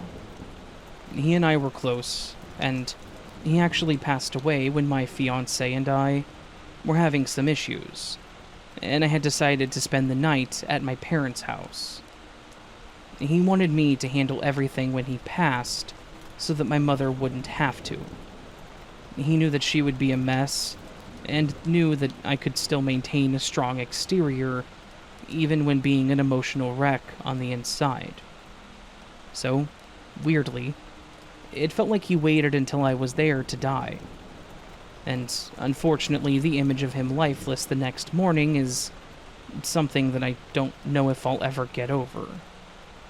Anyway, I decided to stay with my mom for a while, through the holidays at least, to help her adjust to being alone for the first time in 50 plus years.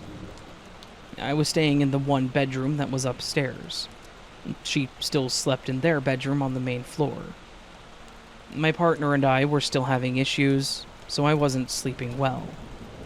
I was up late most nights, just stressed from all angles.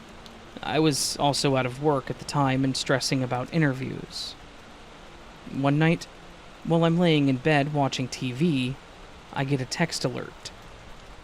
When I look at my phone, I have a message from my mother that read, "I know you're here with me."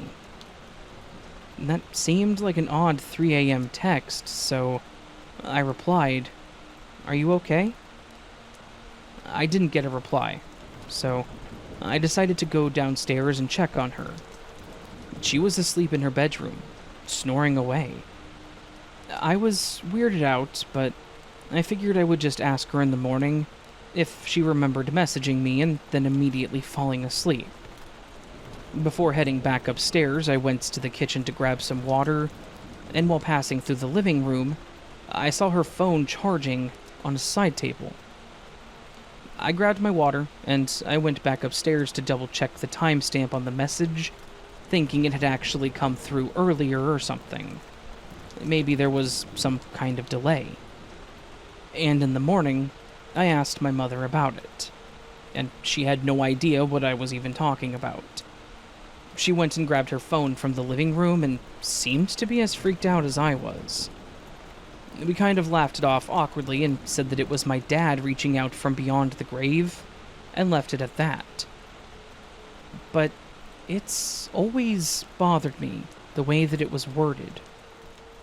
If my dead father were to text me, wouldn't it be, just know that I'm here with you, or I'll always be with you? Something along those lines. But instead, it said, I know you're here with me. As if I've died too, or am soon going to. Or it read like something a living person would say to the dead. I've thought, maybe he's in another timeline now, where the family is all together. I just don't know. I think about this often because I have no explanation for receiving the text, since the phone was in a room alone when I received a message from it. And even resolving to it being delivered much later than it was sent, I do believe my mother in her confusion about it. She doesn't use her cell much anyways, and was using it even less because she was overwhelmed by people calling her, and the house phone to check in on her. I just needed to get this off my chest, and see if there's any other interesting theories about what it meant. Like, maybe I'm dead. Maybe my dad is alive in an alternate universe.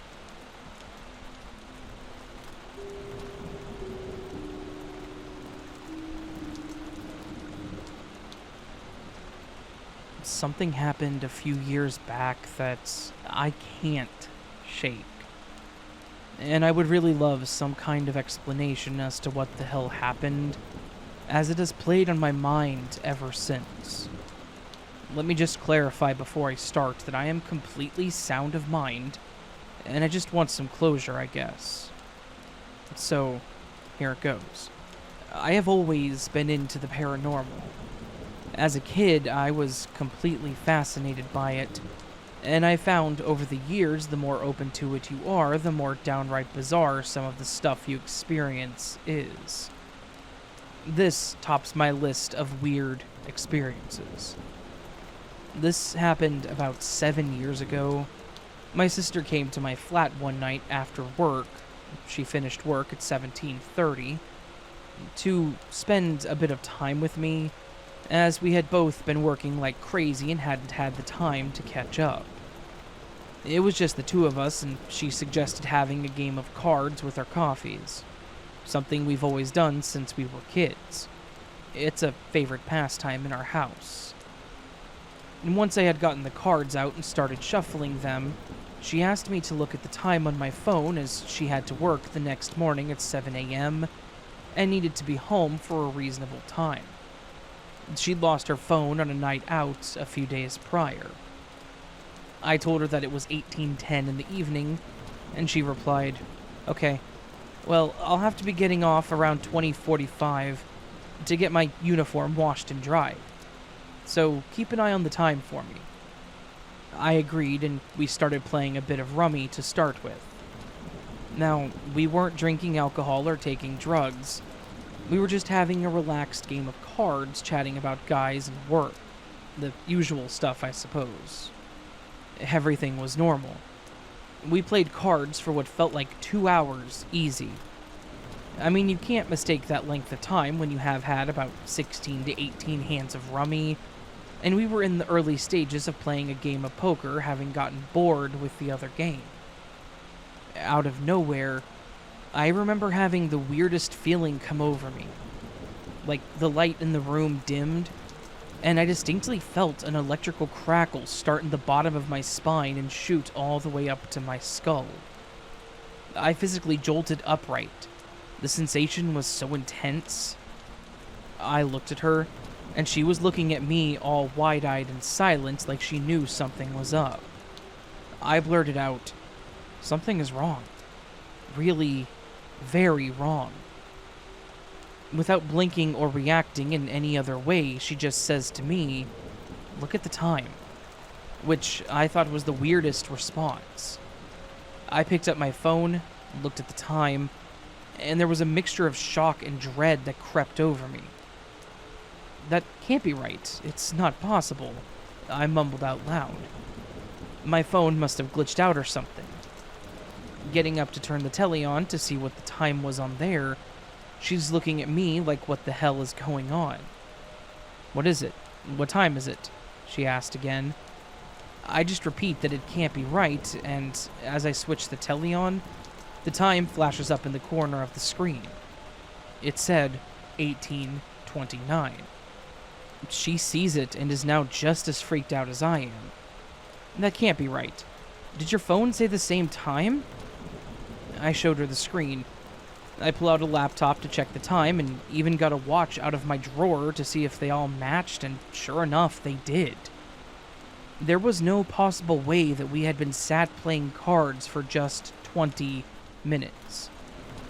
I asked her how long she thought we had been sitting there, and she said for at least a couple of hours, like myself. We just sat there in a bit of a fog, like what on earth just happened. We tried to discuss it, but we couldn't make any sense of it. To be honest, it felt uncomfortable. Even to this day, to talk about it does not feel right. She breaks the silence with a joke, something like, "Oh, at least I have another couple of hours to chill with you." We just tried to forget about it. I was just wondering if anyone had any ideas as to what this was.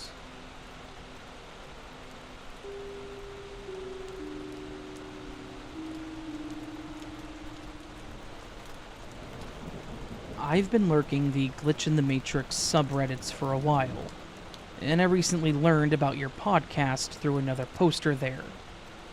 I was a bit hesitant at first because my event was just really weird and was something that I didn't really know what happened with, but I figured, why not put this out there into the world and let people know about it? Maybe someone else out there has had a similar experience and can help me to understand what the hell it was that actually happened. So, let me set the scene. It was a pretty normal and rather chilly morning in early winter. I remember that because I woke up and I felt colder than normal, to the point that I checked the thermostat, which is something that I never do, to see if it was set right. It was, so I just shrugged it off and thought that it was me. I went to the bathroom for my morning routine, and I started brushing my teeth, and as I stood in front of the mirror, I noticed that my reflection was a little off. It was kind of like it was lagging a fraction of a second behind my movements. And that's really the only way I can think to explain it. It just seemed like I was moving and it was moving, but the two were no longer in sync. I rubbed my eyes thinking that I was just seeing things, but the lag persisted. I was starting to feel a little unnerved. I quickly brushed my teeth and then splashed some water on my face, hoping that it would help me to snap out of it. However, things only got worse from there. As I was drying my face, I glanced up at the mirror, and to my horror, my reflection seemed to just stop. Like it was completely frozen, staring back at me with a completely unmoving expression. I slowly waved my hands, jumped around, and then even tried to physically touch the mirror, but my reflection would not move. It just stood there like a creepy statue, capturing me in that awkward moment of time. At this point, I was terrified. My heart was pounding in my chest. I was starting to hyperventilate and feeling a bit dizzy. I leaned out of the bathroom to call for my boyfriend, and I guess that I sounded freaked out because he jumped up and ran into the hallway towards me. I waved him into the bathroom, and when he entered, he kind of looked around like, "What?" I motioned towards the mirror. He turned toward the mirror, and I looked up at the mirror at the same time, and sure enough, it was normal. I could see myself moving like normal. When he looked at the mirror, he saw my reflection acting normally. My boyfriend laughed a bit under his breath and just shook his head like, "Oh, you're crazy." I ended up kind of just standing there for a few moments and trying to get my grip on what that was. But I had to let it go because whatever it was no longer happening. I tried to carry on with my day, but every single time I got a glimpse of myself in a reflection, like in a window, my phone screen, or whatever, I would get this disgusting cold chill down my spine. It was as if I was getting hit with adrenaline, like I was about to go into a spiral of panic. This nightmare persisted for the entire day. I felt completely out of sync with reality. Like I had seen something that I wasn't supposed to see, and it was clawing at my brain. When I got home, I was exhausted, and I just wanted to go to bed. So I did. My boyfriend was worried, but I just told him that I wasn't feeling well and that I wanted to sleep. Thankfully, when I woke up the next day, everything was back to normal. My reflection followed my movements perfectly again, and I wasn't feeling weird anymore when I looked at myself.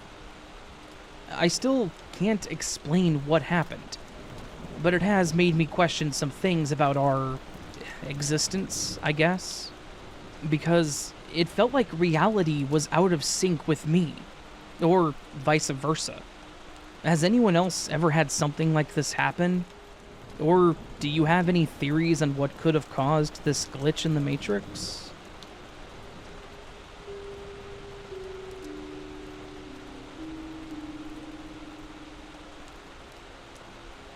So, gosh, where to start?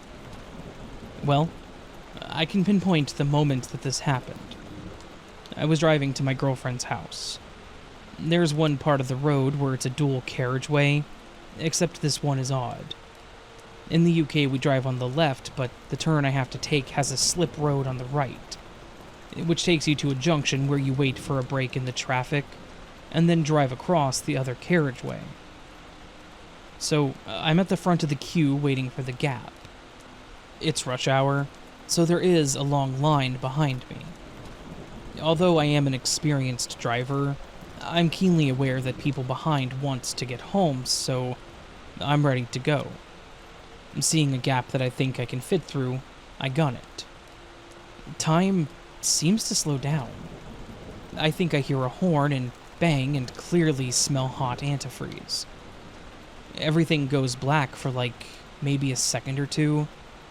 I shiver as I open my eyes, exactly like the feeling you get when someone walks on your grave, only to find myself on just the other side of the junction, driving on the road that I should be on, as if nothing has happened. I pull over and check that everything is in one piece, and it is. I take a minute or two to just calm down. I jump back in the car and then continue on my way. As I approach the garage where I normally would fill up with petrol, I look down to check my fuel. I drive a Fiat 500, and as long as I have owned it, 5 years at this point, at least in my universe, the fuel gauge is next to the tachometer on the left. It's the TFT version. I should explain that the fuel gauge and temperature gauge are displayed on the panel on either side of the digital speedometer. Fuel on the left, temp on the right. But essentially they look the same. In this universe, they're swapped over. Fuel on the right and temp on the left. Anyway, I've checked this since, as initially I thought it might have been a software update or something, but all the pics that I can find of it online are the way that it currently is. Fuel right, temp left. It's not important, just the first change that I noticed. I get to my girlfriend's house, and my tattoo-hating girlfriend, when we got together, the first thing she told me was that if I was to get a tattoo, she would leave me. This version of her has a tattoo on her wrist. It's a small dog, in honor of our dog that we lost. Other things have changed too. Her demeanor is different. Ironically, I prefer this version. She's much more easygoing and approachable, and she also dresses differently. Only little things, but it's different. The sort of thing that only a boyfriend would notice. For example, my version loved mid and long skirts. This version won't wear a skirt that comes below her knees. It's not like I don't know her. We've now been together 16 years, and at this point we had been together about 14 years. There are a bunch of other changes too, stupid things that are no longer where they have always been kept. And she always had a house phone in the hallway. It's now in the living room. I could not find a watch and some cufflinks that I knew that I had. She even helped me look for them and had me describe them.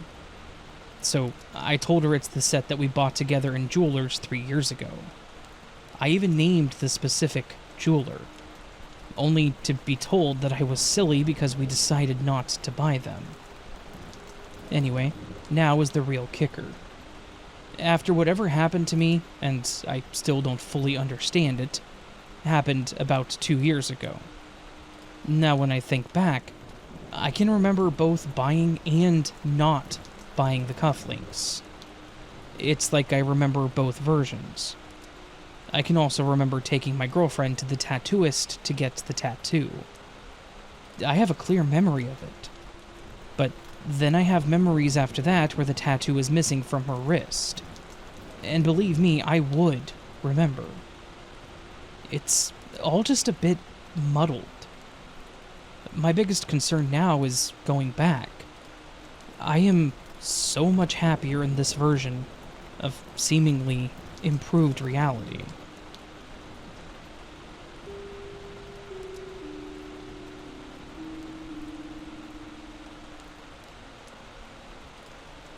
Hi, Raven.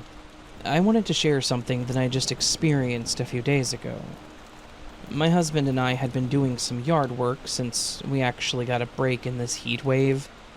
We both worked together cleaning up the front yard. He mowed while I cleared out the garden beds of dead stems, leaves, and those relentless weeds. Then, as he did the edging of the driveway, I swept the sidewalk and patio. Once the front yard was finished, we made our way to the backyard. It's a bit larger, so my husband started mowing while I armed myself with the weed whacker and hedge clippers to clean up everything else. We both knew that once we got into the rhythm of our tasks, we'd be too far apart and it would be too loud to chat. And so we both put in our earbuds to at least listen to some music as we tackled the remaining yard work. Everything was going along smoothly as I trimmed the weeds around our fence, when I noticed an insect that caught my eye. As I looked at it, it appeared to have an uneven number of legs. I know that sounds like a no-brainer, the bug was just missing some legs, but it was more than that. It was as if the leg placement was asymmetrical. Imagine an oval shape that was pinched at one end.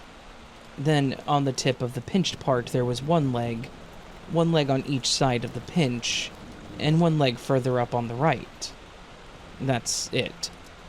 Now, I like insects, but I'm no entomologist, so this thing did not look like something I had seen before. And so I stopped the weed whacker and bent down to get a closer look at it.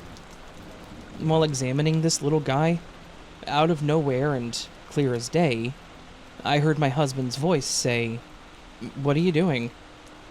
I jumped because between the music and the mower's roar, I hadn't expected him to be anywhere near me. It was as if he had materialized out of thin air. I whipped around, expecting to see him, but instead, there was no sign of my husband anywhere near me. Confused and a little freaked out, I hustled back around the corner to see him still mowing on the opposite end of the yard. There was no way he could have sprinted over here, said that in my ear, and pushed the mower back that far that quickly within the brief seconds since I'd heard his voice. I stood there dumbfounded, trying to make sense of what had just happened.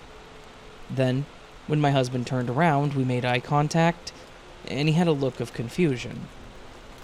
I just shrugged, waving my hand to say never mind, and we both continued with our work. Once we both finished, we walked our supplies to our garage, and my husband asked me why I just stopped and stared at the wall of the house. I was confused because I had done no such thing. I stopped and looked at the bug that was near the fence on the opposite side of where he was. We would not be able to see each other from where we were in those exact moments. I told him I hadn't done that, and he again looked confused, and explained that he clearly saw me do it, and that he thought to himself, "What is she doing?" And this, of course, made me think of my experience as well, so I asked him if by chance he came over and asked me and then ran off. He looked at me like I was making no sense, and said no, confirming what I was thinking. I explained to him the bug that I saw and then what I witnessed, hearing his voice right next to me. We both thought that it was weird and decided to just leave it alone, but after listening to your stories for so long, I'm questioning if this was a glitch, or maybe some kind of tear in reality. Maybe that bug wasn't from here, and when I noticed it and started looking at it, I shifted realms, while he saw the other version of me just freeze and pause. And maybe the voice I heard was him from the other realm. But since I broke contact with the bug, maybe I shifted back. I don't even know if any of this makes sense, but it was such a weird experience that I cannot stop thinking about it. Has anyone else seen something like a bug or structure that looks unreal that seems to shift their reality?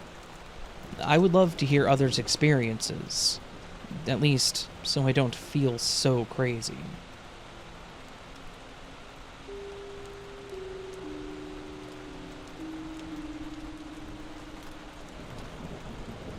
Hi, Raven. Love the channel. Keep up the great work. Have you ever wondered how many glitches go by unnoticed? Ever wondered how the Matrix resolves these glitches without revealing too much of itself? That's something that I've thought about quite often. Let me explain. Back in 2019, my partner and I were living in a 2-bedroom apartment with our dog, Lily. Lily was a border collie and required a lot of exercise, so we would make sure to take her for walks whenever possible. One morning I woke up after sleeping in a little and realized that my partner had gone out. She must have gone to the shop, I thought. I walked out into the lounge room and noticed that Lily's leash was still hanging on the hook. I called out to Lily and she soon appeared behind the couch and came running to me. "Aw, why didn't Mom take you with her?" I asked. I played with Lily for a while and then went to the office and logged onto my computer. Then, about a minute later, I heard the front door open. "Babe, is that you? Where have you been?" "I went to the shop," she replied. "Well, why didn't you take Lily?" I asked. "I did." I froze. "What? That isn't possible. I was just playing with Lily not more than a minute ago, and a walk to the shop would take at least 10 minutes. Besides, wasn't Lily's leash hanging on the hook just now?" Utterly confused, I stood up and walked into the hallway, and sure enough, there was Lily, standing in the open doorway, still wearing her leash that my partner was just then in the process of removing. My eyes must have almost popped out of my head. Slowly, I turned around and walked back to the office, trying to figure out what I had just seen. I had heard of glitches in the Matrix before. In fact, my workmate had mentioned the phenomenon just a few days prior. I was open to the idea, so I just put it down to that. But it got me thinking, what happened to my copy of Lily? Was she simply removed from the simulation? Did she cross over to another reality? One in which my partner never did take her to the shop? Who knows? What I do know is that whatever the Matrix did to resolve the glitch, it did so while my back was turned, while my attention was on my computer. I often wonder what would have happened if I had, for example, just sat there on the couch with my copy of Lily until my partner had come home with her copy. Then there would have been 2 Lilies in the same location. Surely the Matrix could not afford to reveal itself in such an obvious way. and would attempt to prevent such a situation from occurring. Setting off the smoke alarm, causing something to randomly crash from the office cupboard, anything to divert my attention, so that my copy of Lily could be safely despawned without me seeing it happen. As much as our simulated reality seems broken and buggy, it almost always seems to find an out. A way to resolve these glitches without revealing too much of itself. So, props to you, Matrix.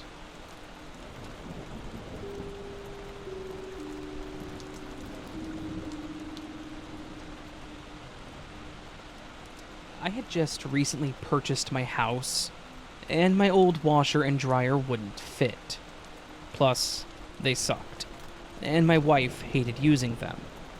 So, she sent me on a mission to buy a new set. I did not do my research, and as I'm standing in the Lowe's appliance department coming to grips with what I'm up against, my contractor neighbor walked up behind me. He helped me pick out the exact units that I was going to purchase. I bought them, and then life got weird for a few minutes. When I got to the truck with my 2 large boxes, there stands my neighbor waiting for me. I thought he was waiting to help me load them, but he just looked at the boxes and said something like, "That's a gas dryer. You don't have gas." I bust his balls for a couple of moments about helping me pick the wrong units out, and it was as normal an interaction as I could have had. I went inside to do the return walk of shame on the items I literally never even left the parking lot with, and my neighbor walked to his truck. I'm at the return counter. The girl behind the register asked me my name. I told her and handed her my receipt from 5 minutes prior while explaining the situation. Without even looking up at me, she says again, "Name?" I tell her my name a second time, and she says nothing while typing into the computer. In comes my neighbor to the return desk with a gallon of paint. He waits in line behind me, saying nothing. The girl behind the register looks up at me and says, "Name, sir?" I tell her my name for the 3rd time, pointing to the receipt on the counter, and try to explain the situation again. And she types into the computer some more, and for what was probably a solid minute, says nothing at all. Another girl at the return desk finishes with another customer and comes over to help. The new girl says to me while they both stare into the computer screen, "Name?" A 4th time. I give them both my name. Without taking their eyes off of the screen, the new girl says, and I kid you not, "I'm sorry, sir, but you don't exist." I got sort of lightheaded after she said that, because I was already thinking how strange this was. I said back, "I don't exist, or I'm not in your system." Without answering me, the second girl says to my neighbor, "Sir, I can help you over here," and moves to the next register as my neighbor walks past me, and without another word to me, returns his paint and walks out the door. Then, almost as if nothing weird had happened, the first girl just says, "Well, here, my name. And here's your return. You'll have to purchase the new ones and we'll refund you for the ones you mistakenly purchased." Without even going back to appliances, there behind me stands a guy with the units that I needed on a dolly, ready to help me buy and load them into my truck. My neighbor was gone, but when I asked him about it, he didn't think there was anything weird about the whole thing. I, on the other hand, had an existential crisis, and I only barely managed to hold it together.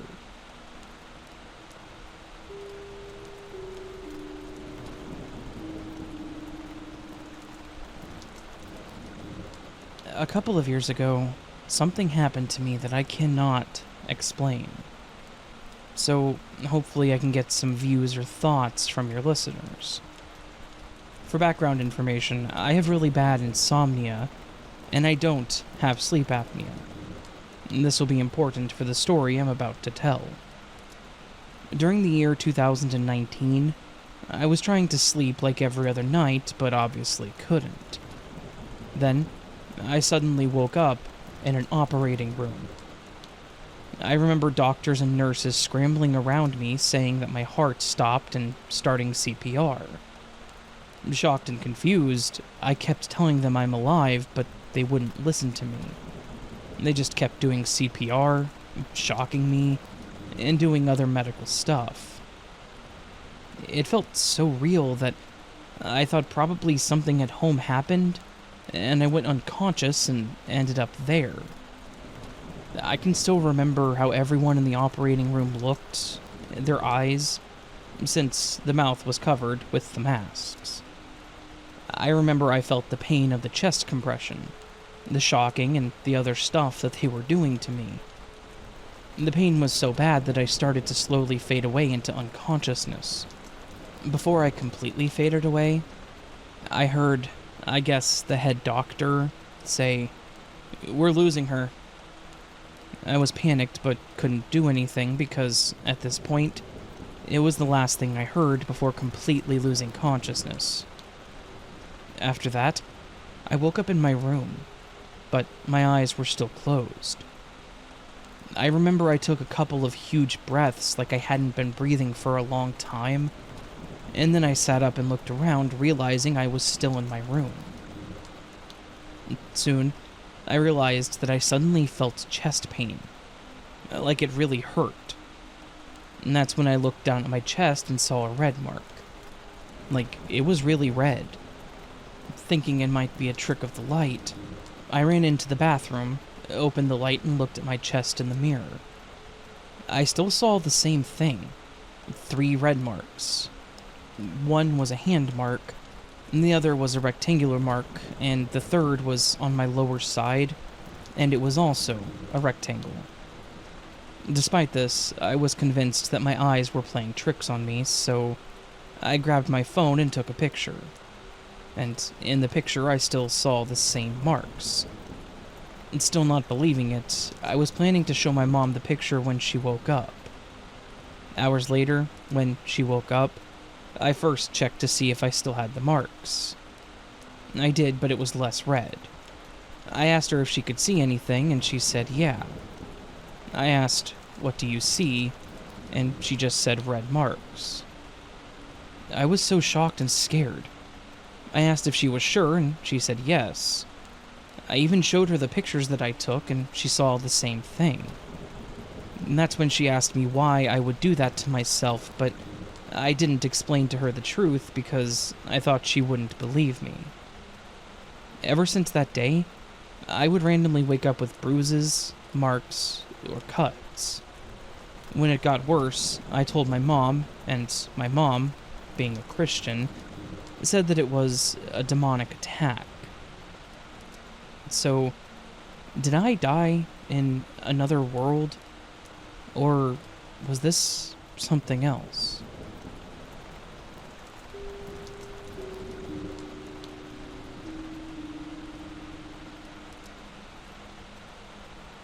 Two buddies and I went up to Renton, Washington to pick up a mini truck that needed brakes, which we planned on fixing in an auto parts parking lot and driving it back down to Oregon the next day. The lanes in this town all seemed just too narrow, with nobody knowing when to stop or use blinkers. I'm talking people full-on slamming their brakes as they pull up to red lights. Kind of odd, but it got weirder once we started working on the truck. The auto zone that we stopped at didn't have the brake pads that we needed. So we called up an O'Reilly's, who said that they had them there. On the way, I saw a child stop at a crosswalk, look down the road, which had no cars, wave at an imaginary vehicle, and start walking. Minutes after this, I noticed someone riding a bicycle. I glance away for a split second, and turn back to see the same person now walking, with a headlamp on and no bicycle in sight. Once we pull up to the O'Reilly's, there's a sign on the door saying, "Family emergency, closed early." It had been no less than 5 minutes since we called them. Weird, but okay. We call up another O'Reilly's a few minutes away, and they say they have the pads in stock as well. We pull into the parking lot to see another handwritten note on the door that says, "Personal emergency, closed early." At this point, the three of us find it pretty weird, but we just have to find some brake pads. Luckily, the next shop that we call has them, and they're still open when we get there. We get back to the trucks and slap the brakes on, only to notice the taillight is out. I stay with the truck because all of the tools are out while my two buddies go to a Walmart to find the bulb that we need. As I'm standing there, waiting, I watch a car pull into the large parking lot, circle several times over, and then leave. As the car pulls out, another pulls in and circles several times without stopping and leaves. This trend repeats itself about 5 more times until my buddies come back. Now, on to what happens to them on the Walmart trip. The GPS took them on a route that made them drive down a sidewalk through a Nissan dealership to get to the Walmart. When they walked in the Walmart, it looked as though it was still under construction. Bare walls everywhere, most of the product was on wrapped pallets, with employees just walking around aimlessly. Upon asking people for a key to get into the light bulbs, they found that only one person in the entire store had the keys, but not to the bulbs, to everything. The next day, we snap an axle on the way home a few miles outside of Seattle, about 10 miles from where we picked up the truck initially. While working on the car, a lady walks up, nice as can be, and asks what happened. We explain the situation and bring up our experience in Renton. She tells us that she's from there, and says she has no clue what we are talking about, and reassures us that we must have been in a neighboring town, because Renton is a quiet, lovely little place. We all felt that it just made it even more weird that before we could leave the area, someone came by, started a conversation, and basically told us that we did not experience what we had.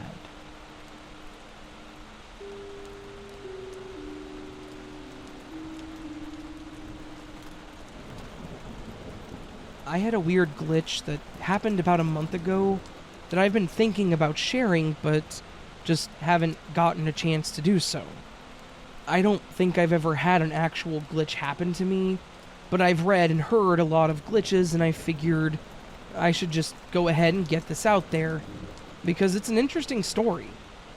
It was a very weird and insignificant glitch, but to me, it was bizarre. A few weeks ago, my dad and I went out to have a daughter and dad date together. We're really close, and we've decided that we need to spend a couple of days a month together to make sure that we stay close. On this particular day, he was the one driving everywhere. We went to see a movie, and then went out to have lunch together, and we were trying to decide if we wanted to go somewhere else, or if we were just going to go ahead and end the day together. My dad mentioned that he wasn't feeling the best, so because of that, I mentioned that we should just go ahead and wrap up our day together. He agrees, and we start heading toward the highway so that he can take me home. At this point, my friend texted me something, and I was sitting there reading it, and as my brain does, I started thinking about the fact that I needed to turn in my rent, and that I needed to do so that day. I didn't say anything about it. I just thought it to myself as I glanced up at the entrance ramp to the highway. Then, within no more than 5 seconds of me thinking that, my dad turns and says, "We can go get your rent turned in. I don't mind." At first, I just nodded and said, "Okay, cool, thanks." But it hit me pretty quickly that, at no point, did I say anything about the rent. I paused and slowly looked over at him, and asked how he knew that I needed to turn in rent. As soon as I asked him, I noticed that he went a bit pale and slowly turned the wheel to stop on the shoulder of the highway. The look on his face was genuinely terrifying. He looked like he had seen a ghost, or like he was having a panic attack or something. He just kind of sat there for a moment and stared at the windshield, and I asked him if he was okay. He looked at me and said, "You didn't say anything about your rent, did you?" I confirmed that I hadn't. He then told me that he had no idea how he knew that I needed to turn in my rent. He was just watching the road as he was driving, and it felt like his brain got warm. And he then said that we could go turn in my rent without thinking.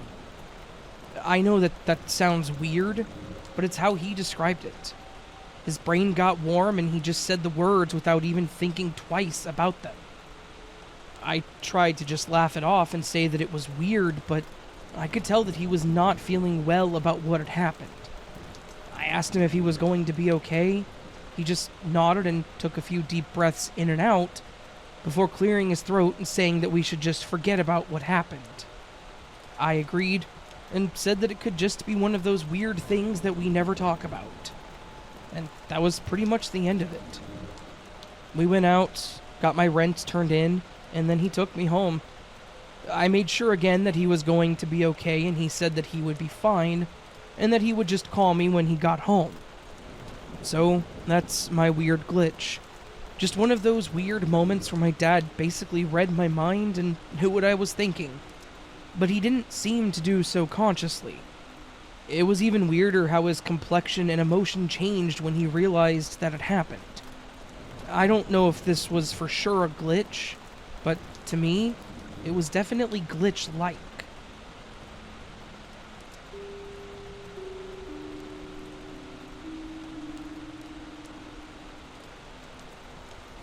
As with many others, I've always been a lurker when it comes to Glitch in the Matrix stories.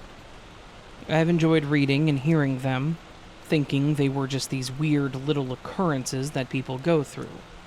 I look at it as a strange little rabbit hole that you can get lost in, but I never thought that I would have a glitch to share. Yet, here I am. This left me honestly dumbfounded and confused, but maybe someone can offer up an explanation for what it is that happened. This actually happened a couple of weeks ago. It was a Friday night, and I was about to have a fun weekend with one of my girlfriends. We were both off the following week, so, admittedly, we were going to overdo it. We were staying home, though, so it wasn't like we were going to be a problem, just really messed up and sitting in my living room. My girlfriend, Sammy, came over, and she asked me if I'd gotten her peach schnapps. I'd completely forgotten to get them, and she'd forgotten to remind me, so before we started, we made a trip to the liquor store. We got there, got the bottle, the last one on the shelf, mind you, went to the counter and had small talk with the cashier. I paid for it. We walked out and got right back on the road. It's not a long trip, only about 10 minutes, and about halfway back, Sammy opened the bag to look at the schnapps. And it wasn't peach. I glanced over and she made a comment about how we grabbed the wrong thing. The thing is, that's not possible. We grabbed the last peach schnapps on the shelf, which is a slightly peach-tinged clear color. The bottle she was holding was sour apple flavored, which was a very bright green. Not to mention, I don't even like apples, and I wouldn't have accidentally grabbed it. I asked Sammy if she wanted to head back to the store and get the peach schnapps, and she said that it was fine, and that maybe she would like what we grabbed. I told her that we could go back if she wanted, but she again said no, that it was fine. I said okay, and we continued heading home. That, however, is only half of the glitch. The bottle changing to something else. It actually got even more strange. When we got back to my house, I walked into the kitchen and there was a bottle of her peach schnapps sitting on the counter. She made a comment about how I told her I didn't have any, and I said that I didn't, and that I had no idea where that bottle had come from. I don't keep a ton of liquor in my house because I'm not a super heavy drinker, unless it's an event like this. So I only had 1 or 2 bottles in my house. So it wasn't like this could have just been missed or looked over. It was sitting on the counter right up front. Weirder still, this bottle was sealed. The plastic ring around the cap hadn't been broken yet, so it was brand new. Sammy laughed it off and told me I was losing it, but I'm seriously confused. I didn't have any of this in my house prior, yet there it was. I know that we grabbed what we meant to grab at the store, yet it seemingly changed halfway home. How was any of this possible beyond me, as she said, losing my mind? I'm pretty sure my brain is still stable, so I'm just accepting that this was a really weird thing that occurred. I can't make heads or tails of it. It was creepy, it was weird, and it left me in a weird bit of, what?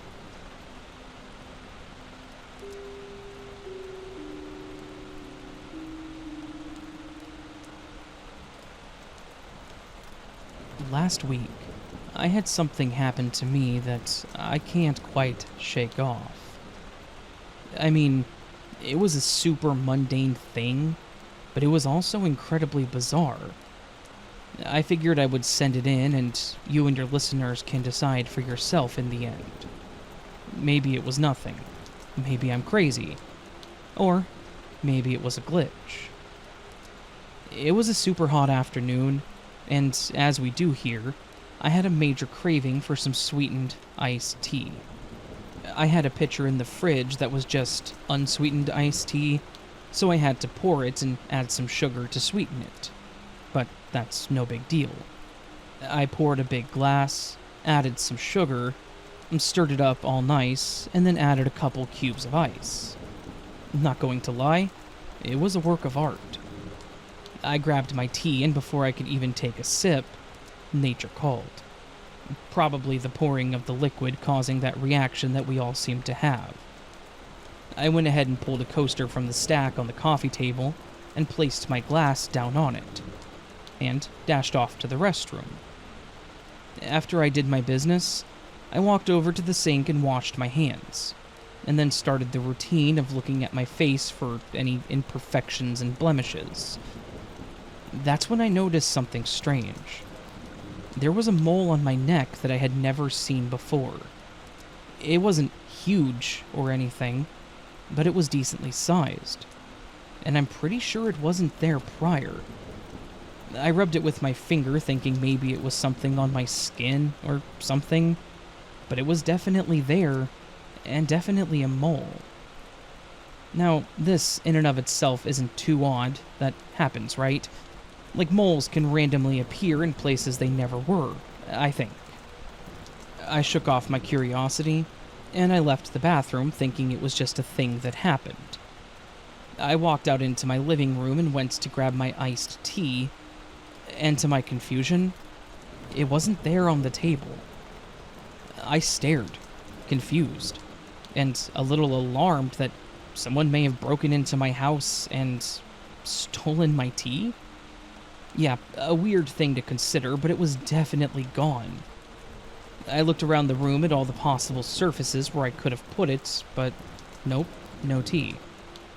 I thought that maybe I had brought it with me into the bathroom, which is something that I would never do, but it clearly was not in the living room. Of course, I checked, but no tea there either. Feeling a bit frazzled, I went back to the kitchen thinking maybe I just left it in there and didn't realize it. And sure enough, my cup was on the kitchen counter. But the cup was completely empty and dry, and the pitcher was full to the brim. It was as if I had never poured the glass of tea at all. I just stood there frozen, trying to make sense of what had just happened. Had I imagined pouring the tea? Had my actions somehow been reset or undone? I glanced up at the window and saw my reflection, once again noticing that mole on my neck. And honestly, a chill went down my spine. This was a really small glitch, but the two things going together like this, within a few minutes, it was kind of creepy for me. Nothing else feels different, and yet I can't shake that feeling that something inexplicable happened in those very brief moments. But again, I don't know. I don't know what this was. Did something happen while I was in the bathroom? Did I jump timelines or realities or whatever you call it? Everything else is as it always has been, but these two little things were just so weird to me.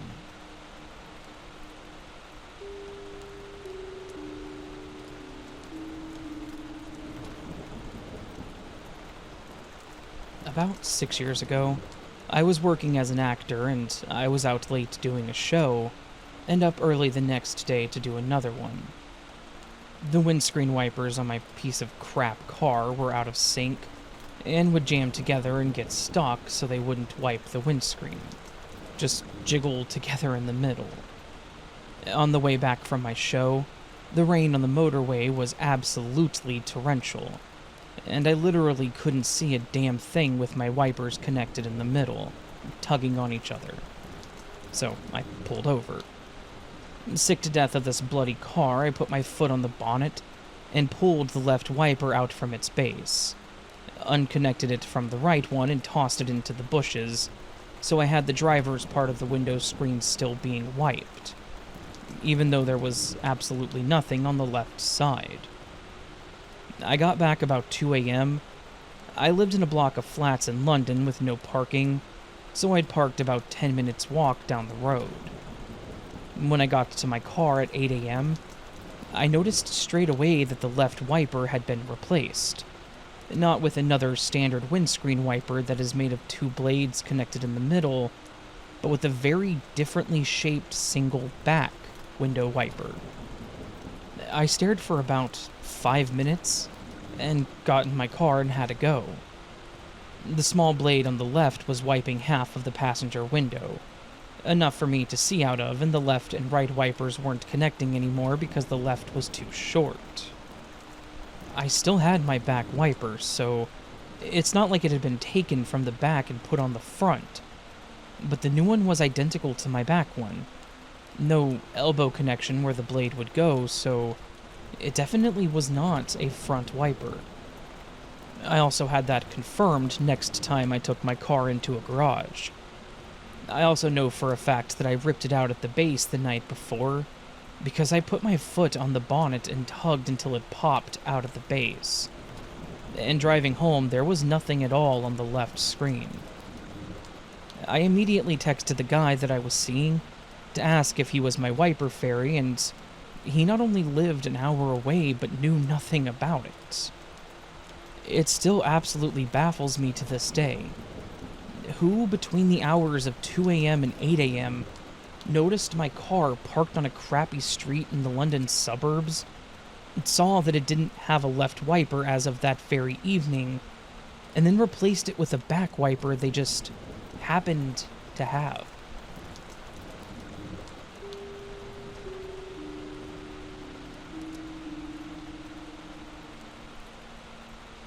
So, this is a timeline that is strange. My current boyfriend and I met in August.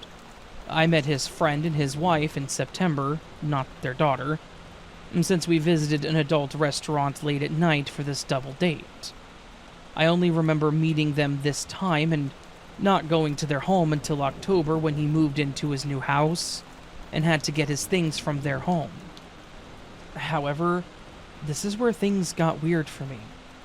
When we went to his best friend's house to pick things up that he had stored in his friend's basement while he found a house, my boyfriend walked away while I parked the car, and I had no idea which house was theirs. I had to wait for him to come back up to get me to figure it out. Then, when we went inside, his friend's daughter ran up to me. I don't remember knowing her, but kids are strange. But then the wife asked me how I liked her decorations. I was confused because I had no idea how I would have known her decorations were new, as I had never been to their house. All of them acted like I should have known, 1, their home location, 2, that I'd met their daughter, and 3, would be able to see the difference between old decorations and new. I was confused, but didn't think much of it. Kids will run up to strangers, and maybe it was easy to tell the others had I paid more attention. But, turns out, there's a date which I have no memory of. My boyfriend and I and their little family all tried to go bowling but couldn't go. We went to a buffet to eat, and even hung out in their house for a bit. Hence why I should have known the location of the house or met their child. Now, while I have a great memory, I played with the possibility that I simply forgot. However, my boyfriend and them have no proof that this happened. Had we gone to the buffet, my boyfriend would have paid. He never uses cash, and there is no charge on his only 2 cards for the date. Also, I have pictures of almost every day that this could have possibly taken place, and nothing. Each day is accounted for, and no picture of the date either. It's rare that I don't take pictures on our dates, especially if food is involved. But all days that this date could have taken place, I have either a selfie or other pictures proving that I wasn't anywhere near him. And the tracking of Google Maps also backs up that this date never happened. It seems like all 4 of them, for some reason, come from a timeline where this date took place. I wonder why they all jumped, and I'm kind of anxious now. I never forget things like this, but to have no proof of the date really solidifies that I'm not just forgetting. In this timeline, it didn't happen.